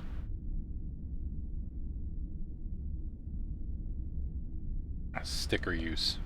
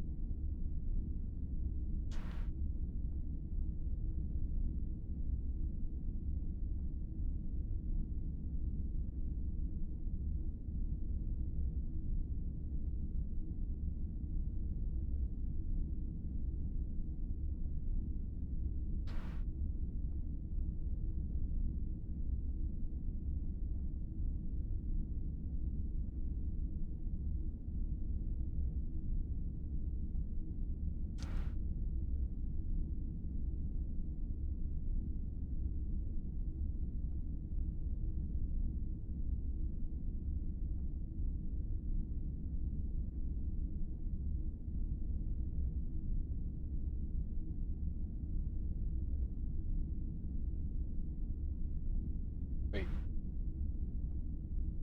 Oh, it's because I need to do this again. I like when you get all the way to the end and it goes 2 times and you're like, alright, I guess.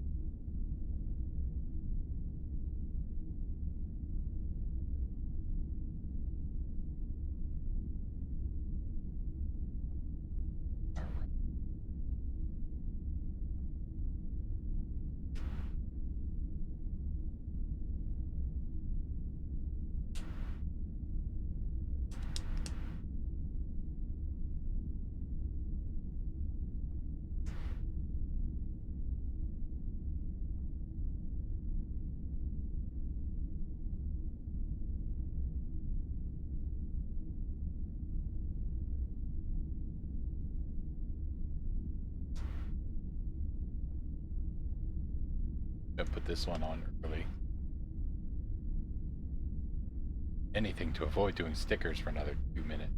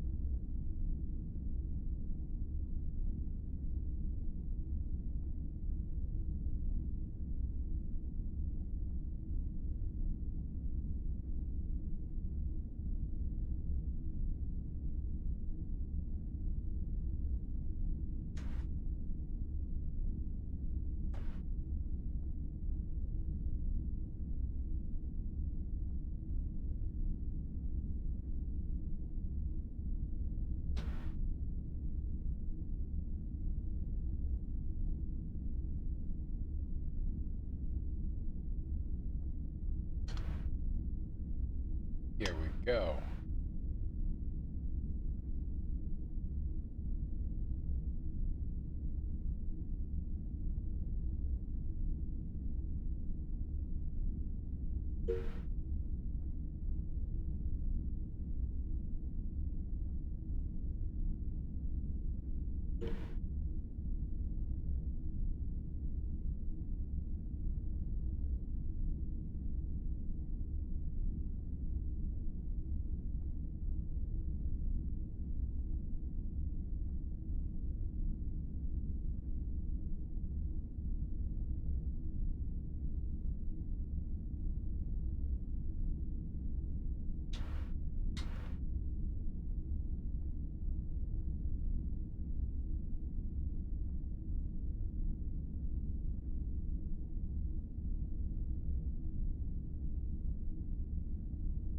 There we go.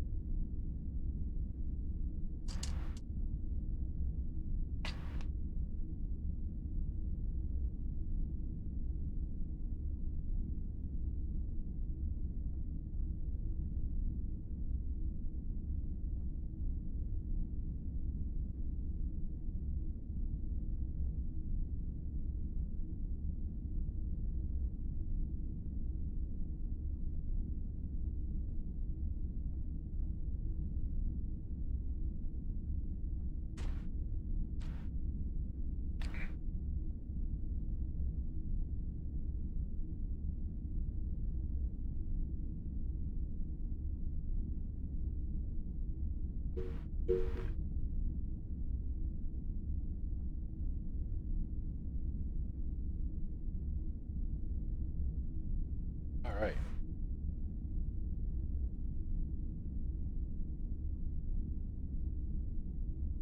Back there.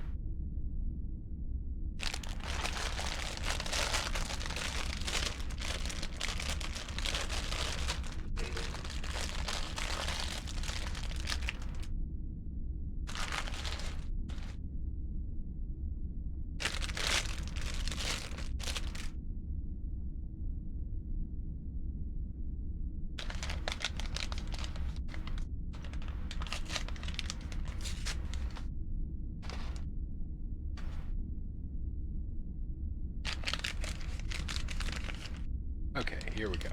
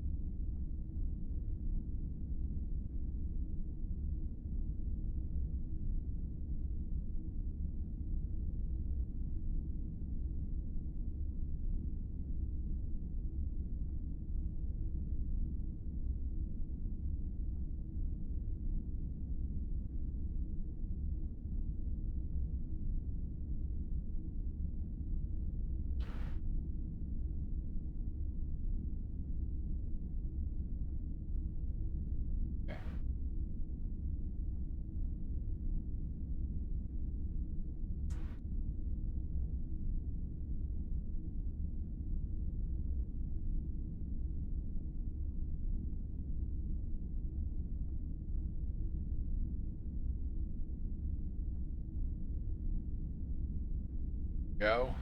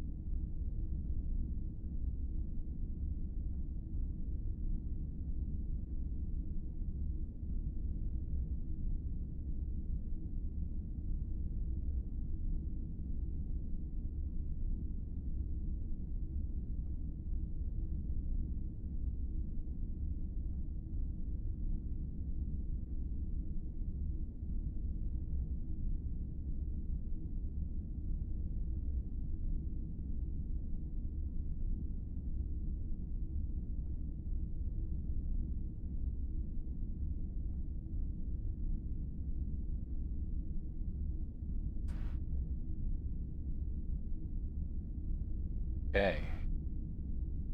I know, I think I've just kind of said, okay, here we go, over and over again. Last few things I was...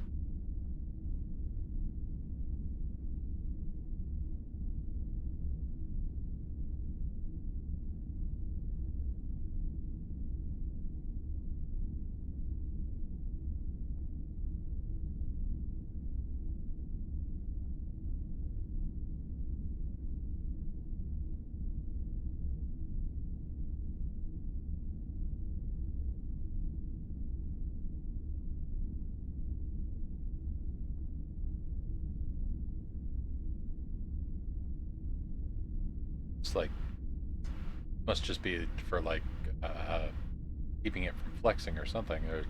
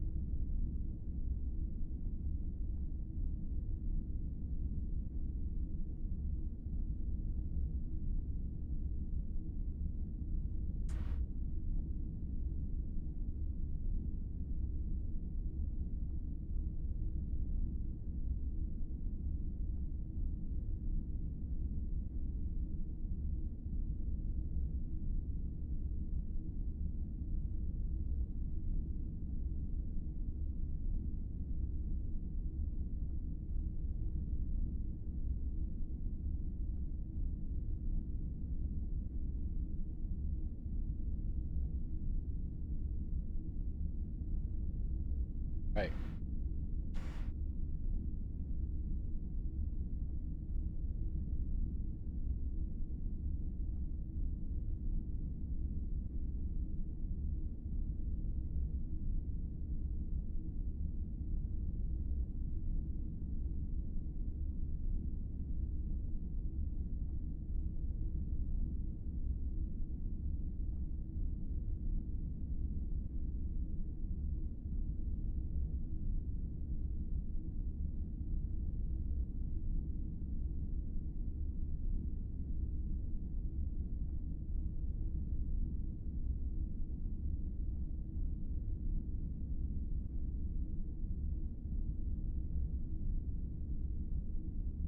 Just if we start building a second one of these, we'll see if that was foolish. I figure I'm pretty sure we're building everything twice, so we might as well do so while we're here.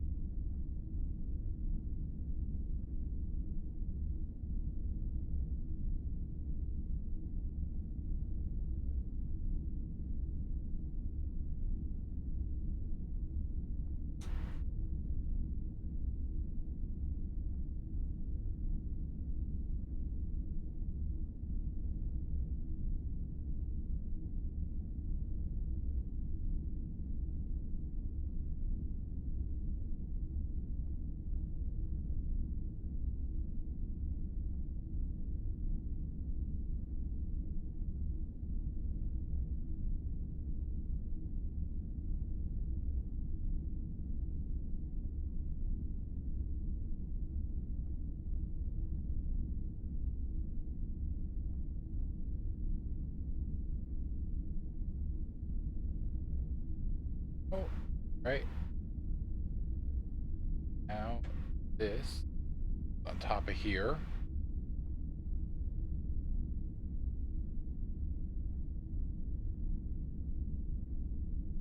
I'm gonna misalign it so that we can have to pull it apart again.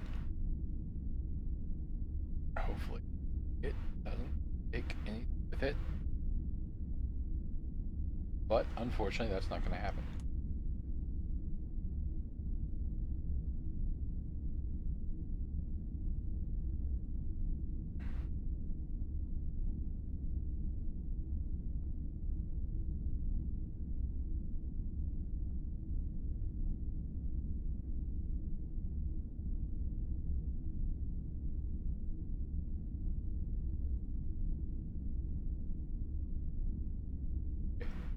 That's actually got to move backwards, so.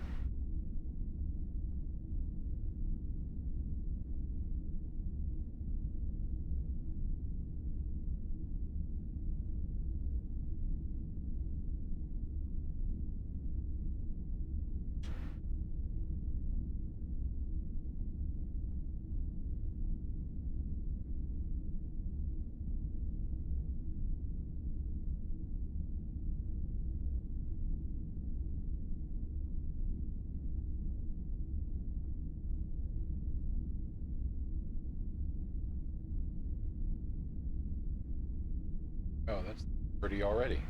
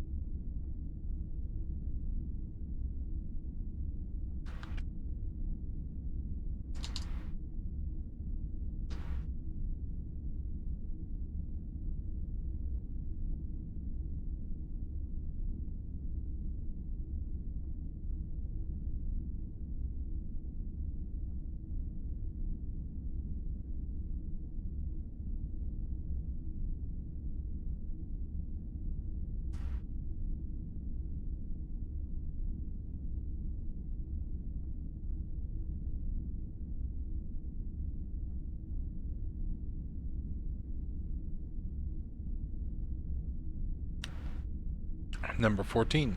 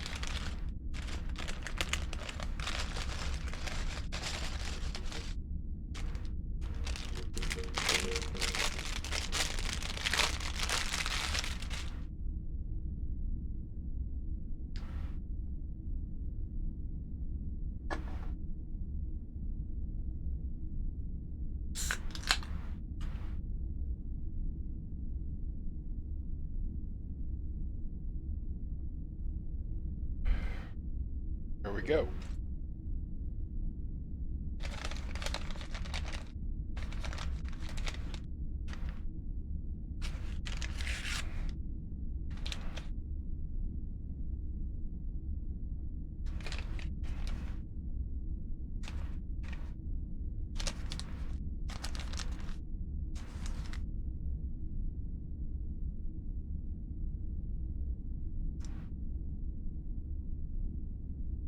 All right.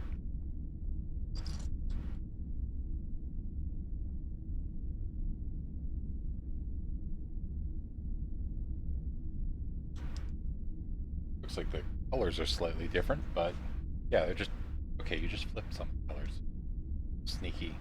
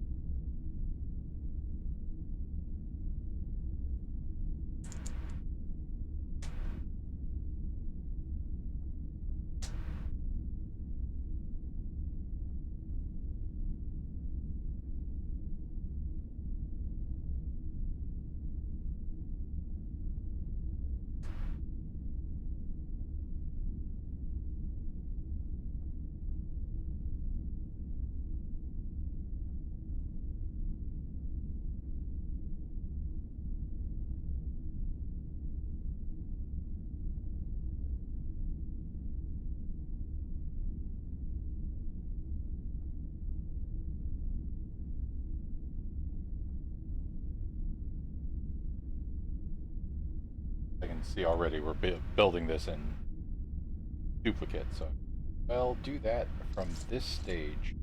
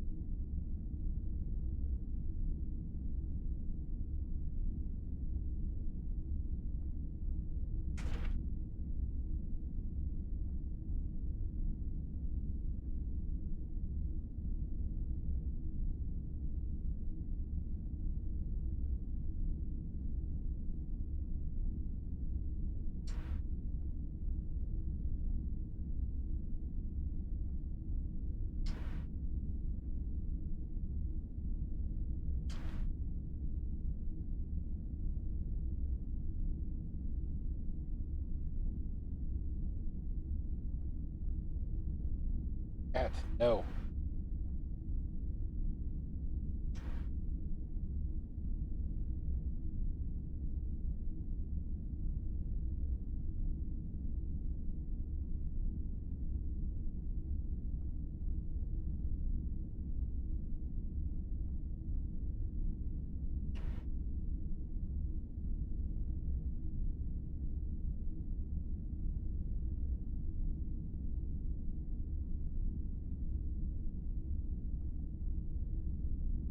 I love you, but now is not time for cat on desk time.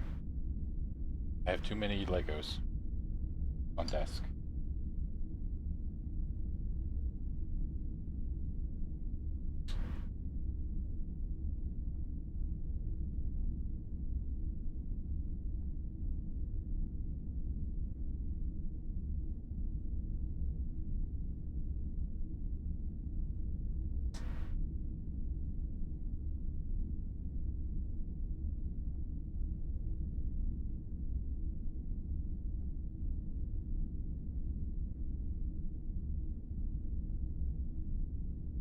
Hey.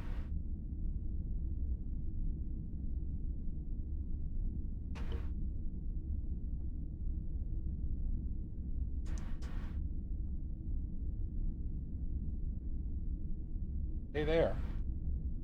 There will be delightful.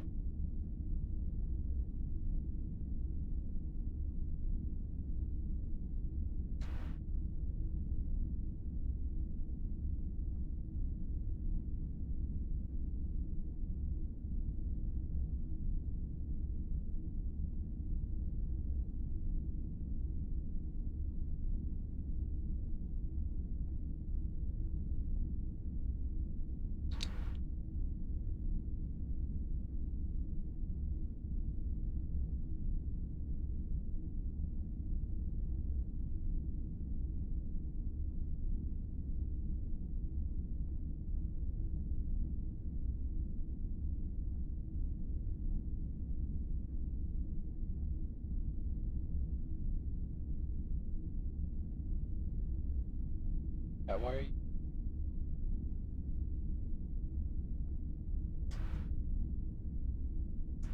Why must you be a problem?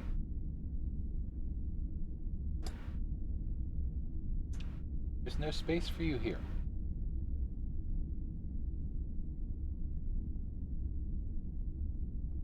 Beloved. There is no.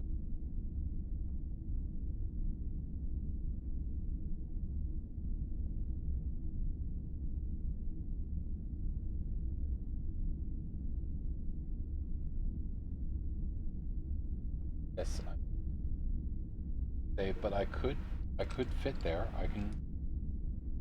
I see space.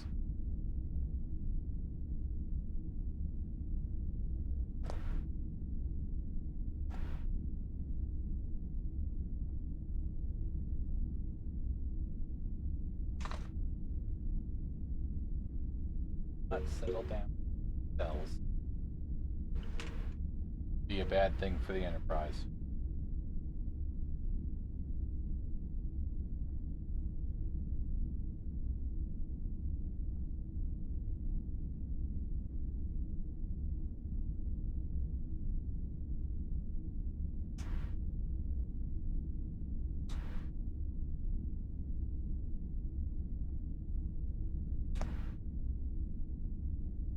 Take this.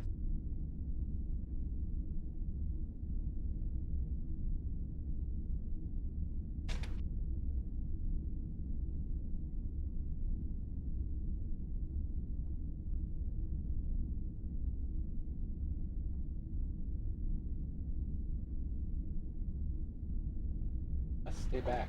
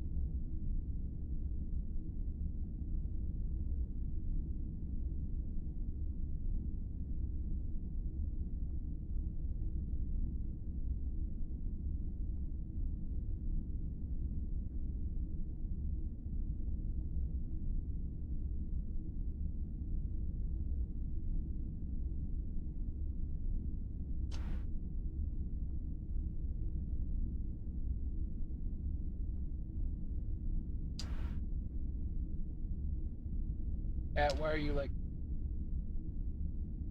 I know it's spice for like hour 4, 5 of the build, but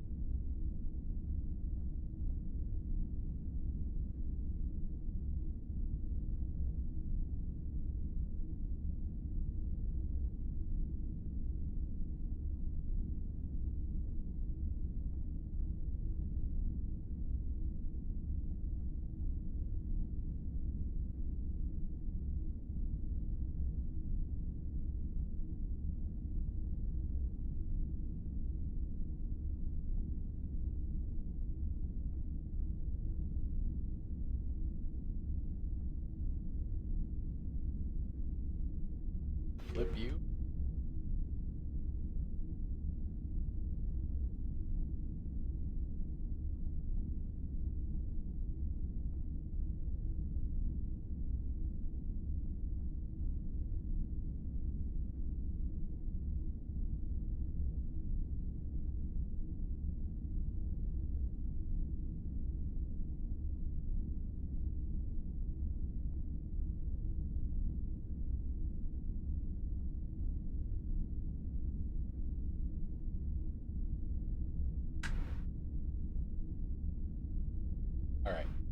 Now we can have time to give Kitty Cat Screech.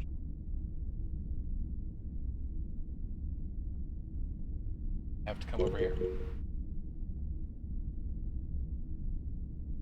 Here. Ah.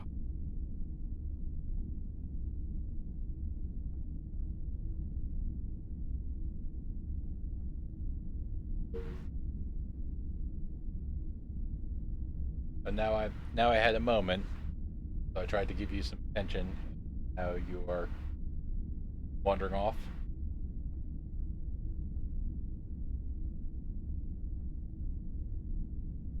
If I put a piece of popcorn down here.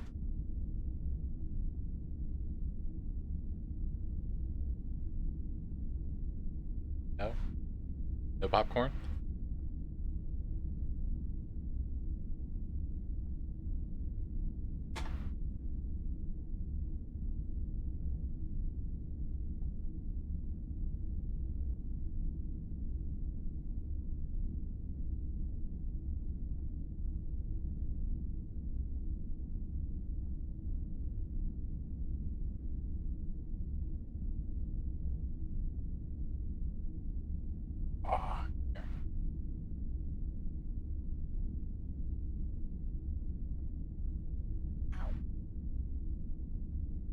Balls.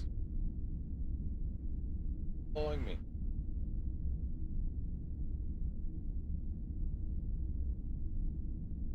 On for the viewers. Alright, come on. You guys get off the desk now.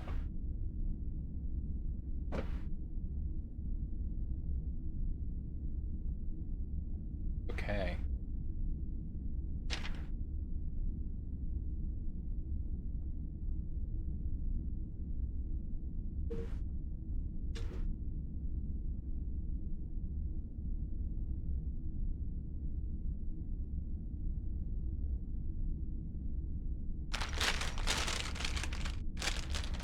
Bag 15. Whoa, we're halfway there.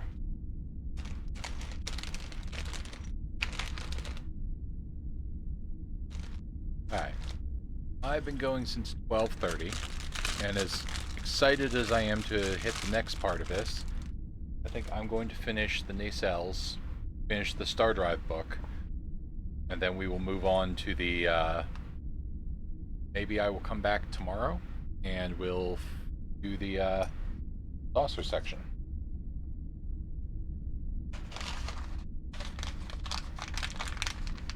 Hey, we just talked about this.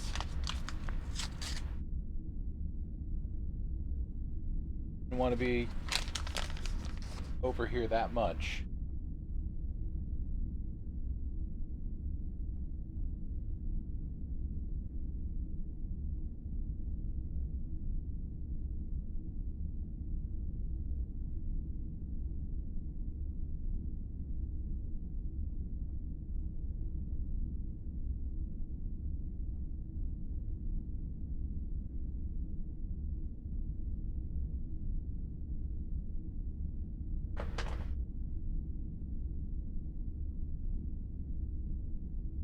Yeah, why must you be like this?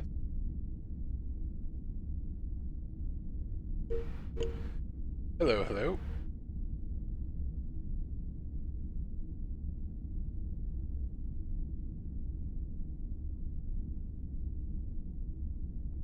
I have a cat who's taunting us by staying just off camera, but also like trying to demand attention.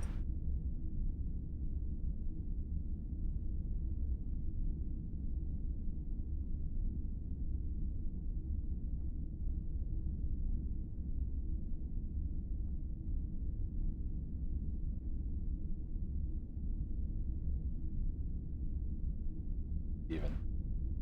Ow! Gripping onto my arm to say, give me pets. You want pets? Come over this way. You're gonna distract me. You gotta at least come distract me where the people can see you. See if I can adjust the camera.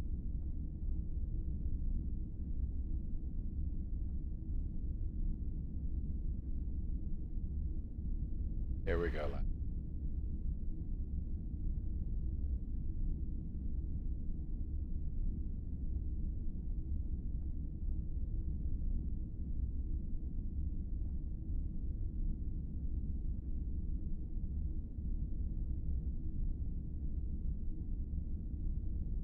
Oh.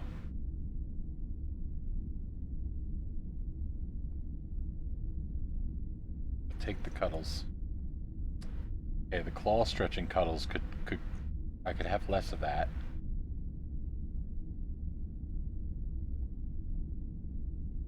The popcorn, sometimes you like carby things.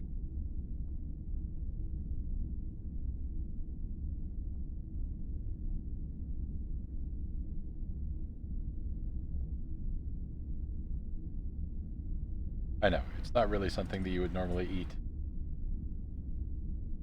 Body's not made for it, but every once in a while you come... Like, this is a cat that will steal almonds.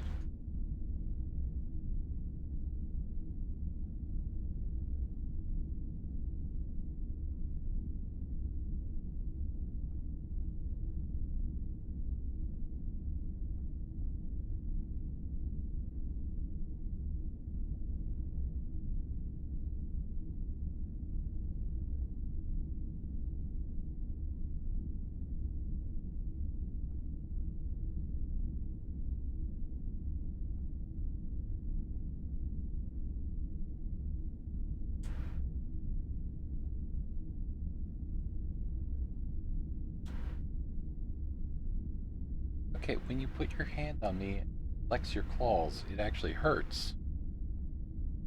It's counter to what you actually want. Ow.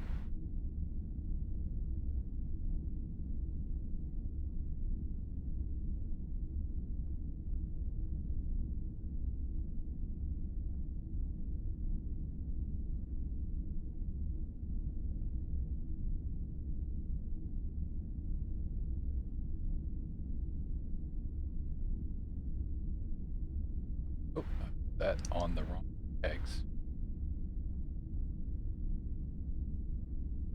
Down there.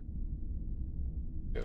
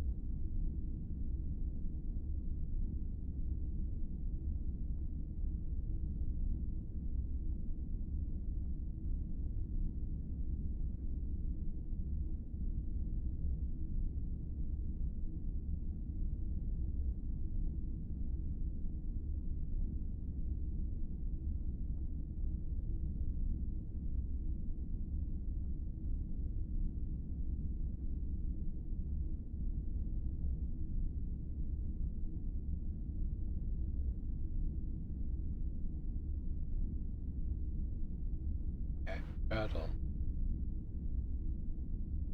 Cat cuddle.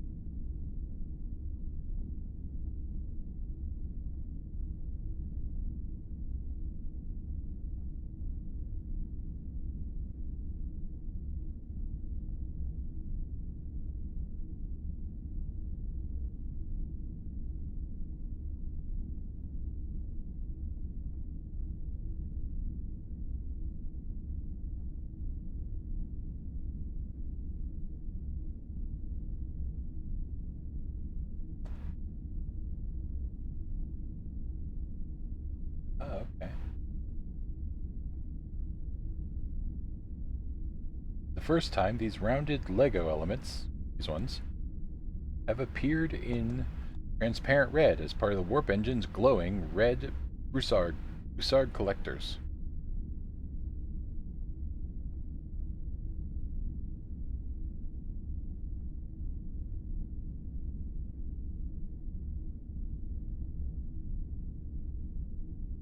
Oh no, stickers again.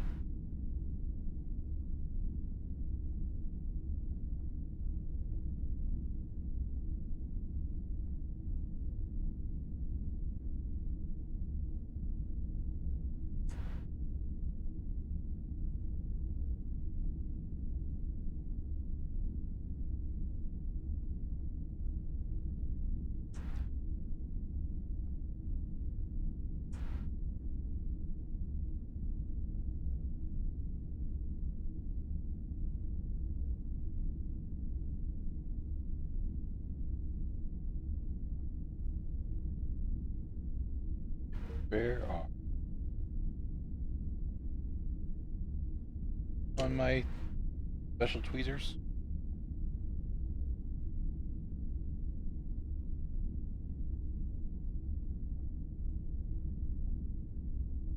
Probably are, so as a result, I'm gonna have to put these on by hand.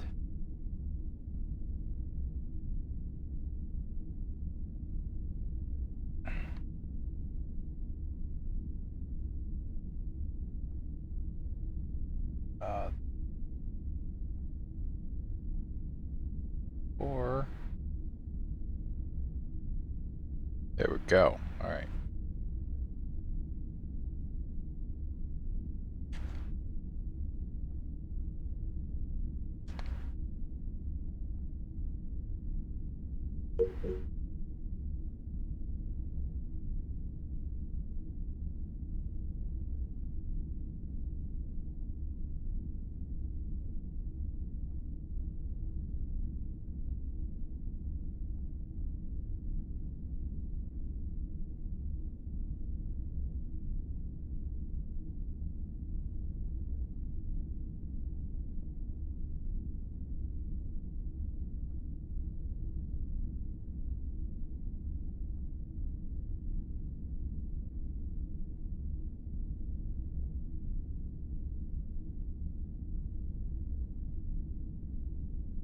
Go closer to the. There we go.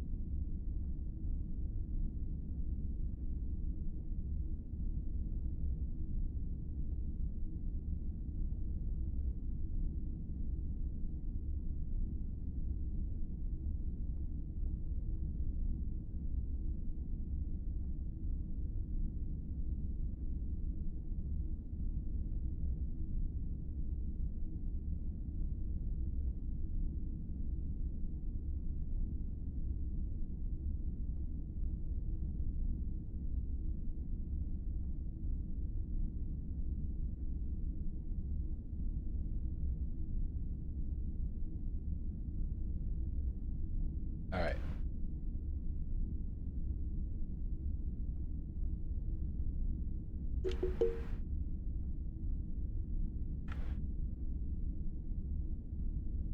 There we go. Okay.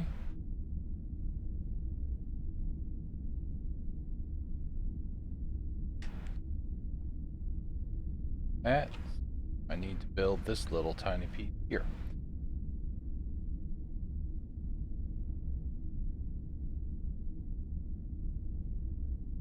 What you up to? Looking at, cat.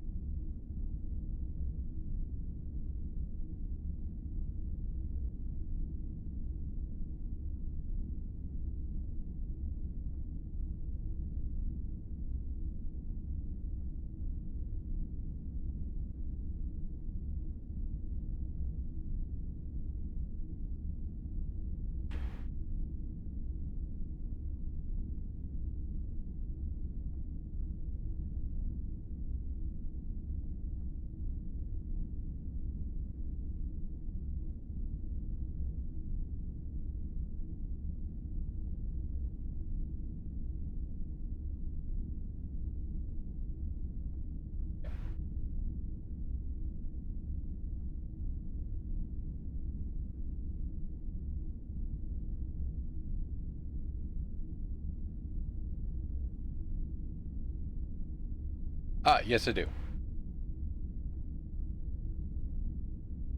Sorry, I've been looking down at my hands for long enough. I didn't see your question, but yeah, that they included one in it in the model.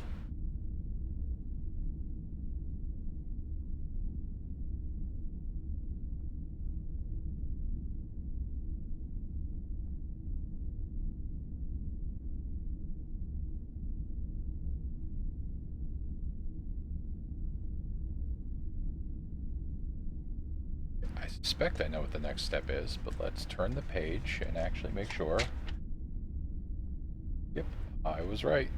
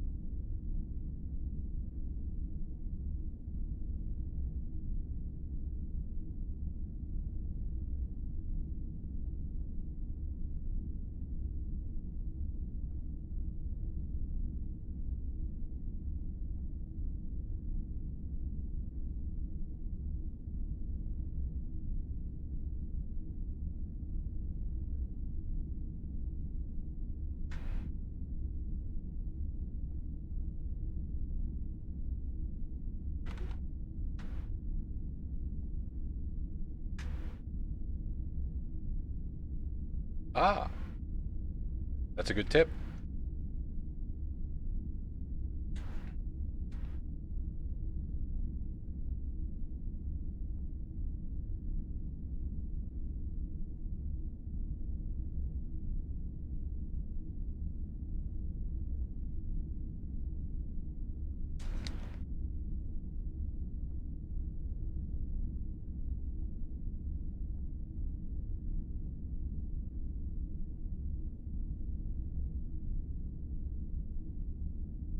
Okay, now these actually get mounted.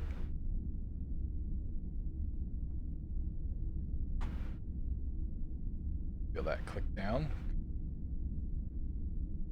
Bottle of extra nibs.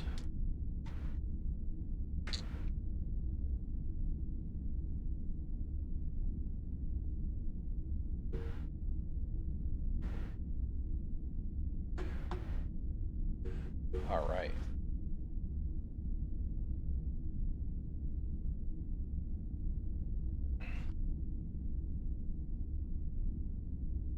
That is the star drive section.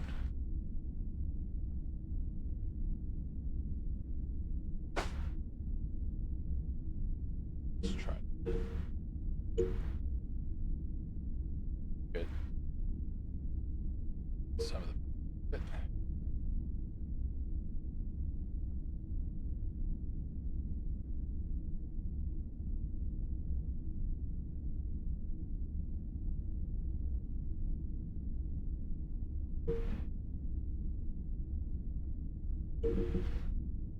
And then so far, we are at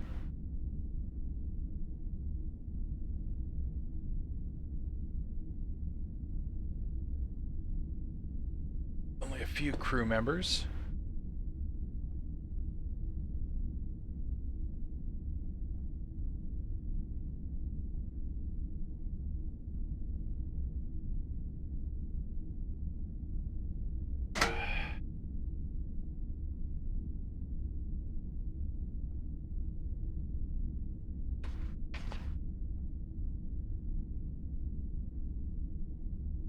Point do we attach? Oh, we attach early in this process, I think.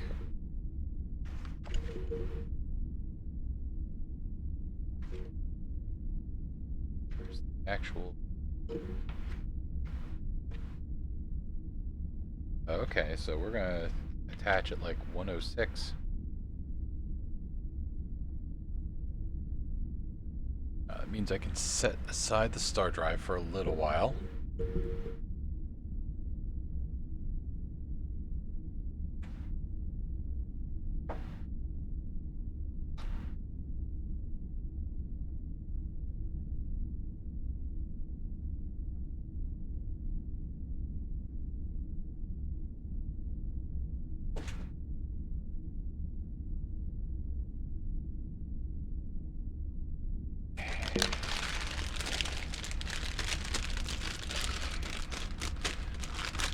Peg 16.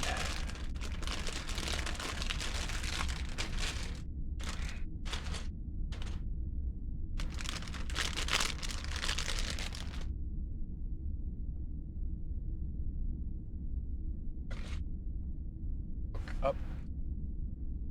Up. Get your little accessories off to the side. Neat. Hiding all my stuff, cat. Flipped way down the other side for a moment.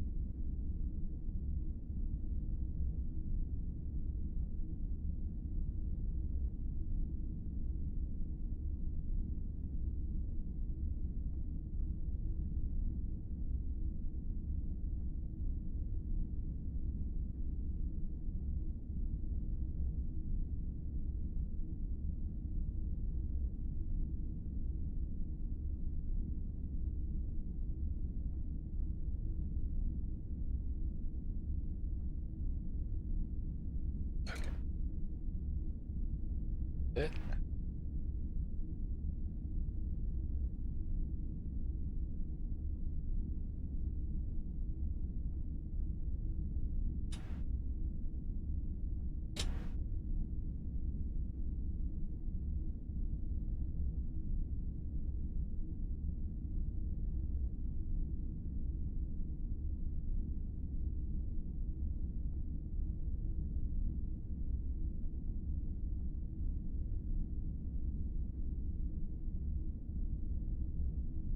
Slide you further that way. Definitely moving towards getting this to be bigger.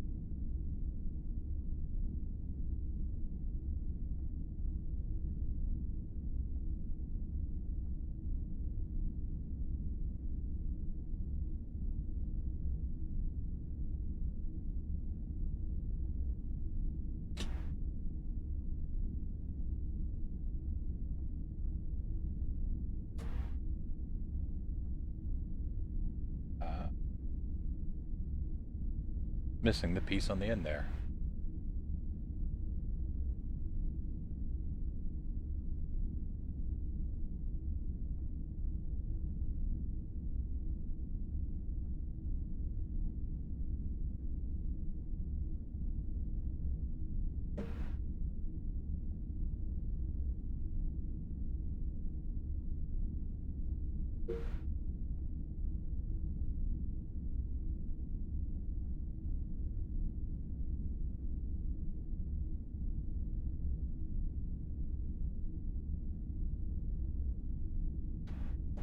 Yeah, I know. You're only ever cuddly like this when I need to. I'm trying to do work on the desk surface.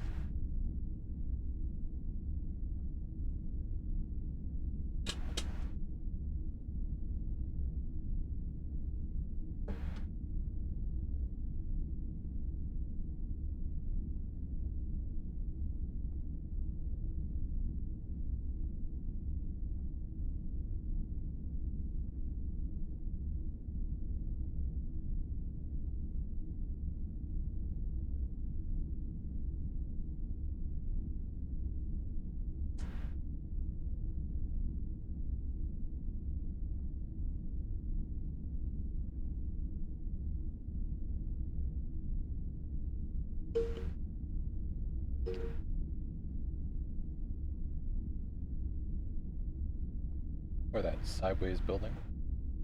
This is going to be something where we wind up like flipping the whole build sideways once we have it.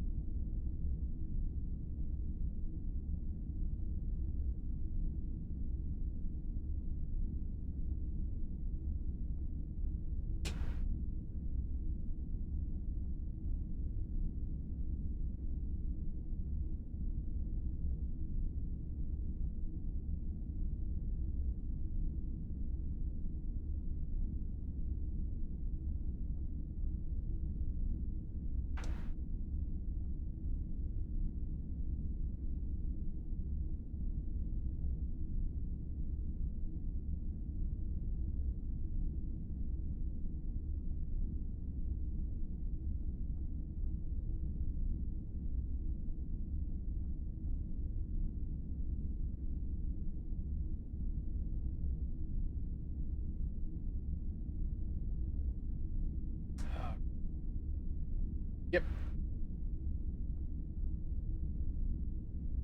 The cat has basically slowly forced its way into what was a bigger workspace.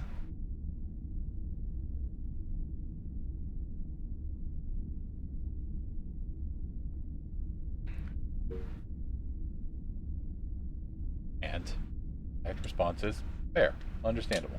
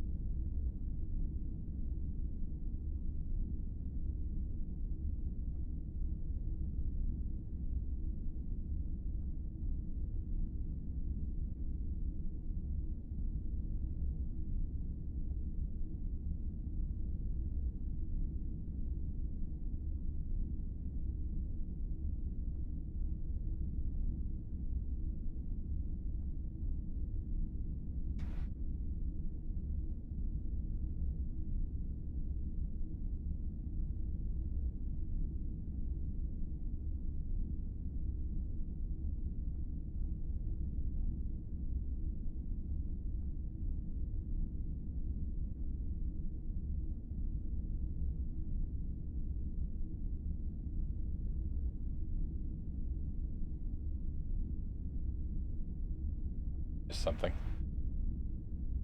I have far too many pieces for that to be the end.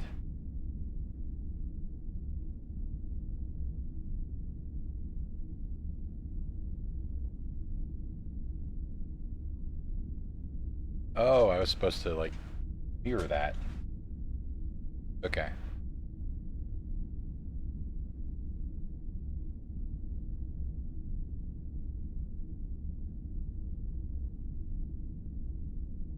No, that's...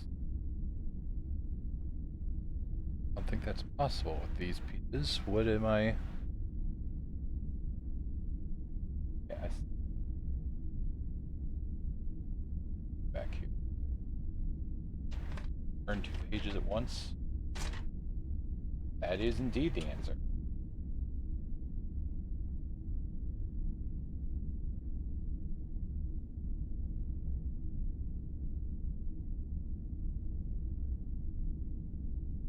Very clever person. I managed to turn 2 pages at once. Like, wait, I have so many pieces. What do you mean bag 17?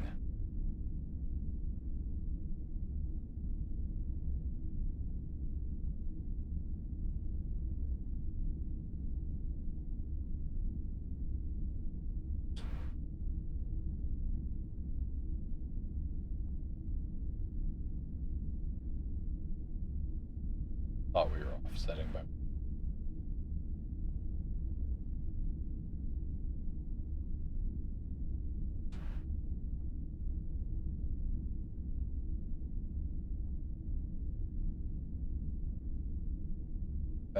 Okay.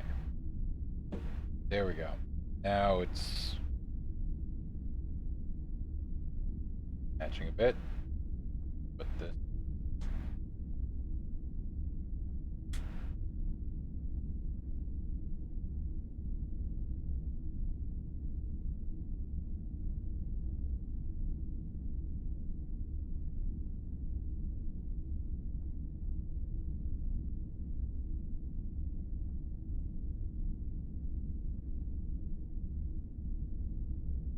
Okay, that's for a reason. There we go. 2 extra little niblets is way different than...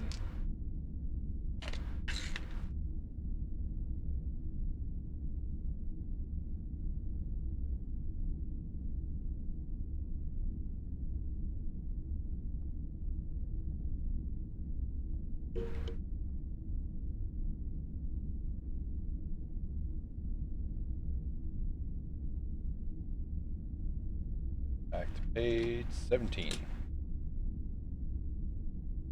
Aside for now.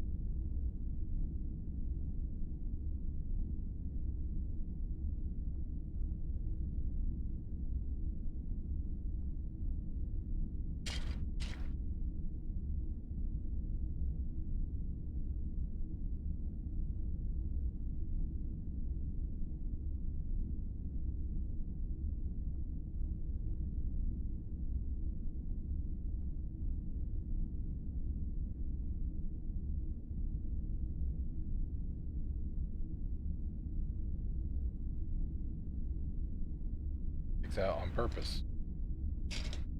I write 2 times, and I am very good at, like, basically ignoring this symbol and then just going to the next page.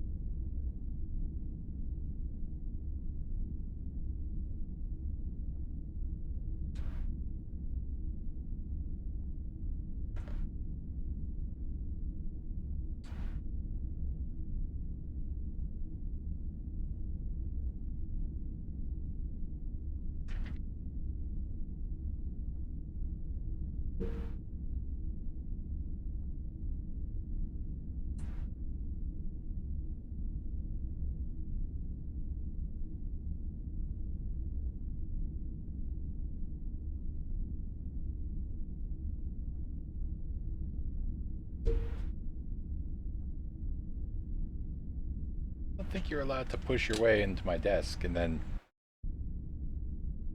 disdain me.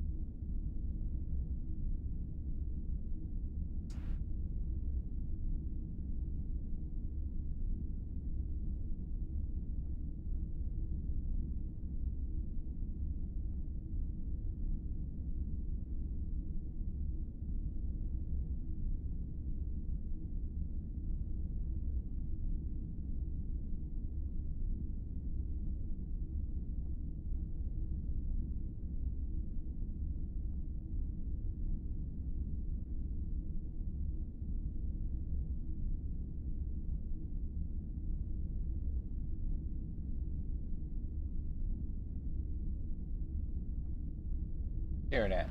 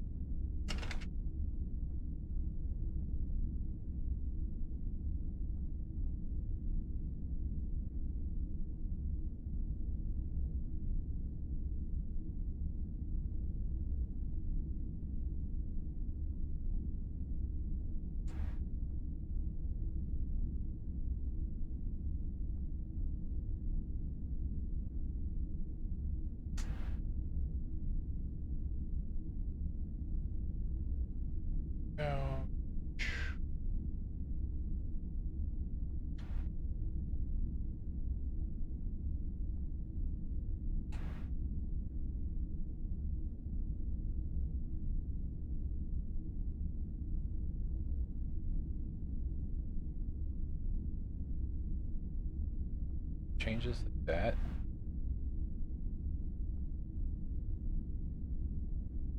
What have I done?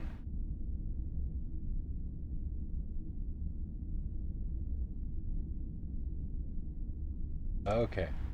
Because I had to flip this around and I didn't.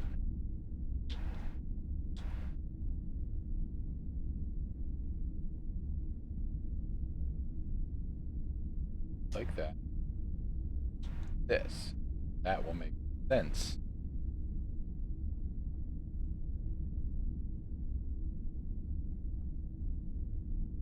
Guessing we're about to do the same thing in reverse.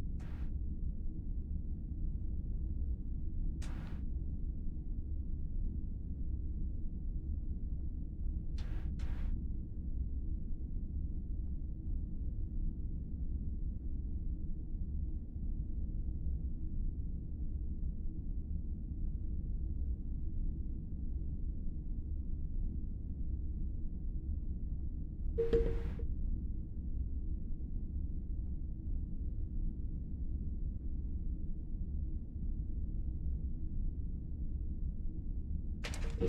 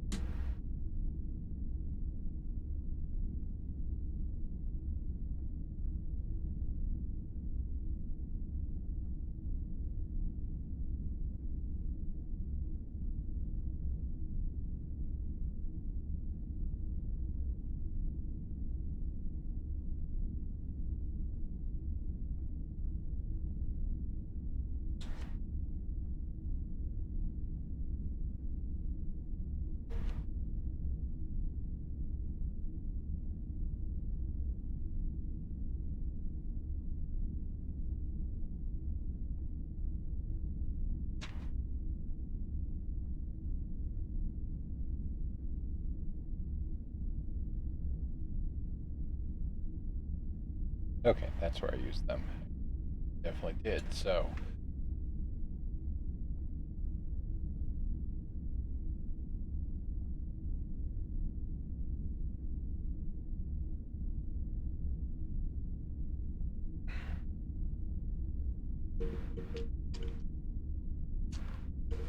Go.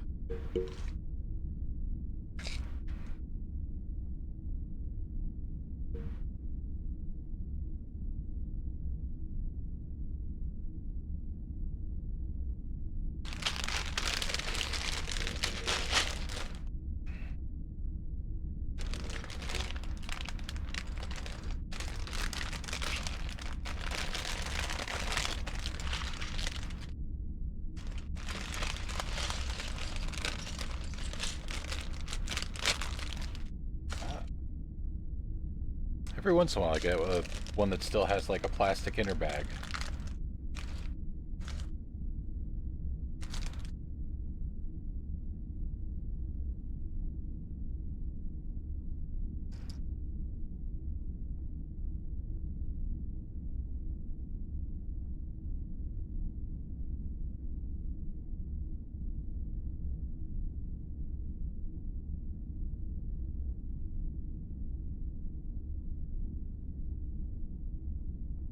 Oh, upside down.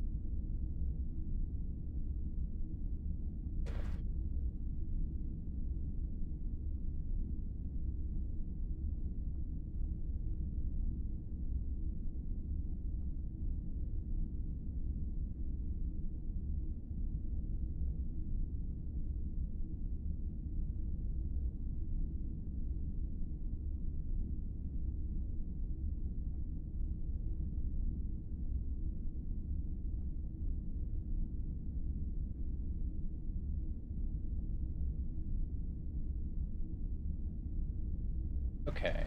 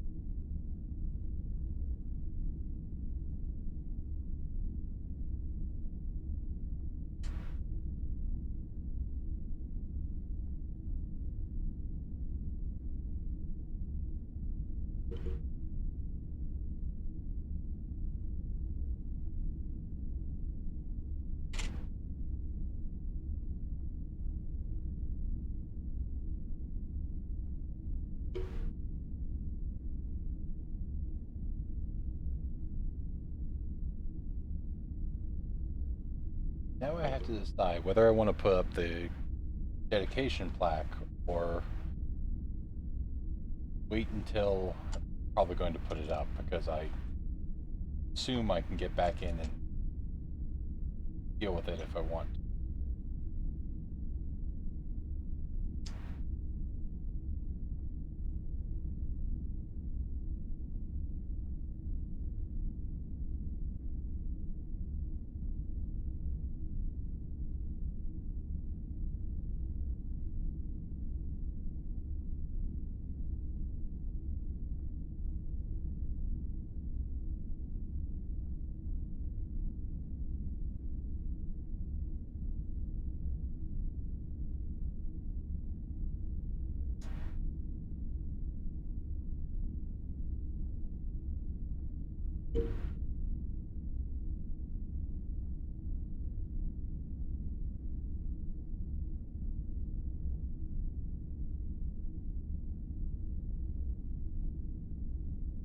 There we go.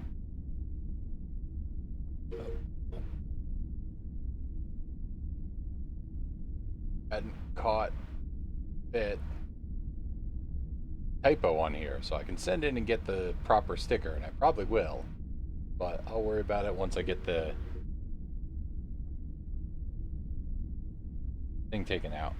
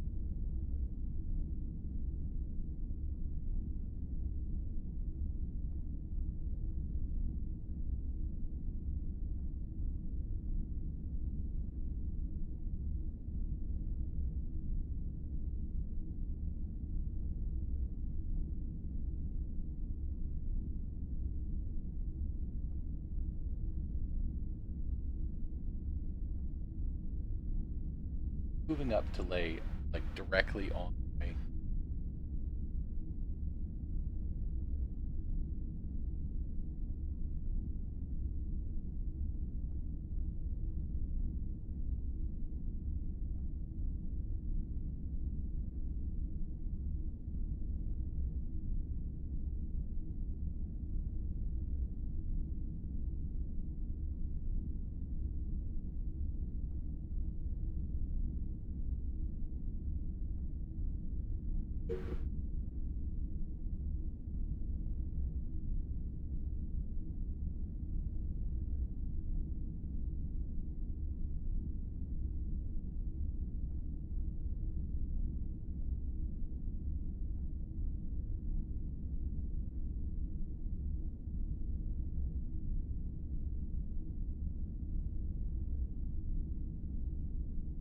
Just like halfway down the thing with no marks on where it goes. Great. If the cat moved, I can have my tweezers back to try to adjust.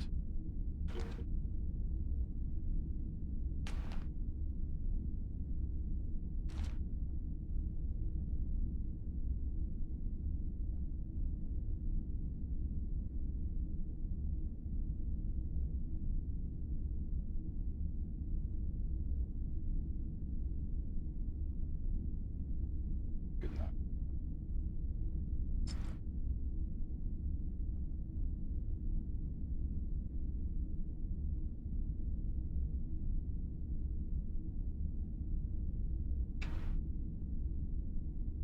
Barcode decoration here represents the windows of the Enterprise's Arboretum.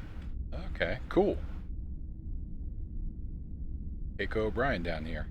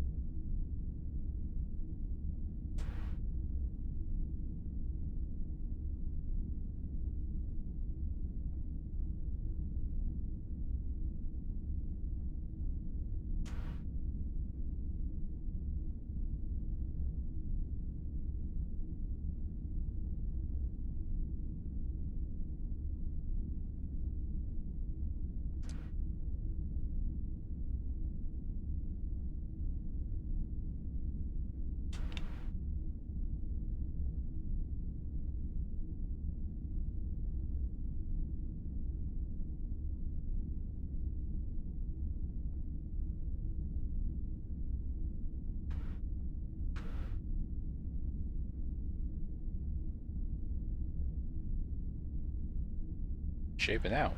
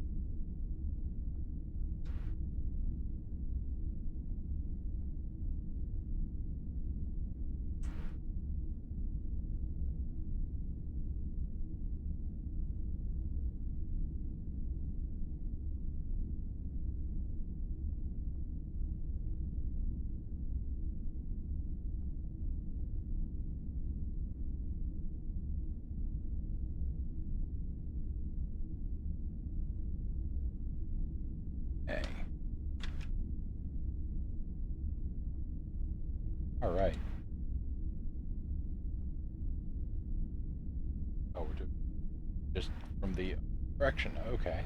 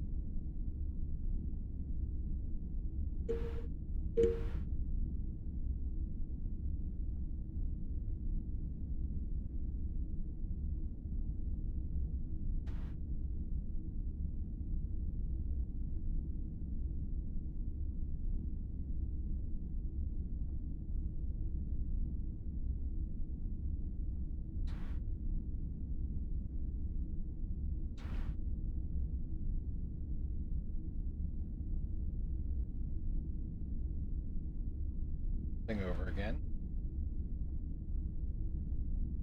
Sure.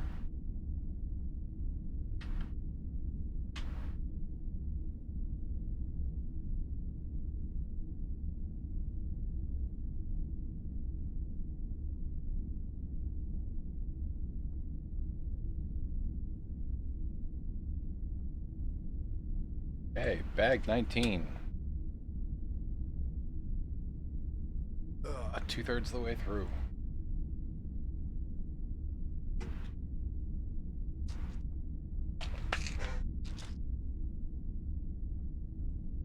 And you wrecked the whole crew.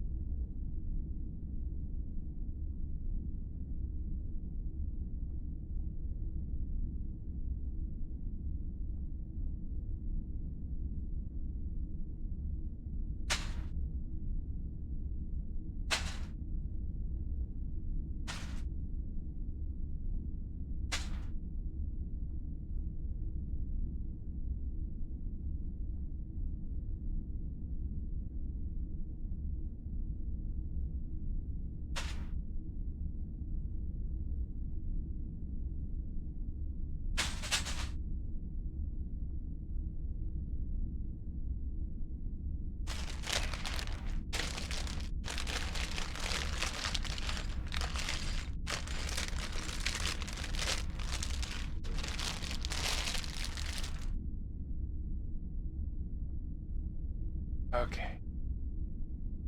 There we go. We got a spot.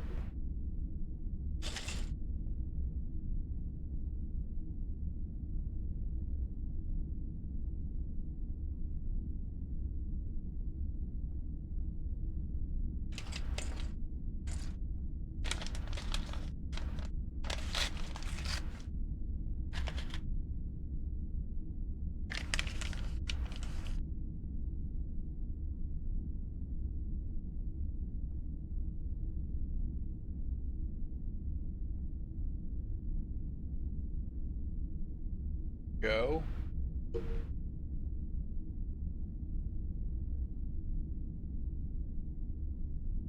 Focus. There we go. We had him focused for a second.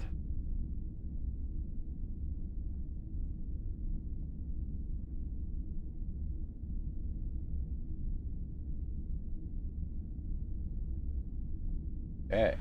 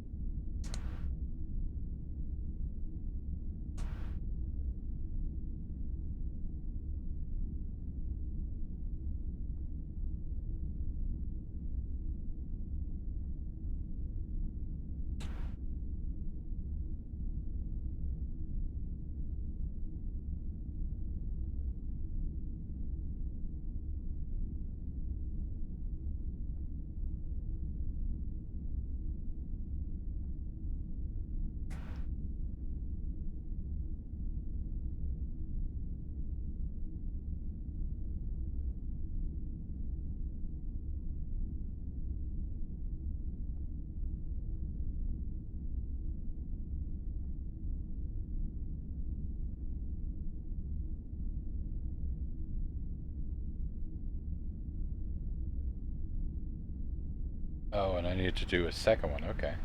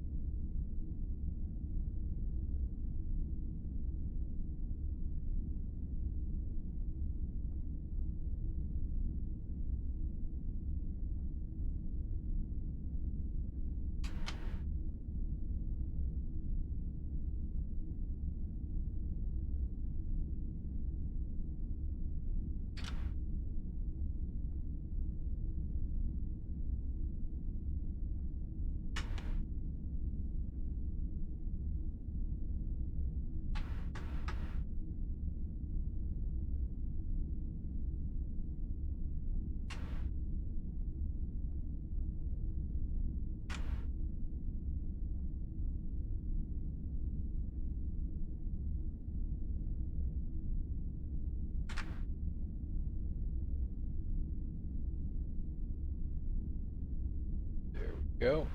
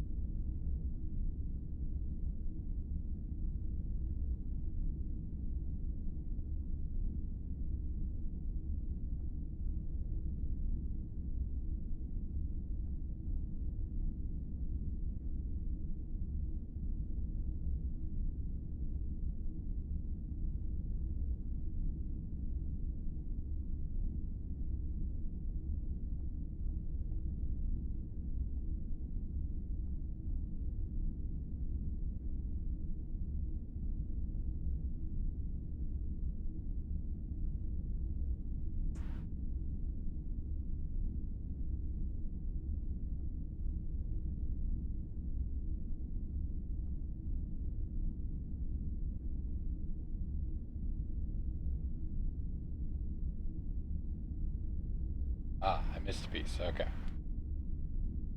Something off here.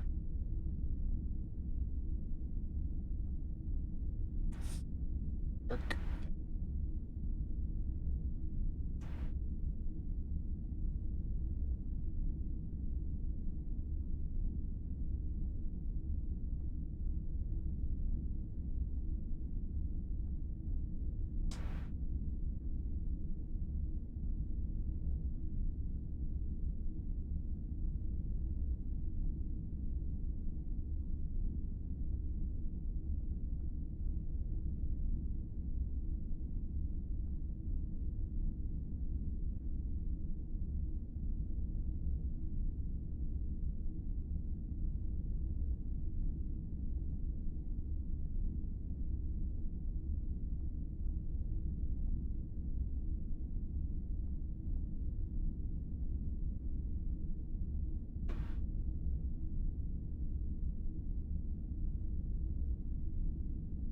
This? Okay, yeah.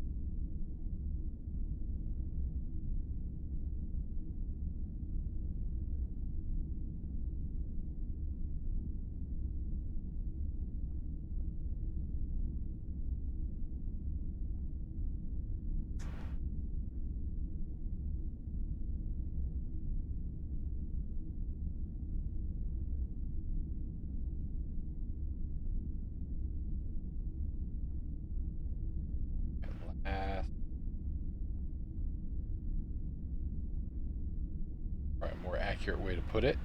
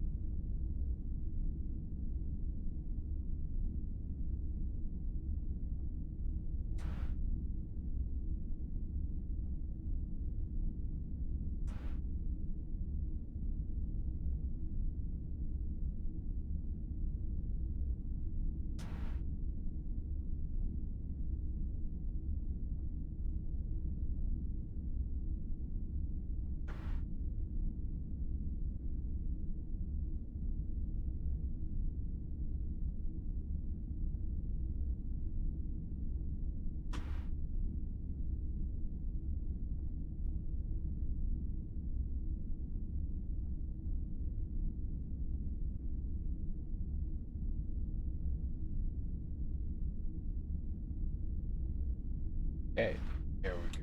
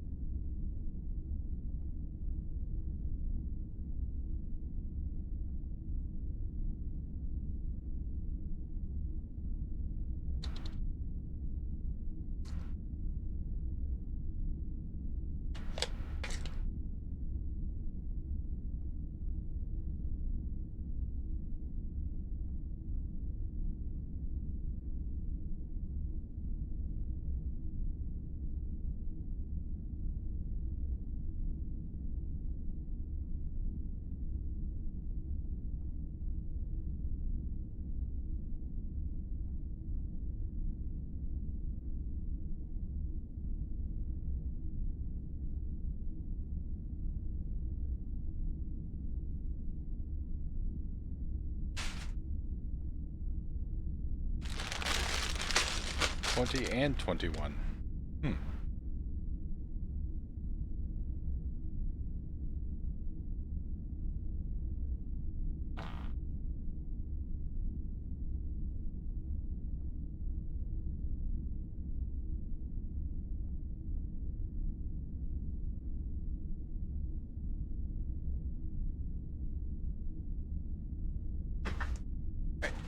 I'm gonna downstairs. I'll be right back.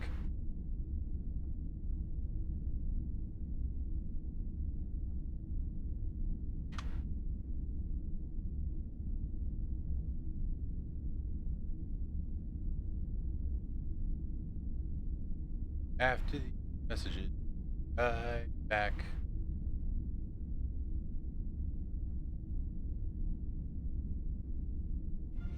Next time on Star Trek The Next Generation. I'm strong, I'm alert, I'm getting younger. A dying commander takes a youth drug to fight terrorists holding hostages.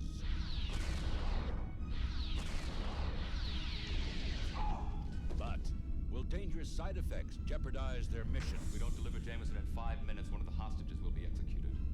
Sir, look out! Find out on Star Trek The Next Generation.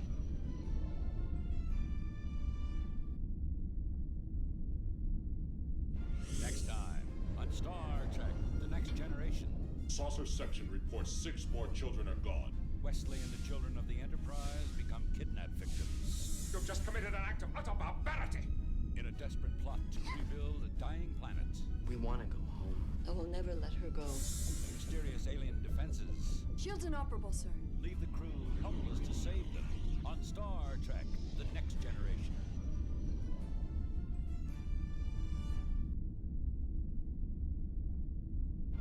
Next time on Star Trek The Next Generation. Data's in the hydraulics room alone, and we're hearing laser blasts.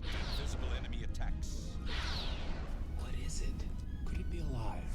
And a small but powerful life force is unleashed. Evacuating lab. Now it's growing. This keeps up, it'll tear up the Enterprise. And declaring war on the crew. It has the power to destroy this ship and everybody on it. On Star Trek The Next Generation.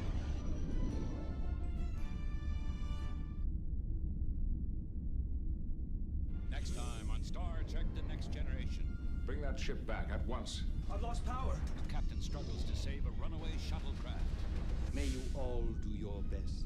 And Wesley meets the ultimate Starfleet test. We're gonna die! Come on! Now, both face the toughest challenge of their lives. Pull up hard! 6 seconds to impact. I'm gonna crash. On Star Trek The Next Generation.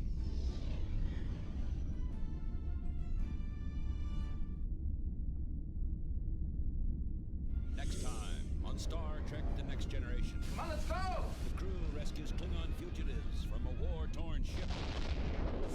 Captain wants those 2 taken into custody.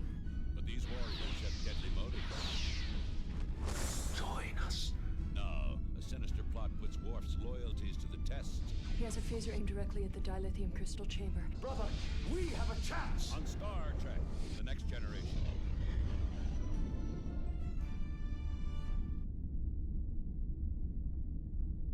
Next time on Star Trek The Next Generation. Once unleashed, The unit is invincible. The crew is hunted by a computerized killing machine. It's one of those things after my ship. Now the Enterprise is targeted for destruction. Return fire! We missed! Backup system's failing.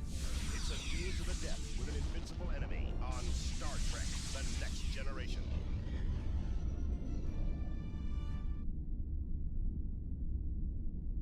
On the next episode of Star Trek: The Next Generation. Set course to intersect with the freighter. Split-second rescue pulls survivors from a fiery disaster. Do you think our visitors pose a threat? I don't know. Only to find bitter enemies battling over life-saving drugs. Now, their desperate feud becomes a deadly face-off. It will take us to our planet and leave us there with our medicine, or this person dies. On Star Trek: The Next Generation.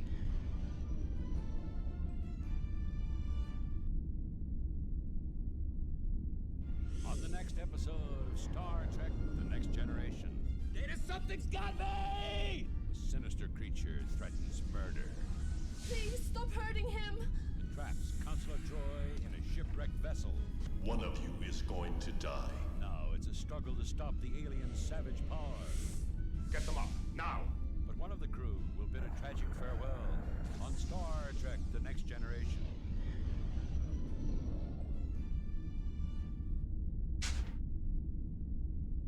On the next episode of Star Trek: The Next Generation. 2 to beam directly up to sickbay. A mission to save a dying scientist uncovers a deadly time experiment. Captain, it must be stopped. Reunites the captain with his first love. We need your help. The situation is not good. Now, they must save the galaxy from this crippling time distortion. Only one of us is in the correct time continuum. On Star Trek: The Next Generation.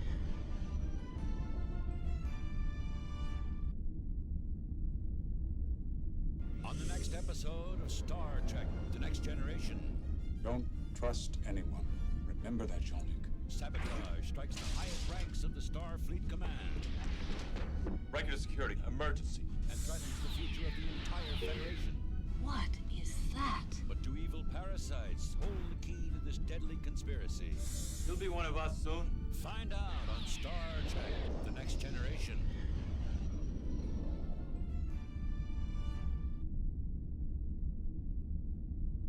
On the next episode of Star Trek: The Next Generation. Commander, look at this. The crew discovers frozen survivors from the 20th century. What's gonna happen to us? In the middle of a perilous mission to confront arch enemies. You think that we attacked your outposts? Could this feared encounter spark an explosive battle?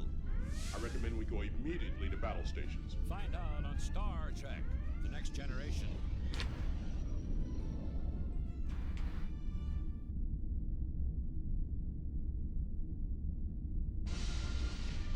Coming this November, an all-new season of high adventure with Star Trek: The Next Generation. Captain Picard and the crew of the USS Enterprise, Riker, Geordi, Data, Wesley, Worf, and Troy. Ready to take on any challenge and to boldly go where none have gone before. This year, 2 new members join the crew in their ongoing mission to explore strange new worlds and examine new life, new civilizations. Diana Muldaur is the ship's new medical doctor, and Whoopi Goldberg beams aboard as an alien humanoid in the new 10 Forward Lounge. Don't miss the all-new exciting episodes of Star Trek: The Next Generation. The legend lives on.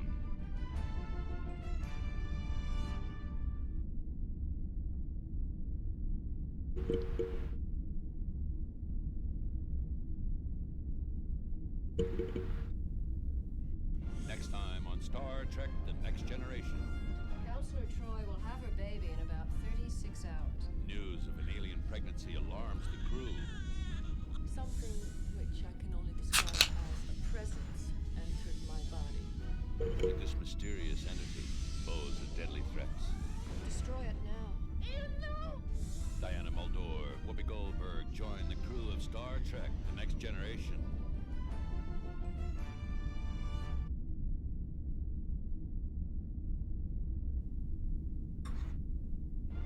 Next time on Star Trek: The Next Generation. Shields up. Go to red alert. Fire torpedoes. A surprise attack hurls the Enterprise into a mysterious void. Sensors show nothing out there. But a sinister alien traps the crew in a deadly experiment. We will fight you. It's a desperate battle for survival. Initiate auto-destruct sequence. On the next exciting episode of Star Trek: The Next Generation.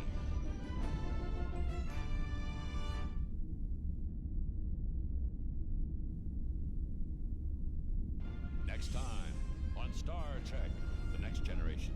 I accept your challenge, Doctor.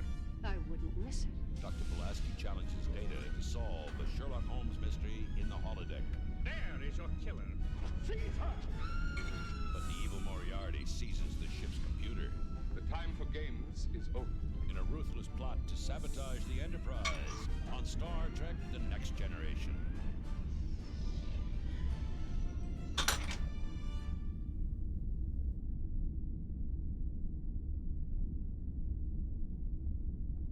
All right, and back.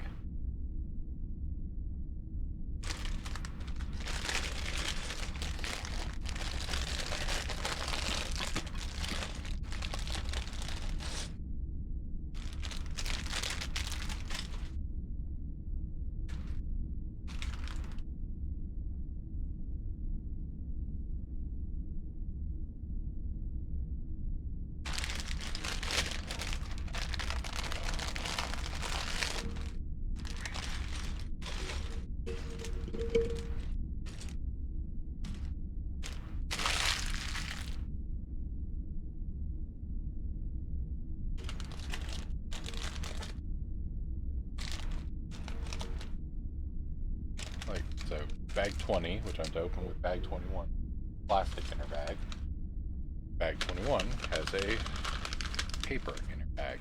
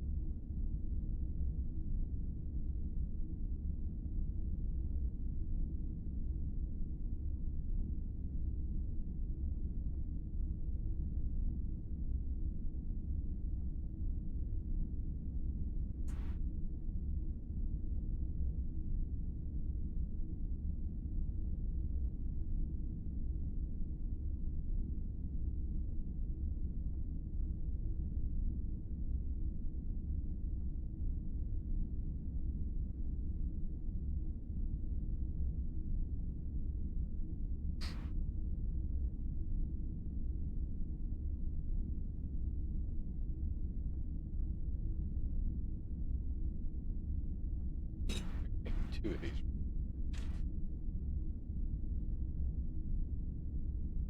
Yeah.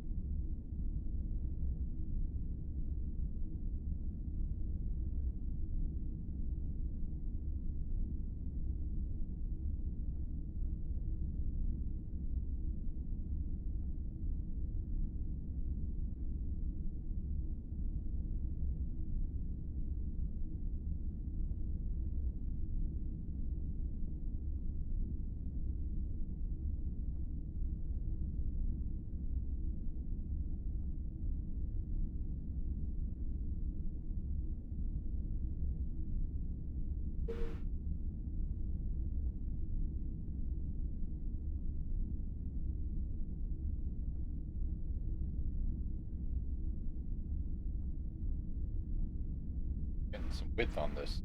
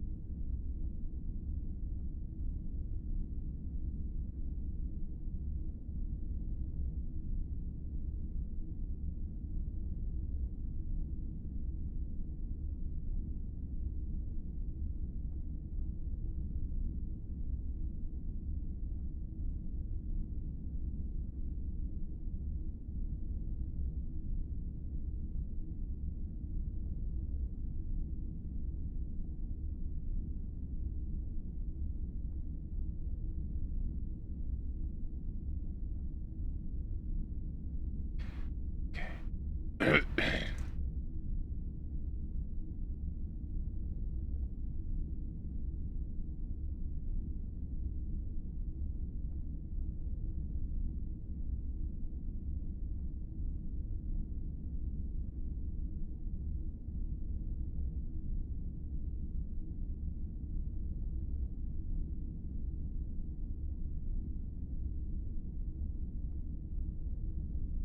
been somewhat focused for a little while.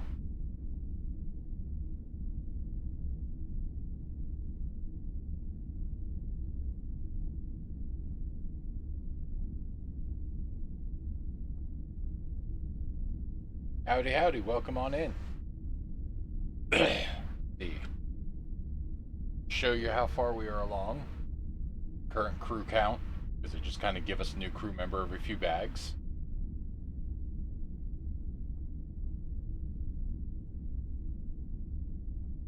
Working on the saucer.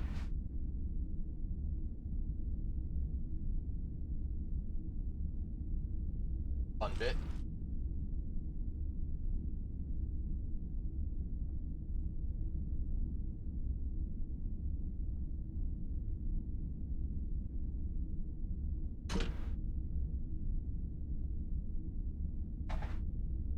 Have the star drive.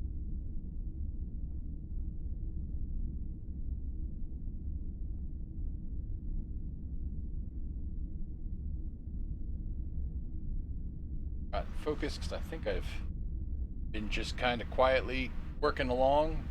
We are at 7 hours into the build.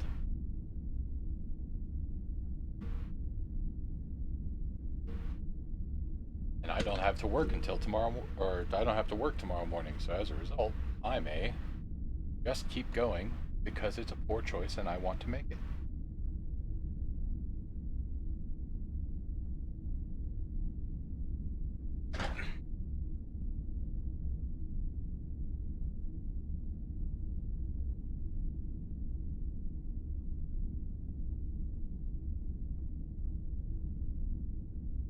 I'm amused because I think I have some sort of like Twitch alerts, but I suspect they're not working because I would have expected some sort of pop-up for a raid coming in, something that would have alerted me.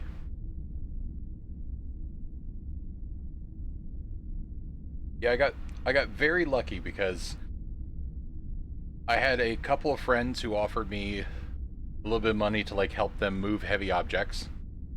And as much as I kind of went, no, I'll just come do it for free, at the end they were like, okay, here's the money, shut up, I don't want to hear it. Okay, fine. And then a couple of friends gave me another like Lego, or gave me a Lego gift card for my birthday, and then on top of that I had managed to scrape together enough like my work has a thing that they'll do as like an attaboy. And because I just saved the points frequently, I was able to like cash it out for a heck of a, or for a decent sized like Visa gift card type thing. So turning all of that into Lego gift cards, I was able to pick up the Enterprise, which I was extremely excited about because I have friends who have been into the like I have friends who are very into the Star Wars stuff, and I have been telling them for years, like, oh, financially I'm ruined if they ever get the Star Trek license. And then they announced the Enterprise D, and I'm like, oh no. Now I actually have to figure out how to make this work.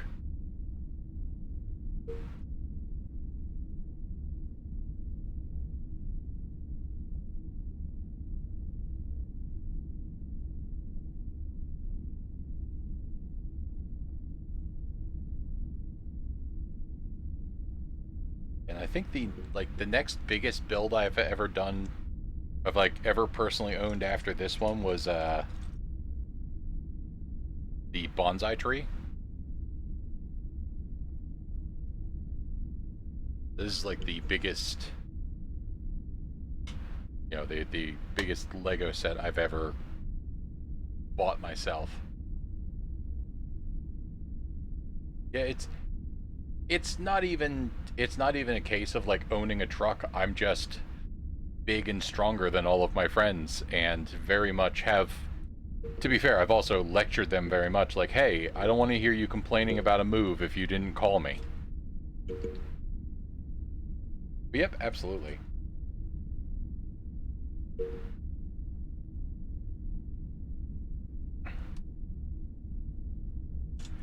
Is a lovely reward for helping my friends out, and being lucky enough to have a group of friends or to have a couple friends who, kind of knew I was looking forward to this, and therefore when they were wondering what they could potentially truck together to do for my birthday, they're like, actually, we have a really good idea.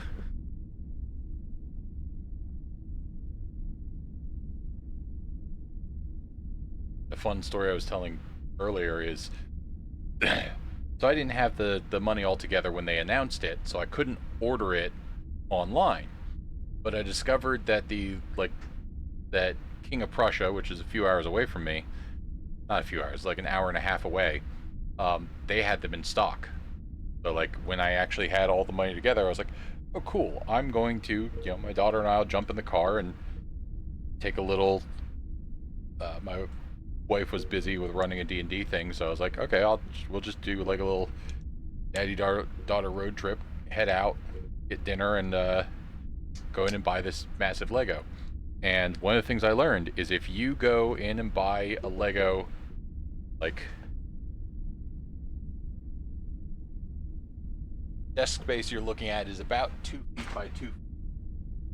This is like how big the box that this thing comes in is. If you go into a Lego store and buy, a Lego box that big, they will, you'll get not just like a big paper bag, they actually give you like a big reusable bag I could fit my child in. And then if you go wandering around the mall to look at a couple other things while you're there, every single Lego nerd in the mall is going to stop you to be like, hey man, I see you got the big bag. What'd you buy? Which was also a delightful moment because it was, everybody kind of expected for, oh, he got the big Legos.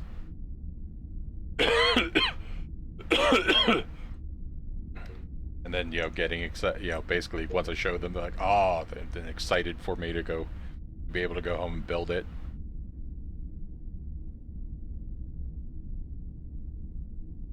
Also got the Onizuka Type 15 shuttle. Came with it when you bought the Enterprise D, so that was my delightful, like, okay, I'm gonna make myself wait to stream this, because if I wait to stream the build, if I wait till tomorrow night, then I won't like start opening the box and making poor decisions while I'm supposed to be working today.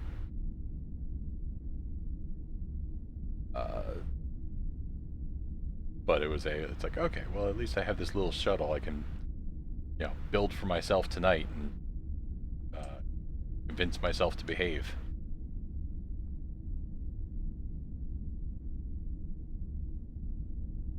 Nice. That's one where I expect that that's going to be tall enough that I could imagine that's going to be a difficult setup to a difficult setup to get that build all on camera.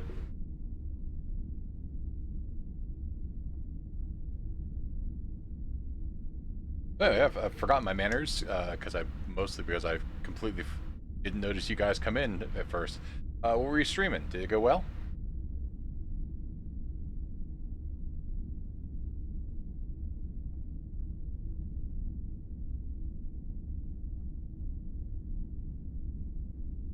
Yeah, one of my friends, like my boss, has built the Imperial Star Destroyer, the like super huge one, and then my excuse me. Yeah, so one of my friends ordered or has the Star Destroyer, the really huge one, and is in the middle of building the Venerator. It was here in chat earlier, but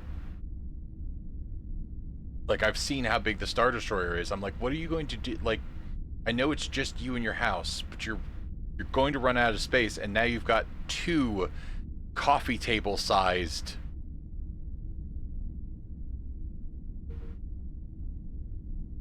nice. I had a friend who had the space shuttle and chose to stream building it and like invited me over, so I got to like sit there and build it with him.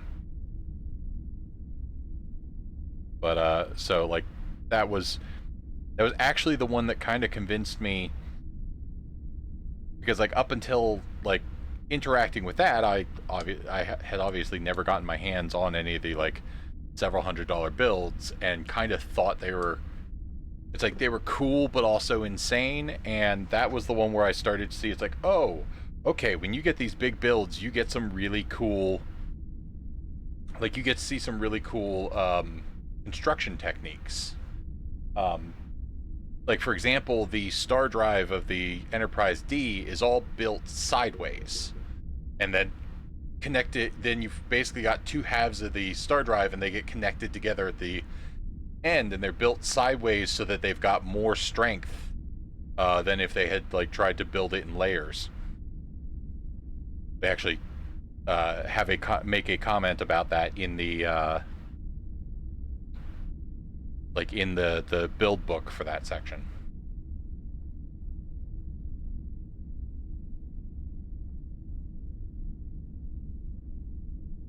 Like I said, I think it's been a good long while since I played GTA, but it was one of those where it's one of those games where it's like they're kind of in the re-release cycle on that one, where they're re-releasing the older one, so we're just waiting for them to eventually give us a new one.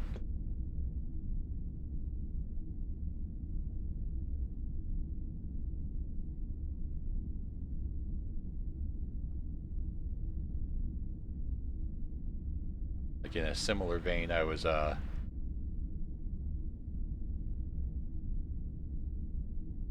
yeah, that's like the biggest bit is when I can't find a piece. When I'm basically going like, what? Oh, they must not have included this one piece. And I'm at the point where it's like I realize it's showing some sort of ridiculous trust I have in the Lego company, that I basically go, no, there's no way they forgot a piece on me, and I go looking for it, and I almost always find that yes, I did in fact knock it off a desk. You know, I'm more likely to get like extra of these little tiny pieces than than I ever think I'm likely to get a Lego set that doesn't have all the pieces it needs.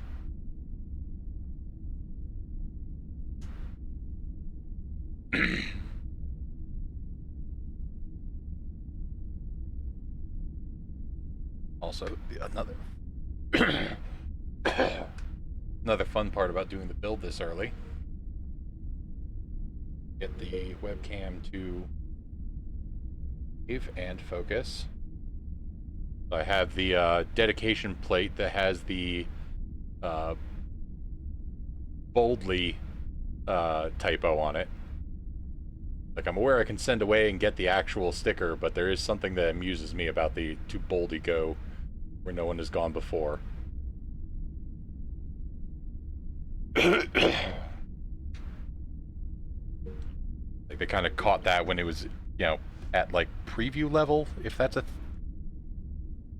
where they're like, oh, okay, yeah, we're going to be fixing that, you know, but you're probably going to get one shipped with the wrong thing.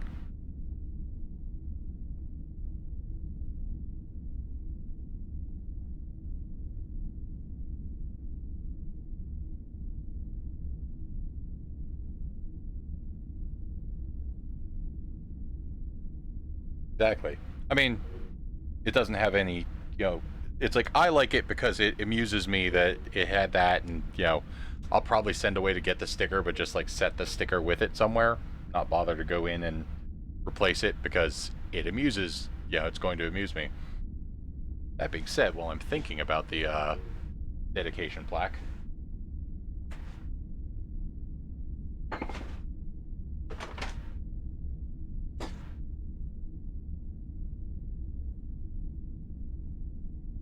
It used to be subscribed, like a long time ago, I was subscribed to the Star Trek, like the ship collection, the Starship collection from Eagle Moss. They did at some point send me, I have, actual, like, reproduction of the dedication plaque.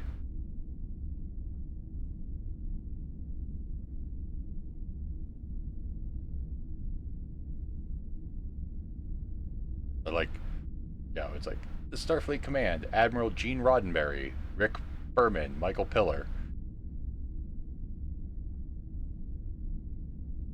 Yeah, that was like, I think that was the Starships collection, so that was like something that they just, it was like an extra gift at one point that they sent to the people who were, like it came alongside whatever Starship I got that particular month. Yeah, that's my lifelong addiction to the fact that I really love Federation ship design above everything else.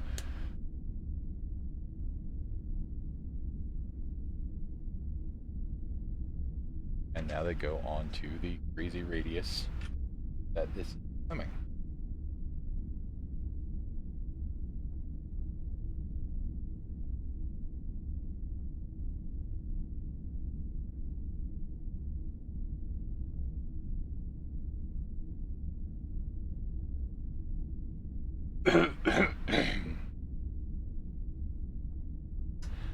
I would find the Borg cube very fascinating.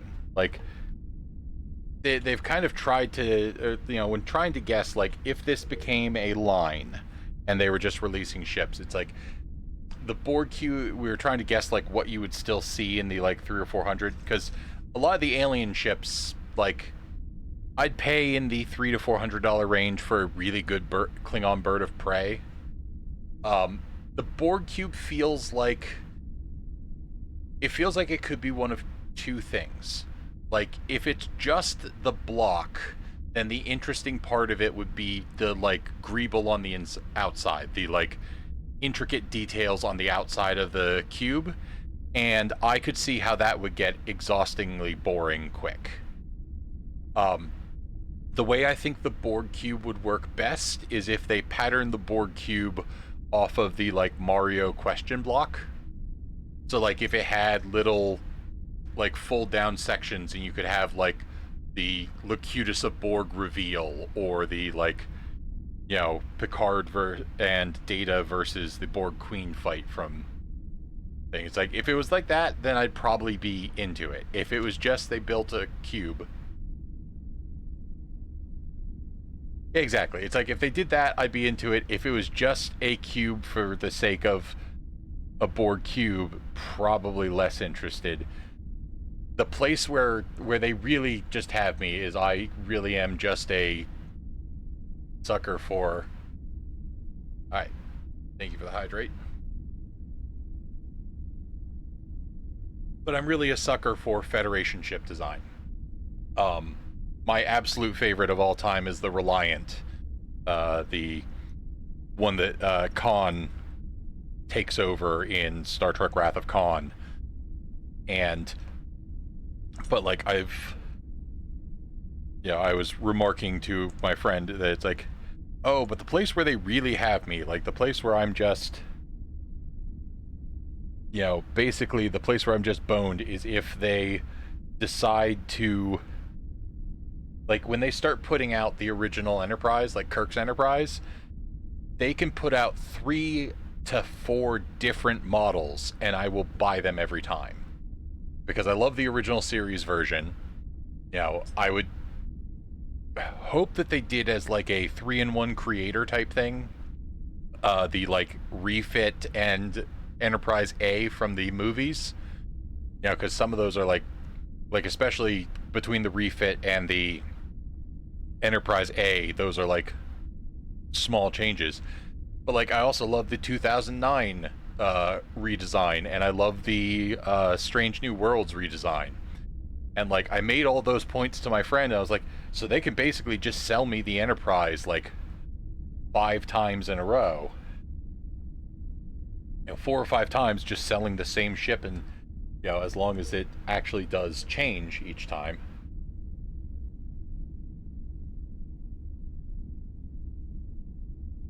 And what amused me was going home and after having that conversation, putting up my Christmas tree with my ornaments and realizing that on my Christmas tree I have my Christmas tree topper is the Audio Enterprise, the like original series Enterprise that they put out a few years ago, and I have an ornament of the 2009 remake and an ornament of the Strange New Worlds design. And I'm like, oh no, they like 100% they've already got me this way once, they can do it again.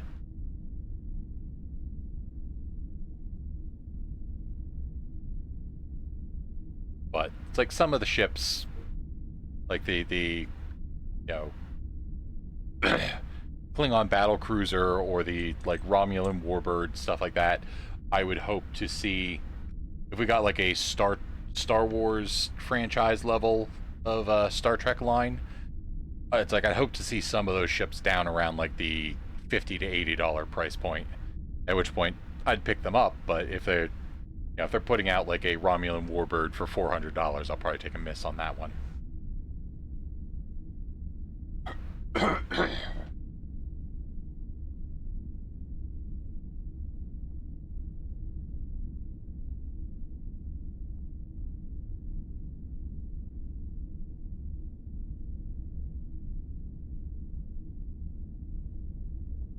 The Ferengi ship's another one where it's like, yeah, I definitely would be good, but I wouldn't want like a $300 to $400 one.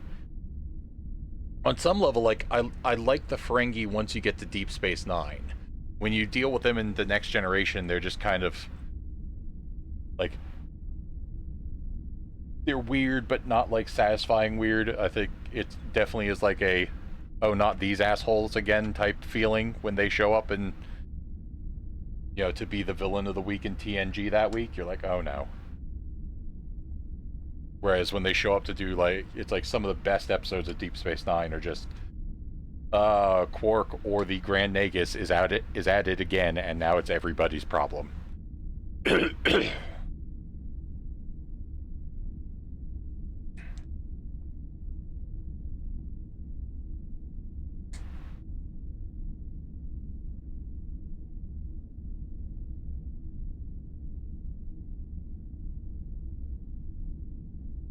They are, but like I said, like for me, it was once, especially once you got into Deep Space Nine, and there was like more depth to them.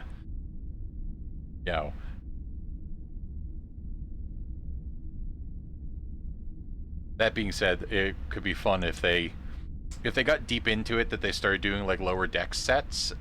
So you got like the Pac-led warships from lower decks would be fun.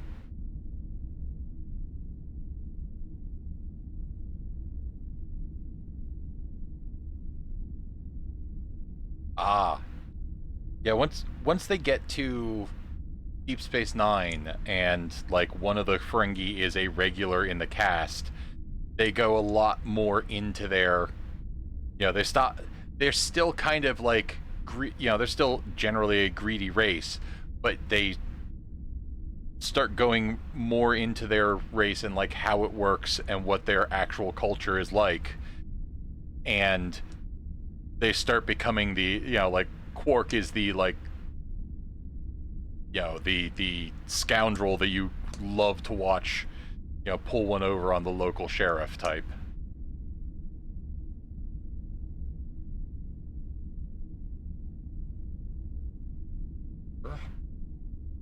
Every time I flip this over, I am vaguely afraid that it's like, oh, it's not fully built yet, so it's not structurally that sound. I'll have to be more delicate with it than if it was fully built, and then I flip it over and it's fine. Like, nope, we're good. Everything you've attached so far has been, has not been fragile. So until Strange New Worlds, Orville was the most Star Trek show, and I'm like, looking straight past Picard and Discovery, Orville was the most Star Trek show I had seen in like 10 years. That like third episode alone was, the way they end that episode, I'm like, oh, everybody watch it, or everybody working on this knows and loves Star Trek deeply. Like, that's the only way you get the third episode where they like have to go to court over the one character's like right to decide that his child can remain female.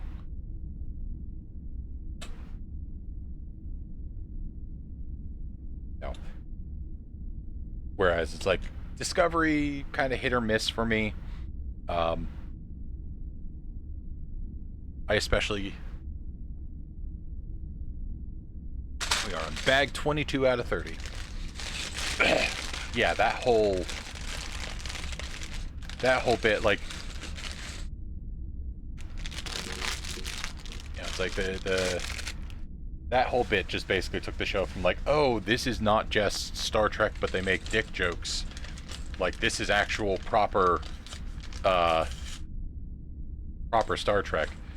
My favorite thought about the Orville is, especially from like the design of the ship and the design of the uniforms.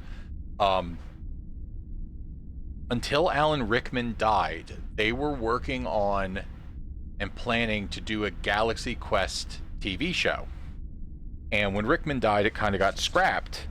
And then I look at the Orville, and I look at the uniforms in the Orville, and I look at the design of the Orville ship, and I'm like, I think I know what you did with the, all of the design documents you were working on for that show.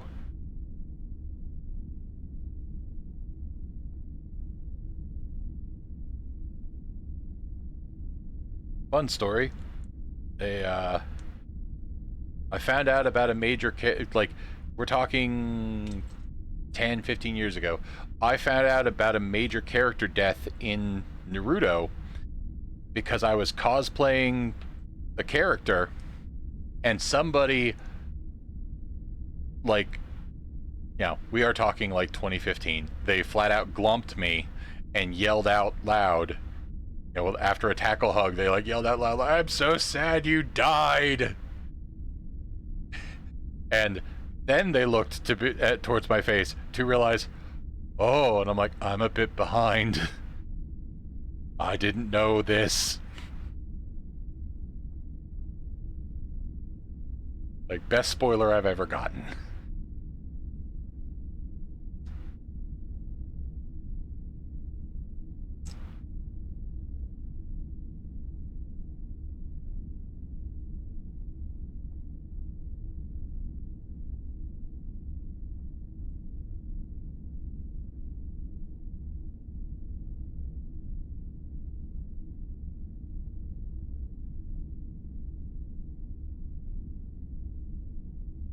Whoever's working on this model, like, to take pictures, like, they just spin the thing on a lazy Susan every time, because every time I'm like, okay, I just put something here, and I look back at the thing and they've got it rotated again without really noting.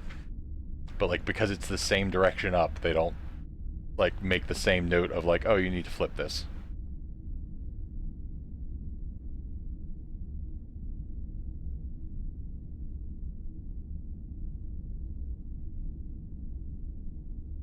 But yeah, but like with modern Trek, it's like it took, like Picard did 2 seasons where I was kind of like, look guys, you have not only missed everything I wanted from a Picard show, but like technically you did some things at the end of season 1 that make it so that I don't ever get to have what I want out of a Picard show. Because like going into Picard, I'm like, well, his storyline from the movies was all about how he kind of regretted the fact that he had chosen his career over family.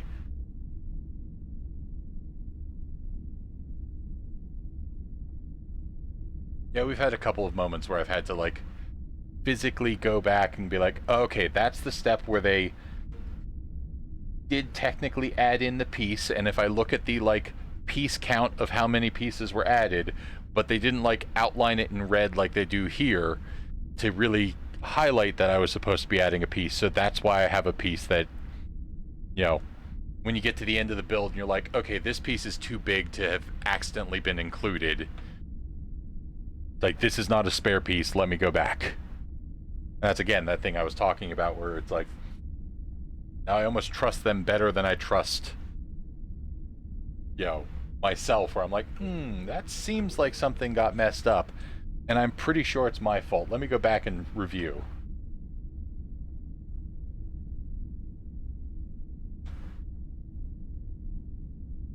I was tempted to either use the Builder app or, like, down below where I have Twitch chat, put the like, use a PDF and just share this, like, grab the screen that's in front of me and put that PDF there. Yeah, I know it would still be the same, but the reason I didn't use the Builder app or the thing is, with this being my first, like, super expensive set, I didn't want to rob myself of the experience of using the, like, super thick book. Especially because I was greatly amused that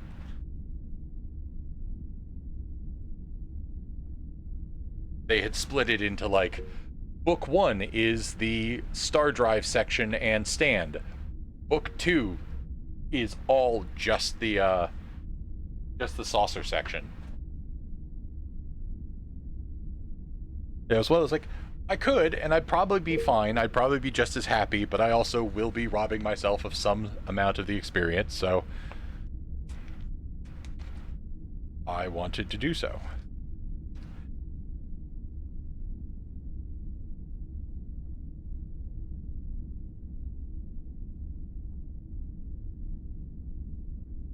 Yep. And then my one friend who, in his own words, he is a developer with with senior developer pay, and he hates money. So he will just sort of impulse buy things that he really shouldn't be spending that much money on an impulse.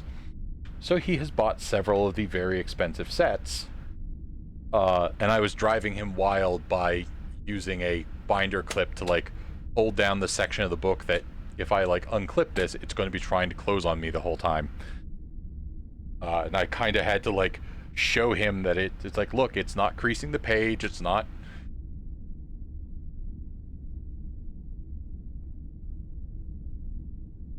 Wow. Like, I've got...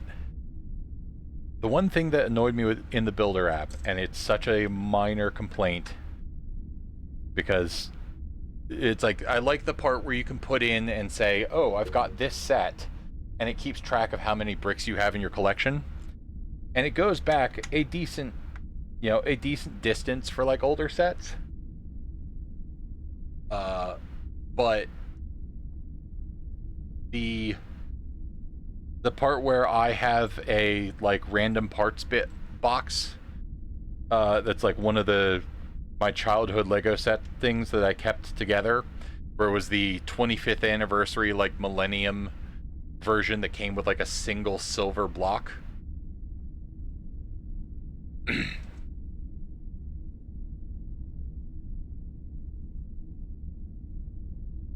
Oh yeah, I'll send him the I'll send him the just for my own. That's that button. Okay, so theoretically that should have, I think, made a clip. Made a mark, something like that. Oh, you have no clue. Yep. So, I'm one of those people who, purple and ghost type are basically my personality. So, there's a Gengar plushie. There's a Gengar plushie.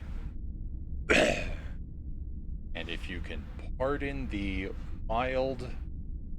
Maybe close your eyes. I don't want to give anybody motion sickness while I convince the camera to move from its position.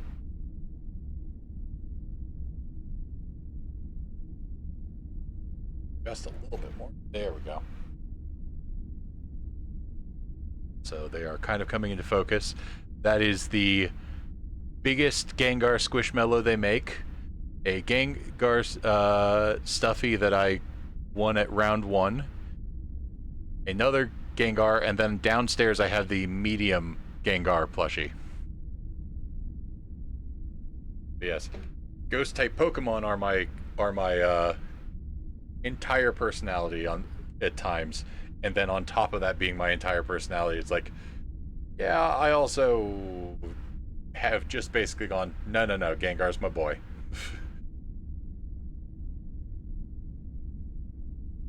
Any Pokemon game I play, including like being in the middle of Legends ZA, is just basically a yeah, I was delighted with the, I assume you're talking about the setup for streaming, but yeah, yeah, it's like any Pokemon game I play is just a race to how far I can get to the, yeah, I used to use a Xenix like mixer thing, and then at some point was just like, nah, I'm just gonna, I think I had tax return or something. I was like, I'm gonna buy myself something special and get the Focusrite with the 2 channels in it.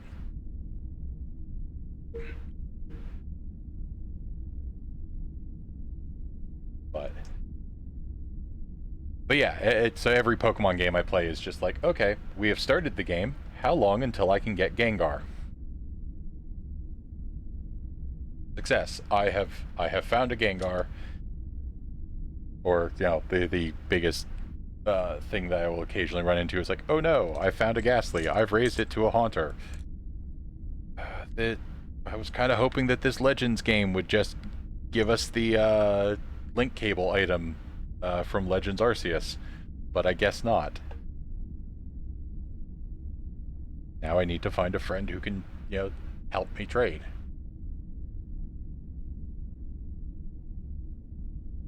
I've never done anything with like the RGB or anything on it, or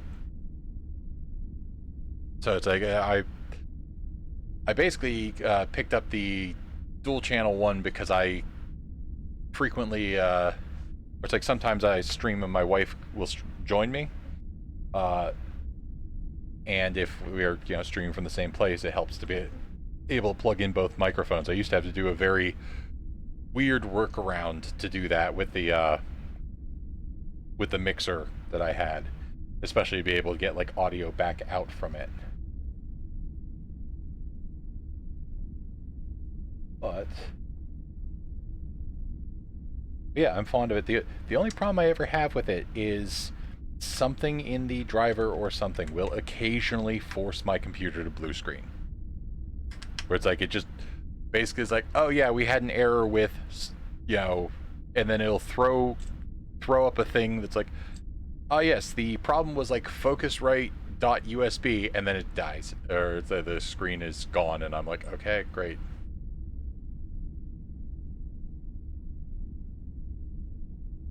They do. It's good. The other bit that threw me off for a while was trying to like use it to output sound normally instead of just like the monitor, but like, oh okay, I'll output all of my sound through this into a thing, and then that was the moment where I learned the difference between between just like quarter out or if it's quarter out on the back or if it's straight RCA, but like that and like balanced audio coming out. And it was just because I was like had run it into a thing to just run to like an 1/8 inch jack and was getting no sound, and was like, oh okay, it's because I don't know what the hell I'm doing with this. That makes sense.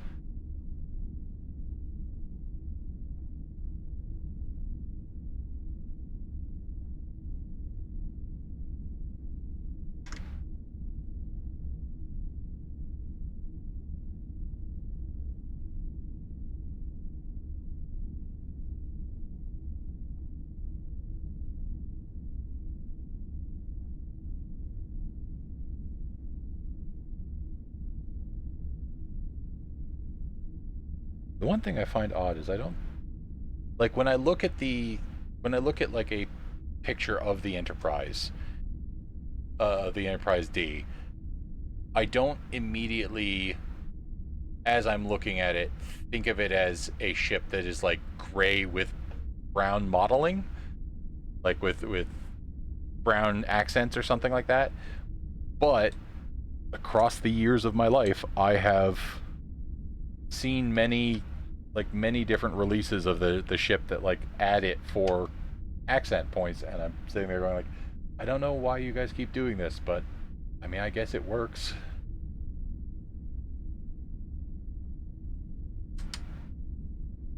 You know, it breaks it up so it's not just like a single gray ship, but that is what I associate with any of the Enterprises.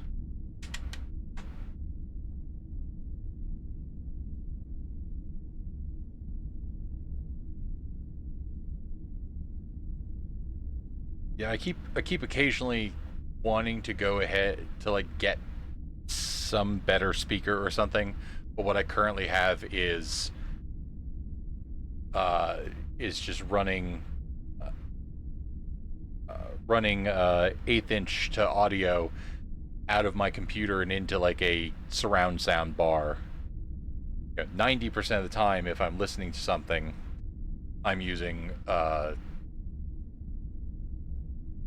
this is the Logitech Pro X wireless.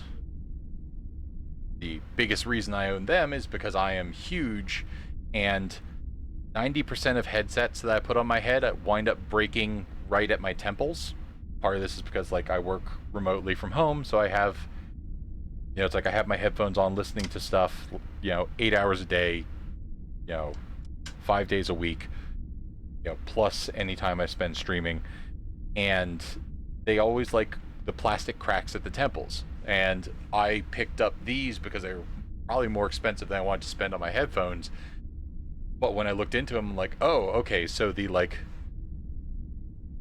arms of the headphones and the band that's under here are all like aluminum and steel. So like it is metal the entire way across. So as a result, I can actually, I've had these for several years without breaking them. I used to buy Turtle Beach just because, whether they were good headphones or not, if I sent the headphones back in, they would send me a new pair. And at a certain point, their warranty changed. And they're like, yeah, we don't do that anymore. I'm like, okay, I don't buy you guys anymore then. I was like, I realize you are losing money on me, but that is why I was buying them. It's a name I've heard thrown around as like a good name for headphones.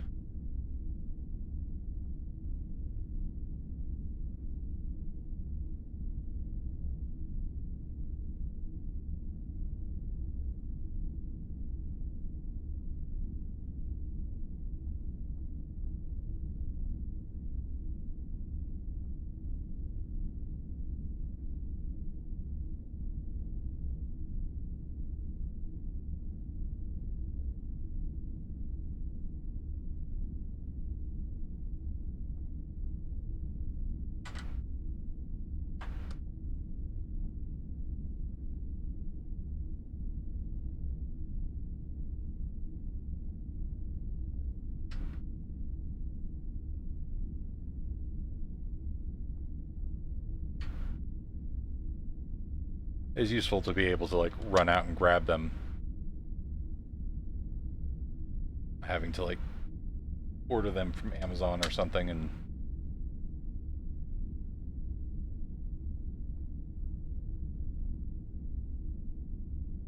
I like that Moobot just keeps coming up every once in a while to remind me of the potentially poor choices I'm making.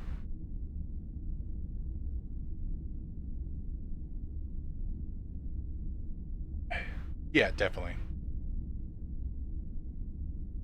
Like it is the height of frustrating when like a daily driver headset or something starts to die. I have these Bluetooth headphones that I absolutely love that are the JBL Quantum TWS like gaming Bluetooth or whatever. Their best feature is this little dongle that is like a low latency connection that can plug in through USB-C. So I can plug it into the MacBook I use for work. I can plug it into my Steam Deck. I can plug it into my phone without having to like pair Bluetooth to things and move that around. But the left one stays on for maybe 5 minutes. The right one still works, but is like its battery level is dropping as well. So they are like slowly becoming worthless in a way where I'm like very much like, oh, they were another thing that like I got through that work rewards program at a certain point, and the work rewards program no longer offers them, so I would have to go pay full price to replace them, and have been reticent to do so. But like, I am the flavor of ADHD that is like, I basically can achieve nothing if there is not background noise. So like, understandable.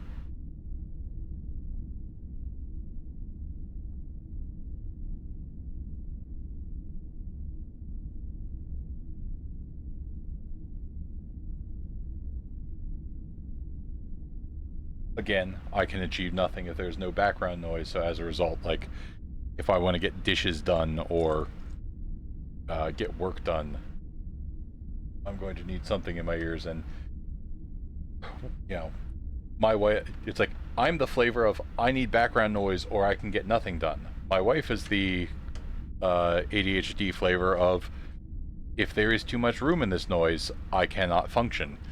Or, sorry, too much noise in this room, I cannot function. So as a result, yeah, my wife also hates in-ear.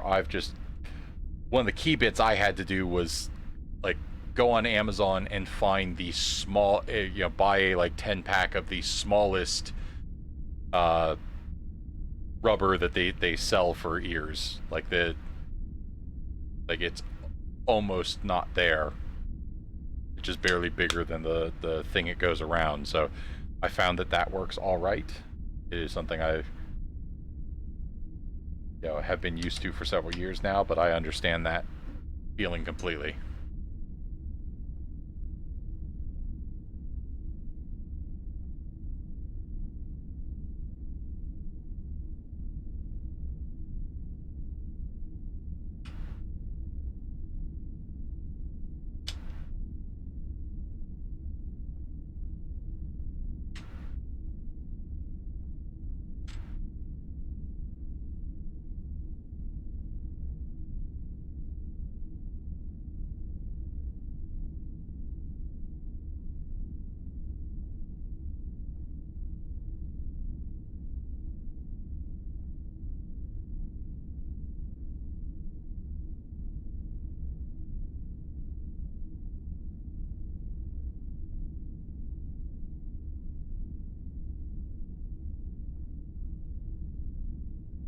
There.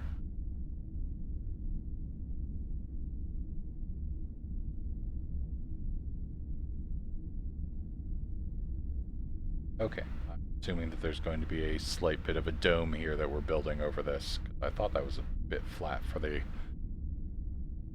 top of the ship.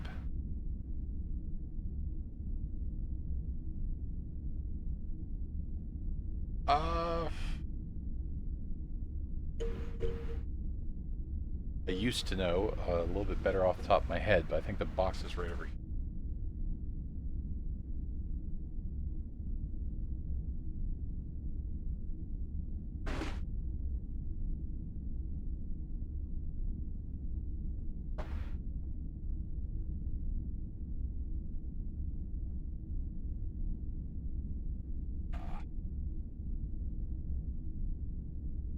I believe it's this one. I believe it's the newer AC 18V or something like that.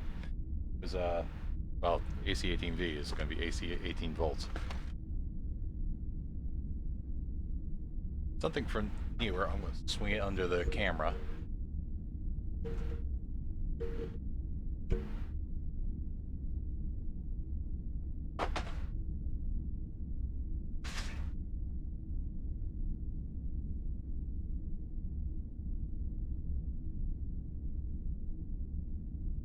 But I think it was something that, like, a particular, like when I was shopping around for a microphone, it was recommended by a couple people who were like, yeah, this one, like, it's great if you can get a hold of, like, a Shure, you know, if you can spend the money on a Shure, but if you can't spend the money on a Shure, this thing was fairly cheap, and I got picked up 2 of them at the time, so.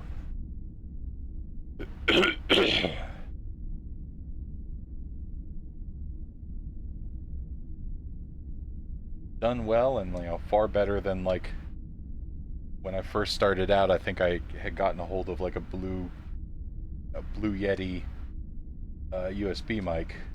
Very quickly decided that it was not giving me the sound quality I wanted.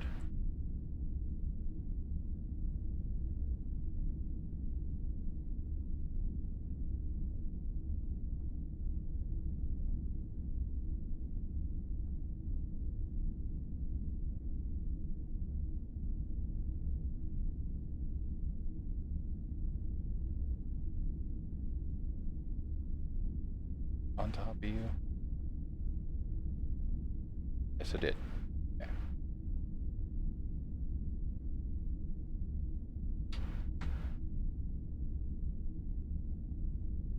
Top or the bottom of this? Might be looking at the. Yeah. Flipping it over, I'm still not sure.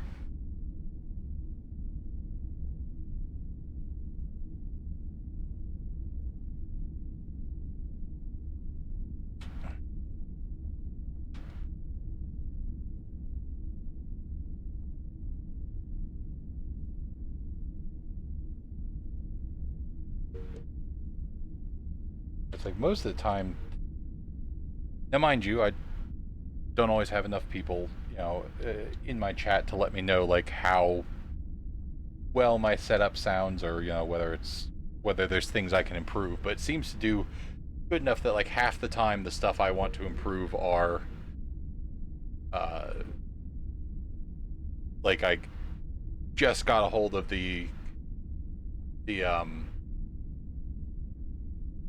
webcam I'm using right now is attached to, like, an arm that goes up and then straight across, purely to be able to, like, shoot down at my desk when I'm doing a build like this. Whereas, you know, previously I've had it, like, on top of a monitor, or potentially, like, attached to a microphone arm type thing that wasn't really doing exactly what I wanted it to do. And it's like my microphone stand, I'm kind of looking at one of the ones that, like, unfolds across the desk. So it's like, most of the time these days I'm looking at, like, I wish this stand worked better, or that I could put the microphone a little bit more where I want it to physically be.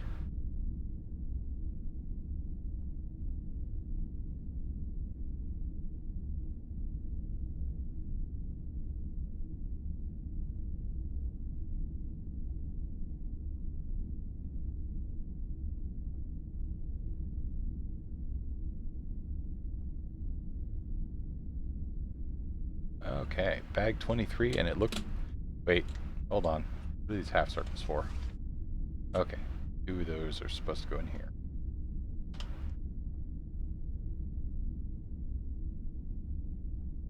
One extra half circle is a different thing than...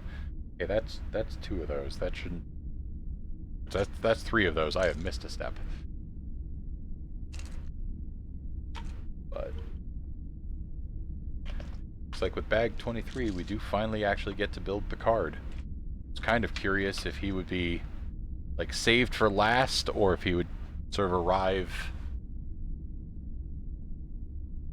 I mean, based upon where I'm flipping this over, I'm going to be looking at and working on the, like, area that one could consider the bridge, if that's where they've put the dedication plaque.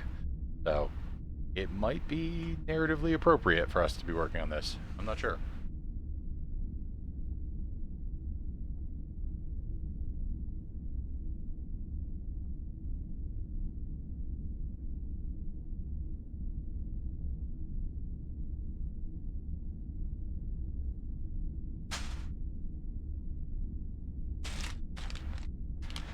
Yeah, that's my problem. So I take a very odd setup for my monitors. Back and I can point it up. So like, I have this sort of T shape for the 4 monitors I use. Trying to subscribe to. At one point, a journalist asked Sir Terry Pratchett why he used 6 monitors on his desk, and his answer was because his desk could not fit 8. And I am definitely that kind of person with monitor space. But it's like I have found that I kind of like the having, center workspace and then down for like reference or something like that, and then left or right for like less important things. But it does let me then bring the monitor or the microphone arm like right up alongside the monitors without blocking anything. Yeah, I'm vaguely going through the pain of. So for work, I'm a programmer, and I program for a local hospital. I work on their like clinical trial management software, things like that. And because of what we can get the College of Medicine and the hospital to pay for, is they will only buy us so much in the way of like a so much power in the way of a PC type thing. So like a Windows laptop or whatever, they'll only pay for so much. We have found that if we stick to MacBooks, it's like they will pay for MacBooks, and they are willing to like we get more power, but then also we get the benefits of it like running on basically Linux under the screen type stuff. Which we have found to be very useful.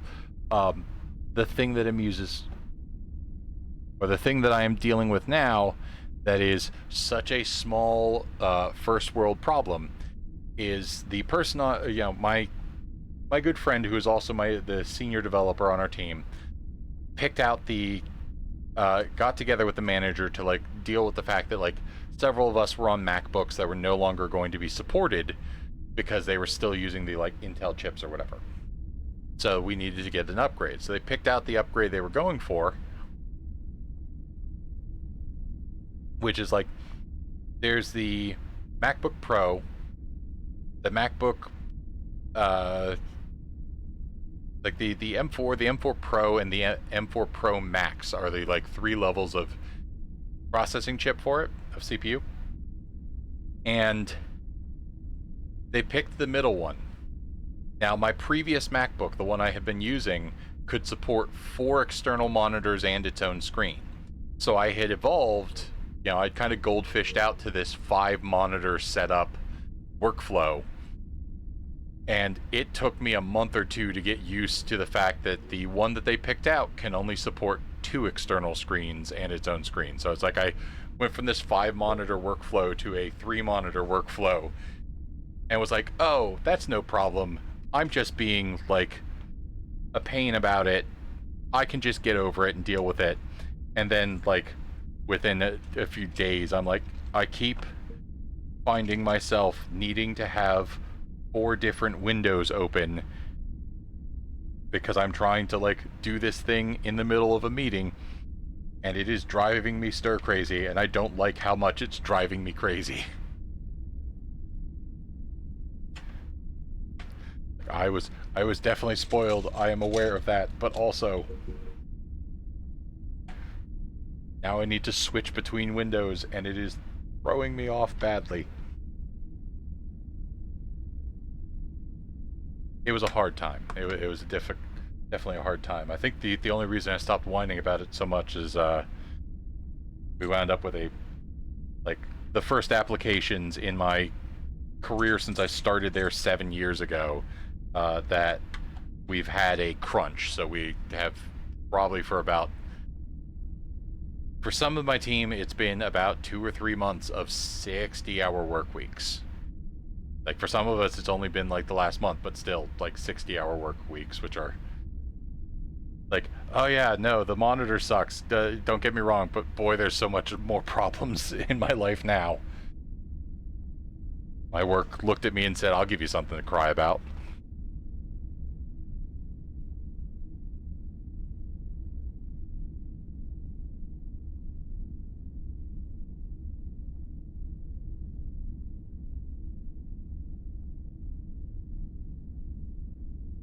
Talking about where it's like I was working with it in this orientation, and then I look and they have whoever, you know, put this on the page has rotated the model without telling me they were rotating.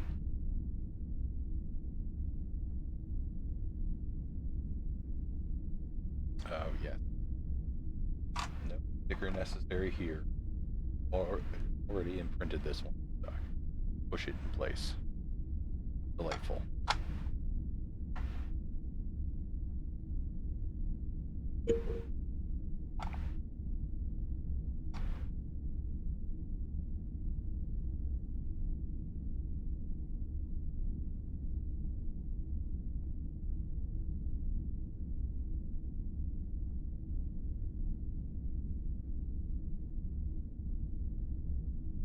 Yeah, that is.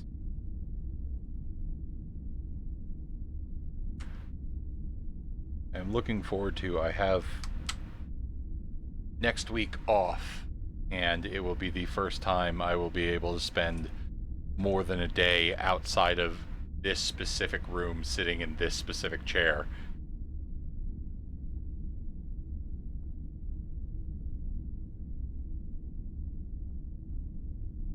At least for us, like, I mean, I will admit that it is definitely a luck that our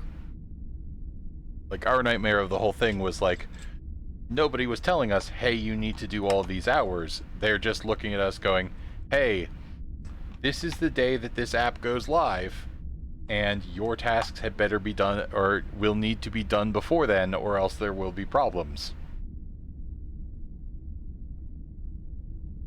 So we,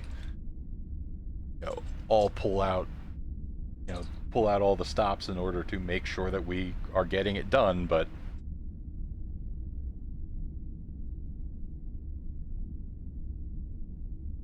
admittedly, it still sucks.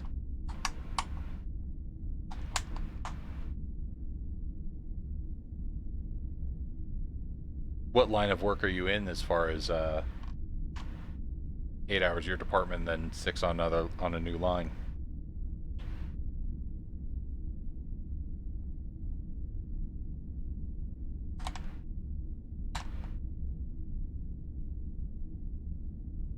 Ah, okay.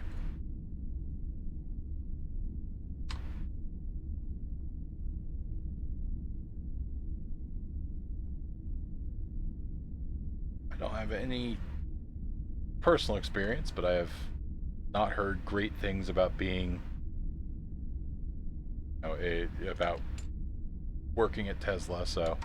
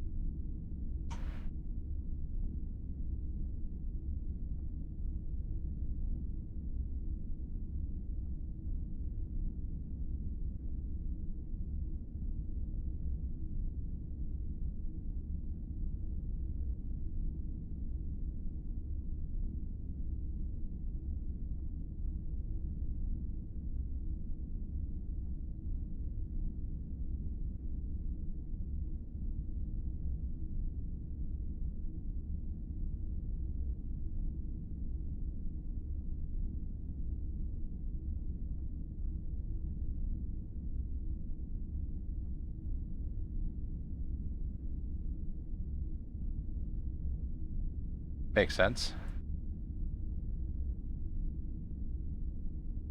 I assume if you've got a, I mean, if they've got a high turnover and you've got a plant in your area, you are going to start meeting people. It's like, oh yeah, I used to work there.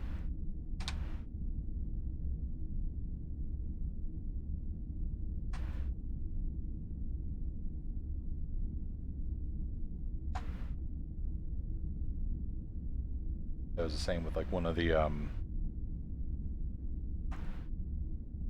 like one of the places with one of the places near me that like specifically they handled student loans, and it was one of those moments where I'm like, oh yeah, no, that place has a high enough turnaround that at some point in most of my friends' lives, they decided to go get a job there for a while. And it's like, and then they got to the call center and were told, hey, you need to take 16 calls an hour. And we don't really care that the customer has called you complaining and you can't get them off the phone. If your numbers aren't right, we're going to get rid of you.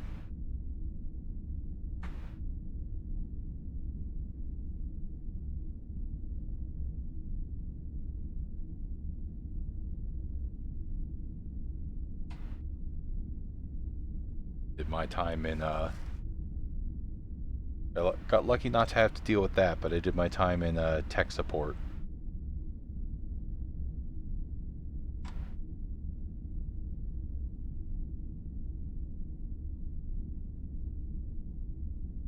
This day I have beloved family members. I'm like, I would bend over backwards to do anything for you, but if you want me to connect a HP printer to Wi-Fi, I don't think we've met. I don't know who you are. I'm leaving town. You've never heard of me.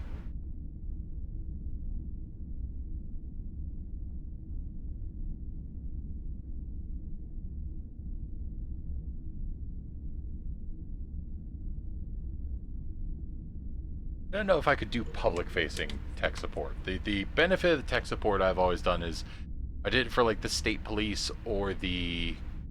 It's like the state police for like a few months, and then I did it for a company that sold metals out in the Midwest somewhere, and then I did it for like the Department of Defense. So it's like in each of those cases they were required to do it's like the people calling me had a boss that I could get my boss to call and say, excuse me, would you like to hear a recording of what your employee said to my employee? So the fact that like the people on the other side of the line generally had to stay, you know, like they were generally expected to remain professional as well, probably is why I managed to do it for several years. But it was definitely like, hey, I would like a job relatively in tech because I would like to be a programmer.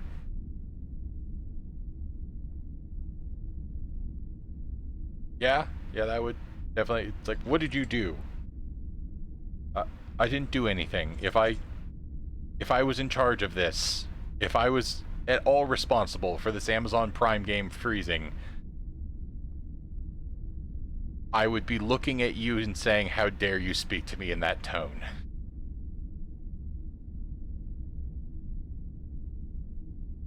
Yeah, and I know that. I know that moment. Like at one point I had to get my... I remember when I was very young and we had gotten some extra RAM for Christmas, and I opened the computer up and put it in, and then it happened to die.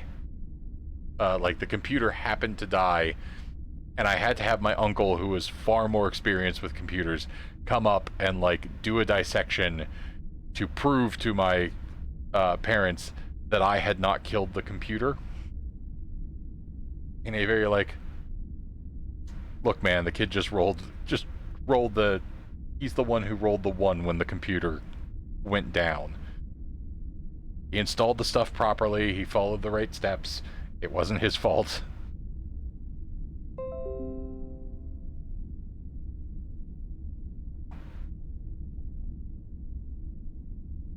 It's always one of those fun moments where you're like, yeah, I mean, it probably didn't matter much. And I'm like, yeah, it didn't matter much, but here I am 20, 30, you know, nearly 30 years later, bringing it up as a story of like, yeah, no, I remember. I still remember that.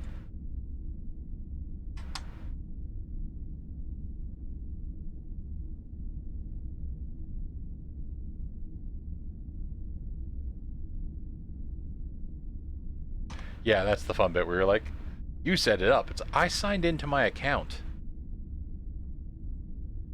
Like that is all I did here.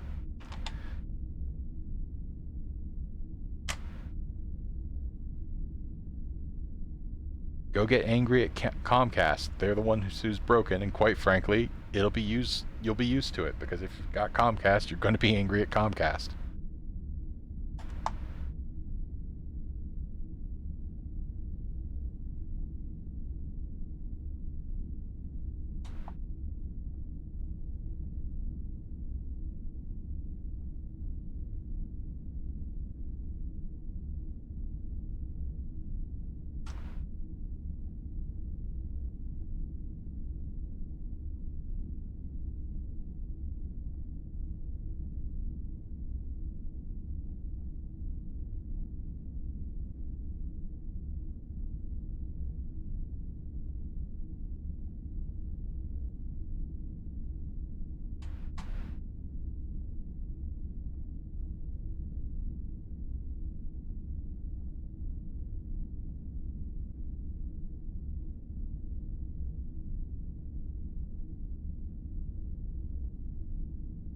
Oh yeah.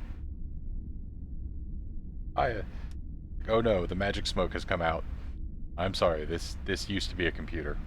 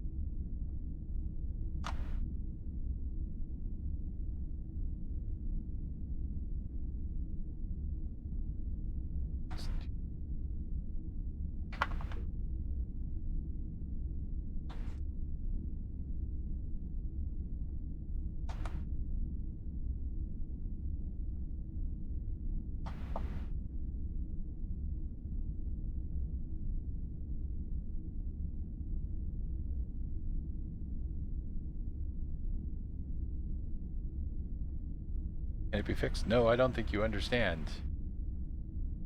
It has joined the choir invisible. This is an X-computer.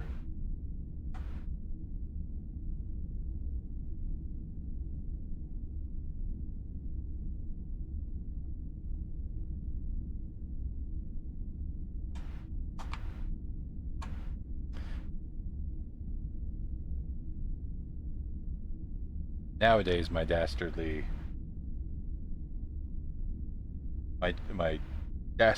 plan is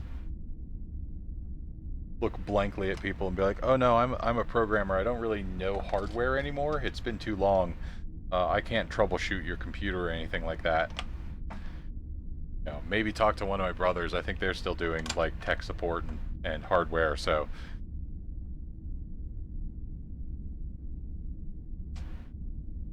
looking at family members and playing as dumb as I physically can.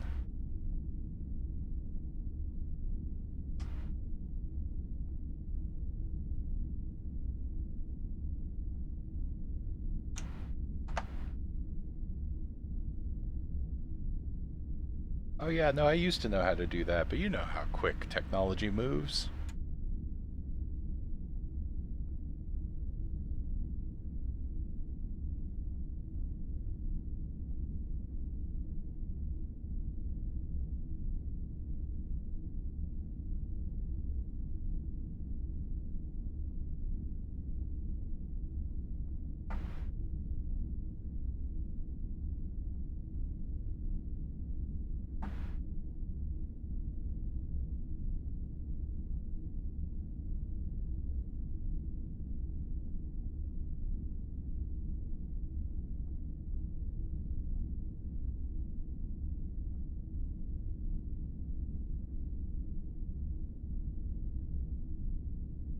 Yeah, exactly. You're like, oh no, I don't know. I have to call the people that made this.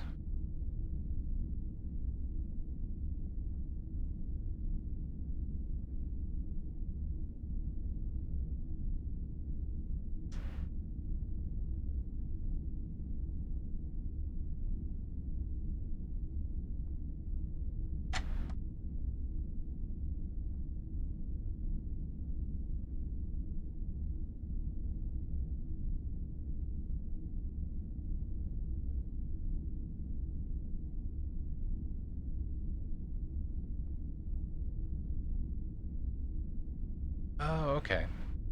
Okay, I see. I see what's happening here, and I didn't even realize it until now. So, 7 hours ago, I was explaining to somebody how I love kind of what I refer to with Lego as the magic trick, which is where you've been building something and you've been working on it for several hours and you didn't realize until this moment what the thing you were building was. Come on. Focus on here. So I didn't realize that this little white block is meant to be a shuttlecraft, because that's the primary shuttle bay. Like, oh, what an adorable little shuttle.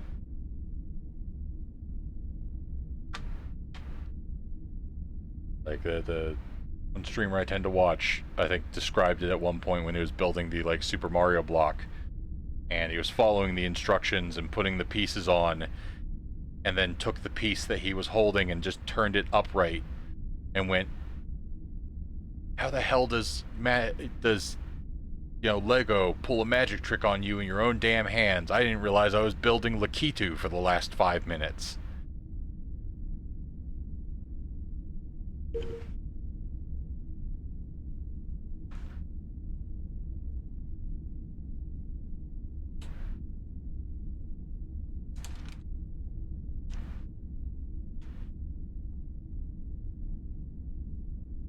Yeah, it was a pleasure. Thank you so much for dropping in, and as well as the rest of everybody here. I greatly appreciate it. There's a good chance I was going to drop off somewhere around like bag 20, but when other people showed up to hang out and chat, I was like, I can keep going, and here we are getting close to the end of bag 23.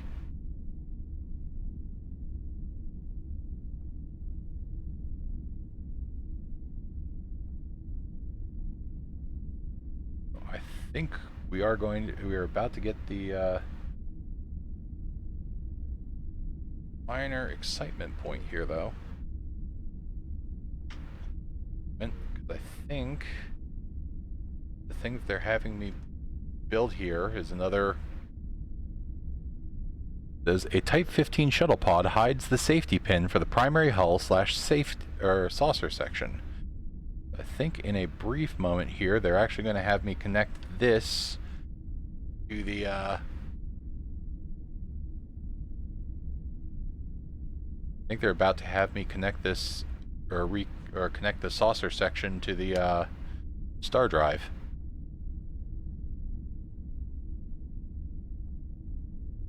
And I am correct. There it is. Let me go. Star drive.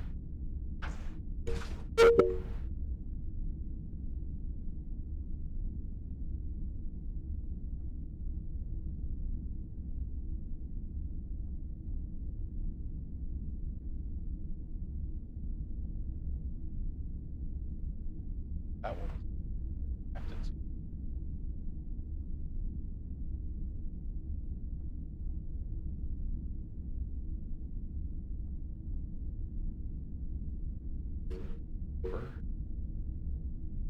It slides down and slides back. Yeah.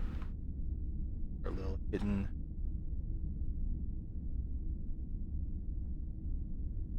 A little shuttle that I think is supposed to be coming in for a landing in the shuttle bay is now the pin to keep the saucer section from detaching.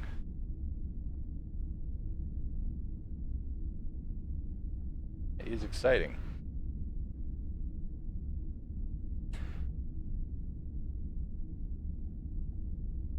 Okay. I appreciate everybody showing up. I think I am actually going to call it for the evening.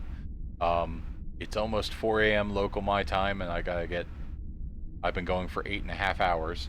So I'm going to literally leave this physically right here and probably pick this back up tomorrow evening. Probably around 8 or 9 p.m. Eastern Standard Time I think that'll be enough time to get through the last. The next bag is bag 24. We've got 30 bags total, so I can definitely burn that out in a bit. So thank you very much for everybody who joined me. My camera here so I can properly actually be by people and say goodbye.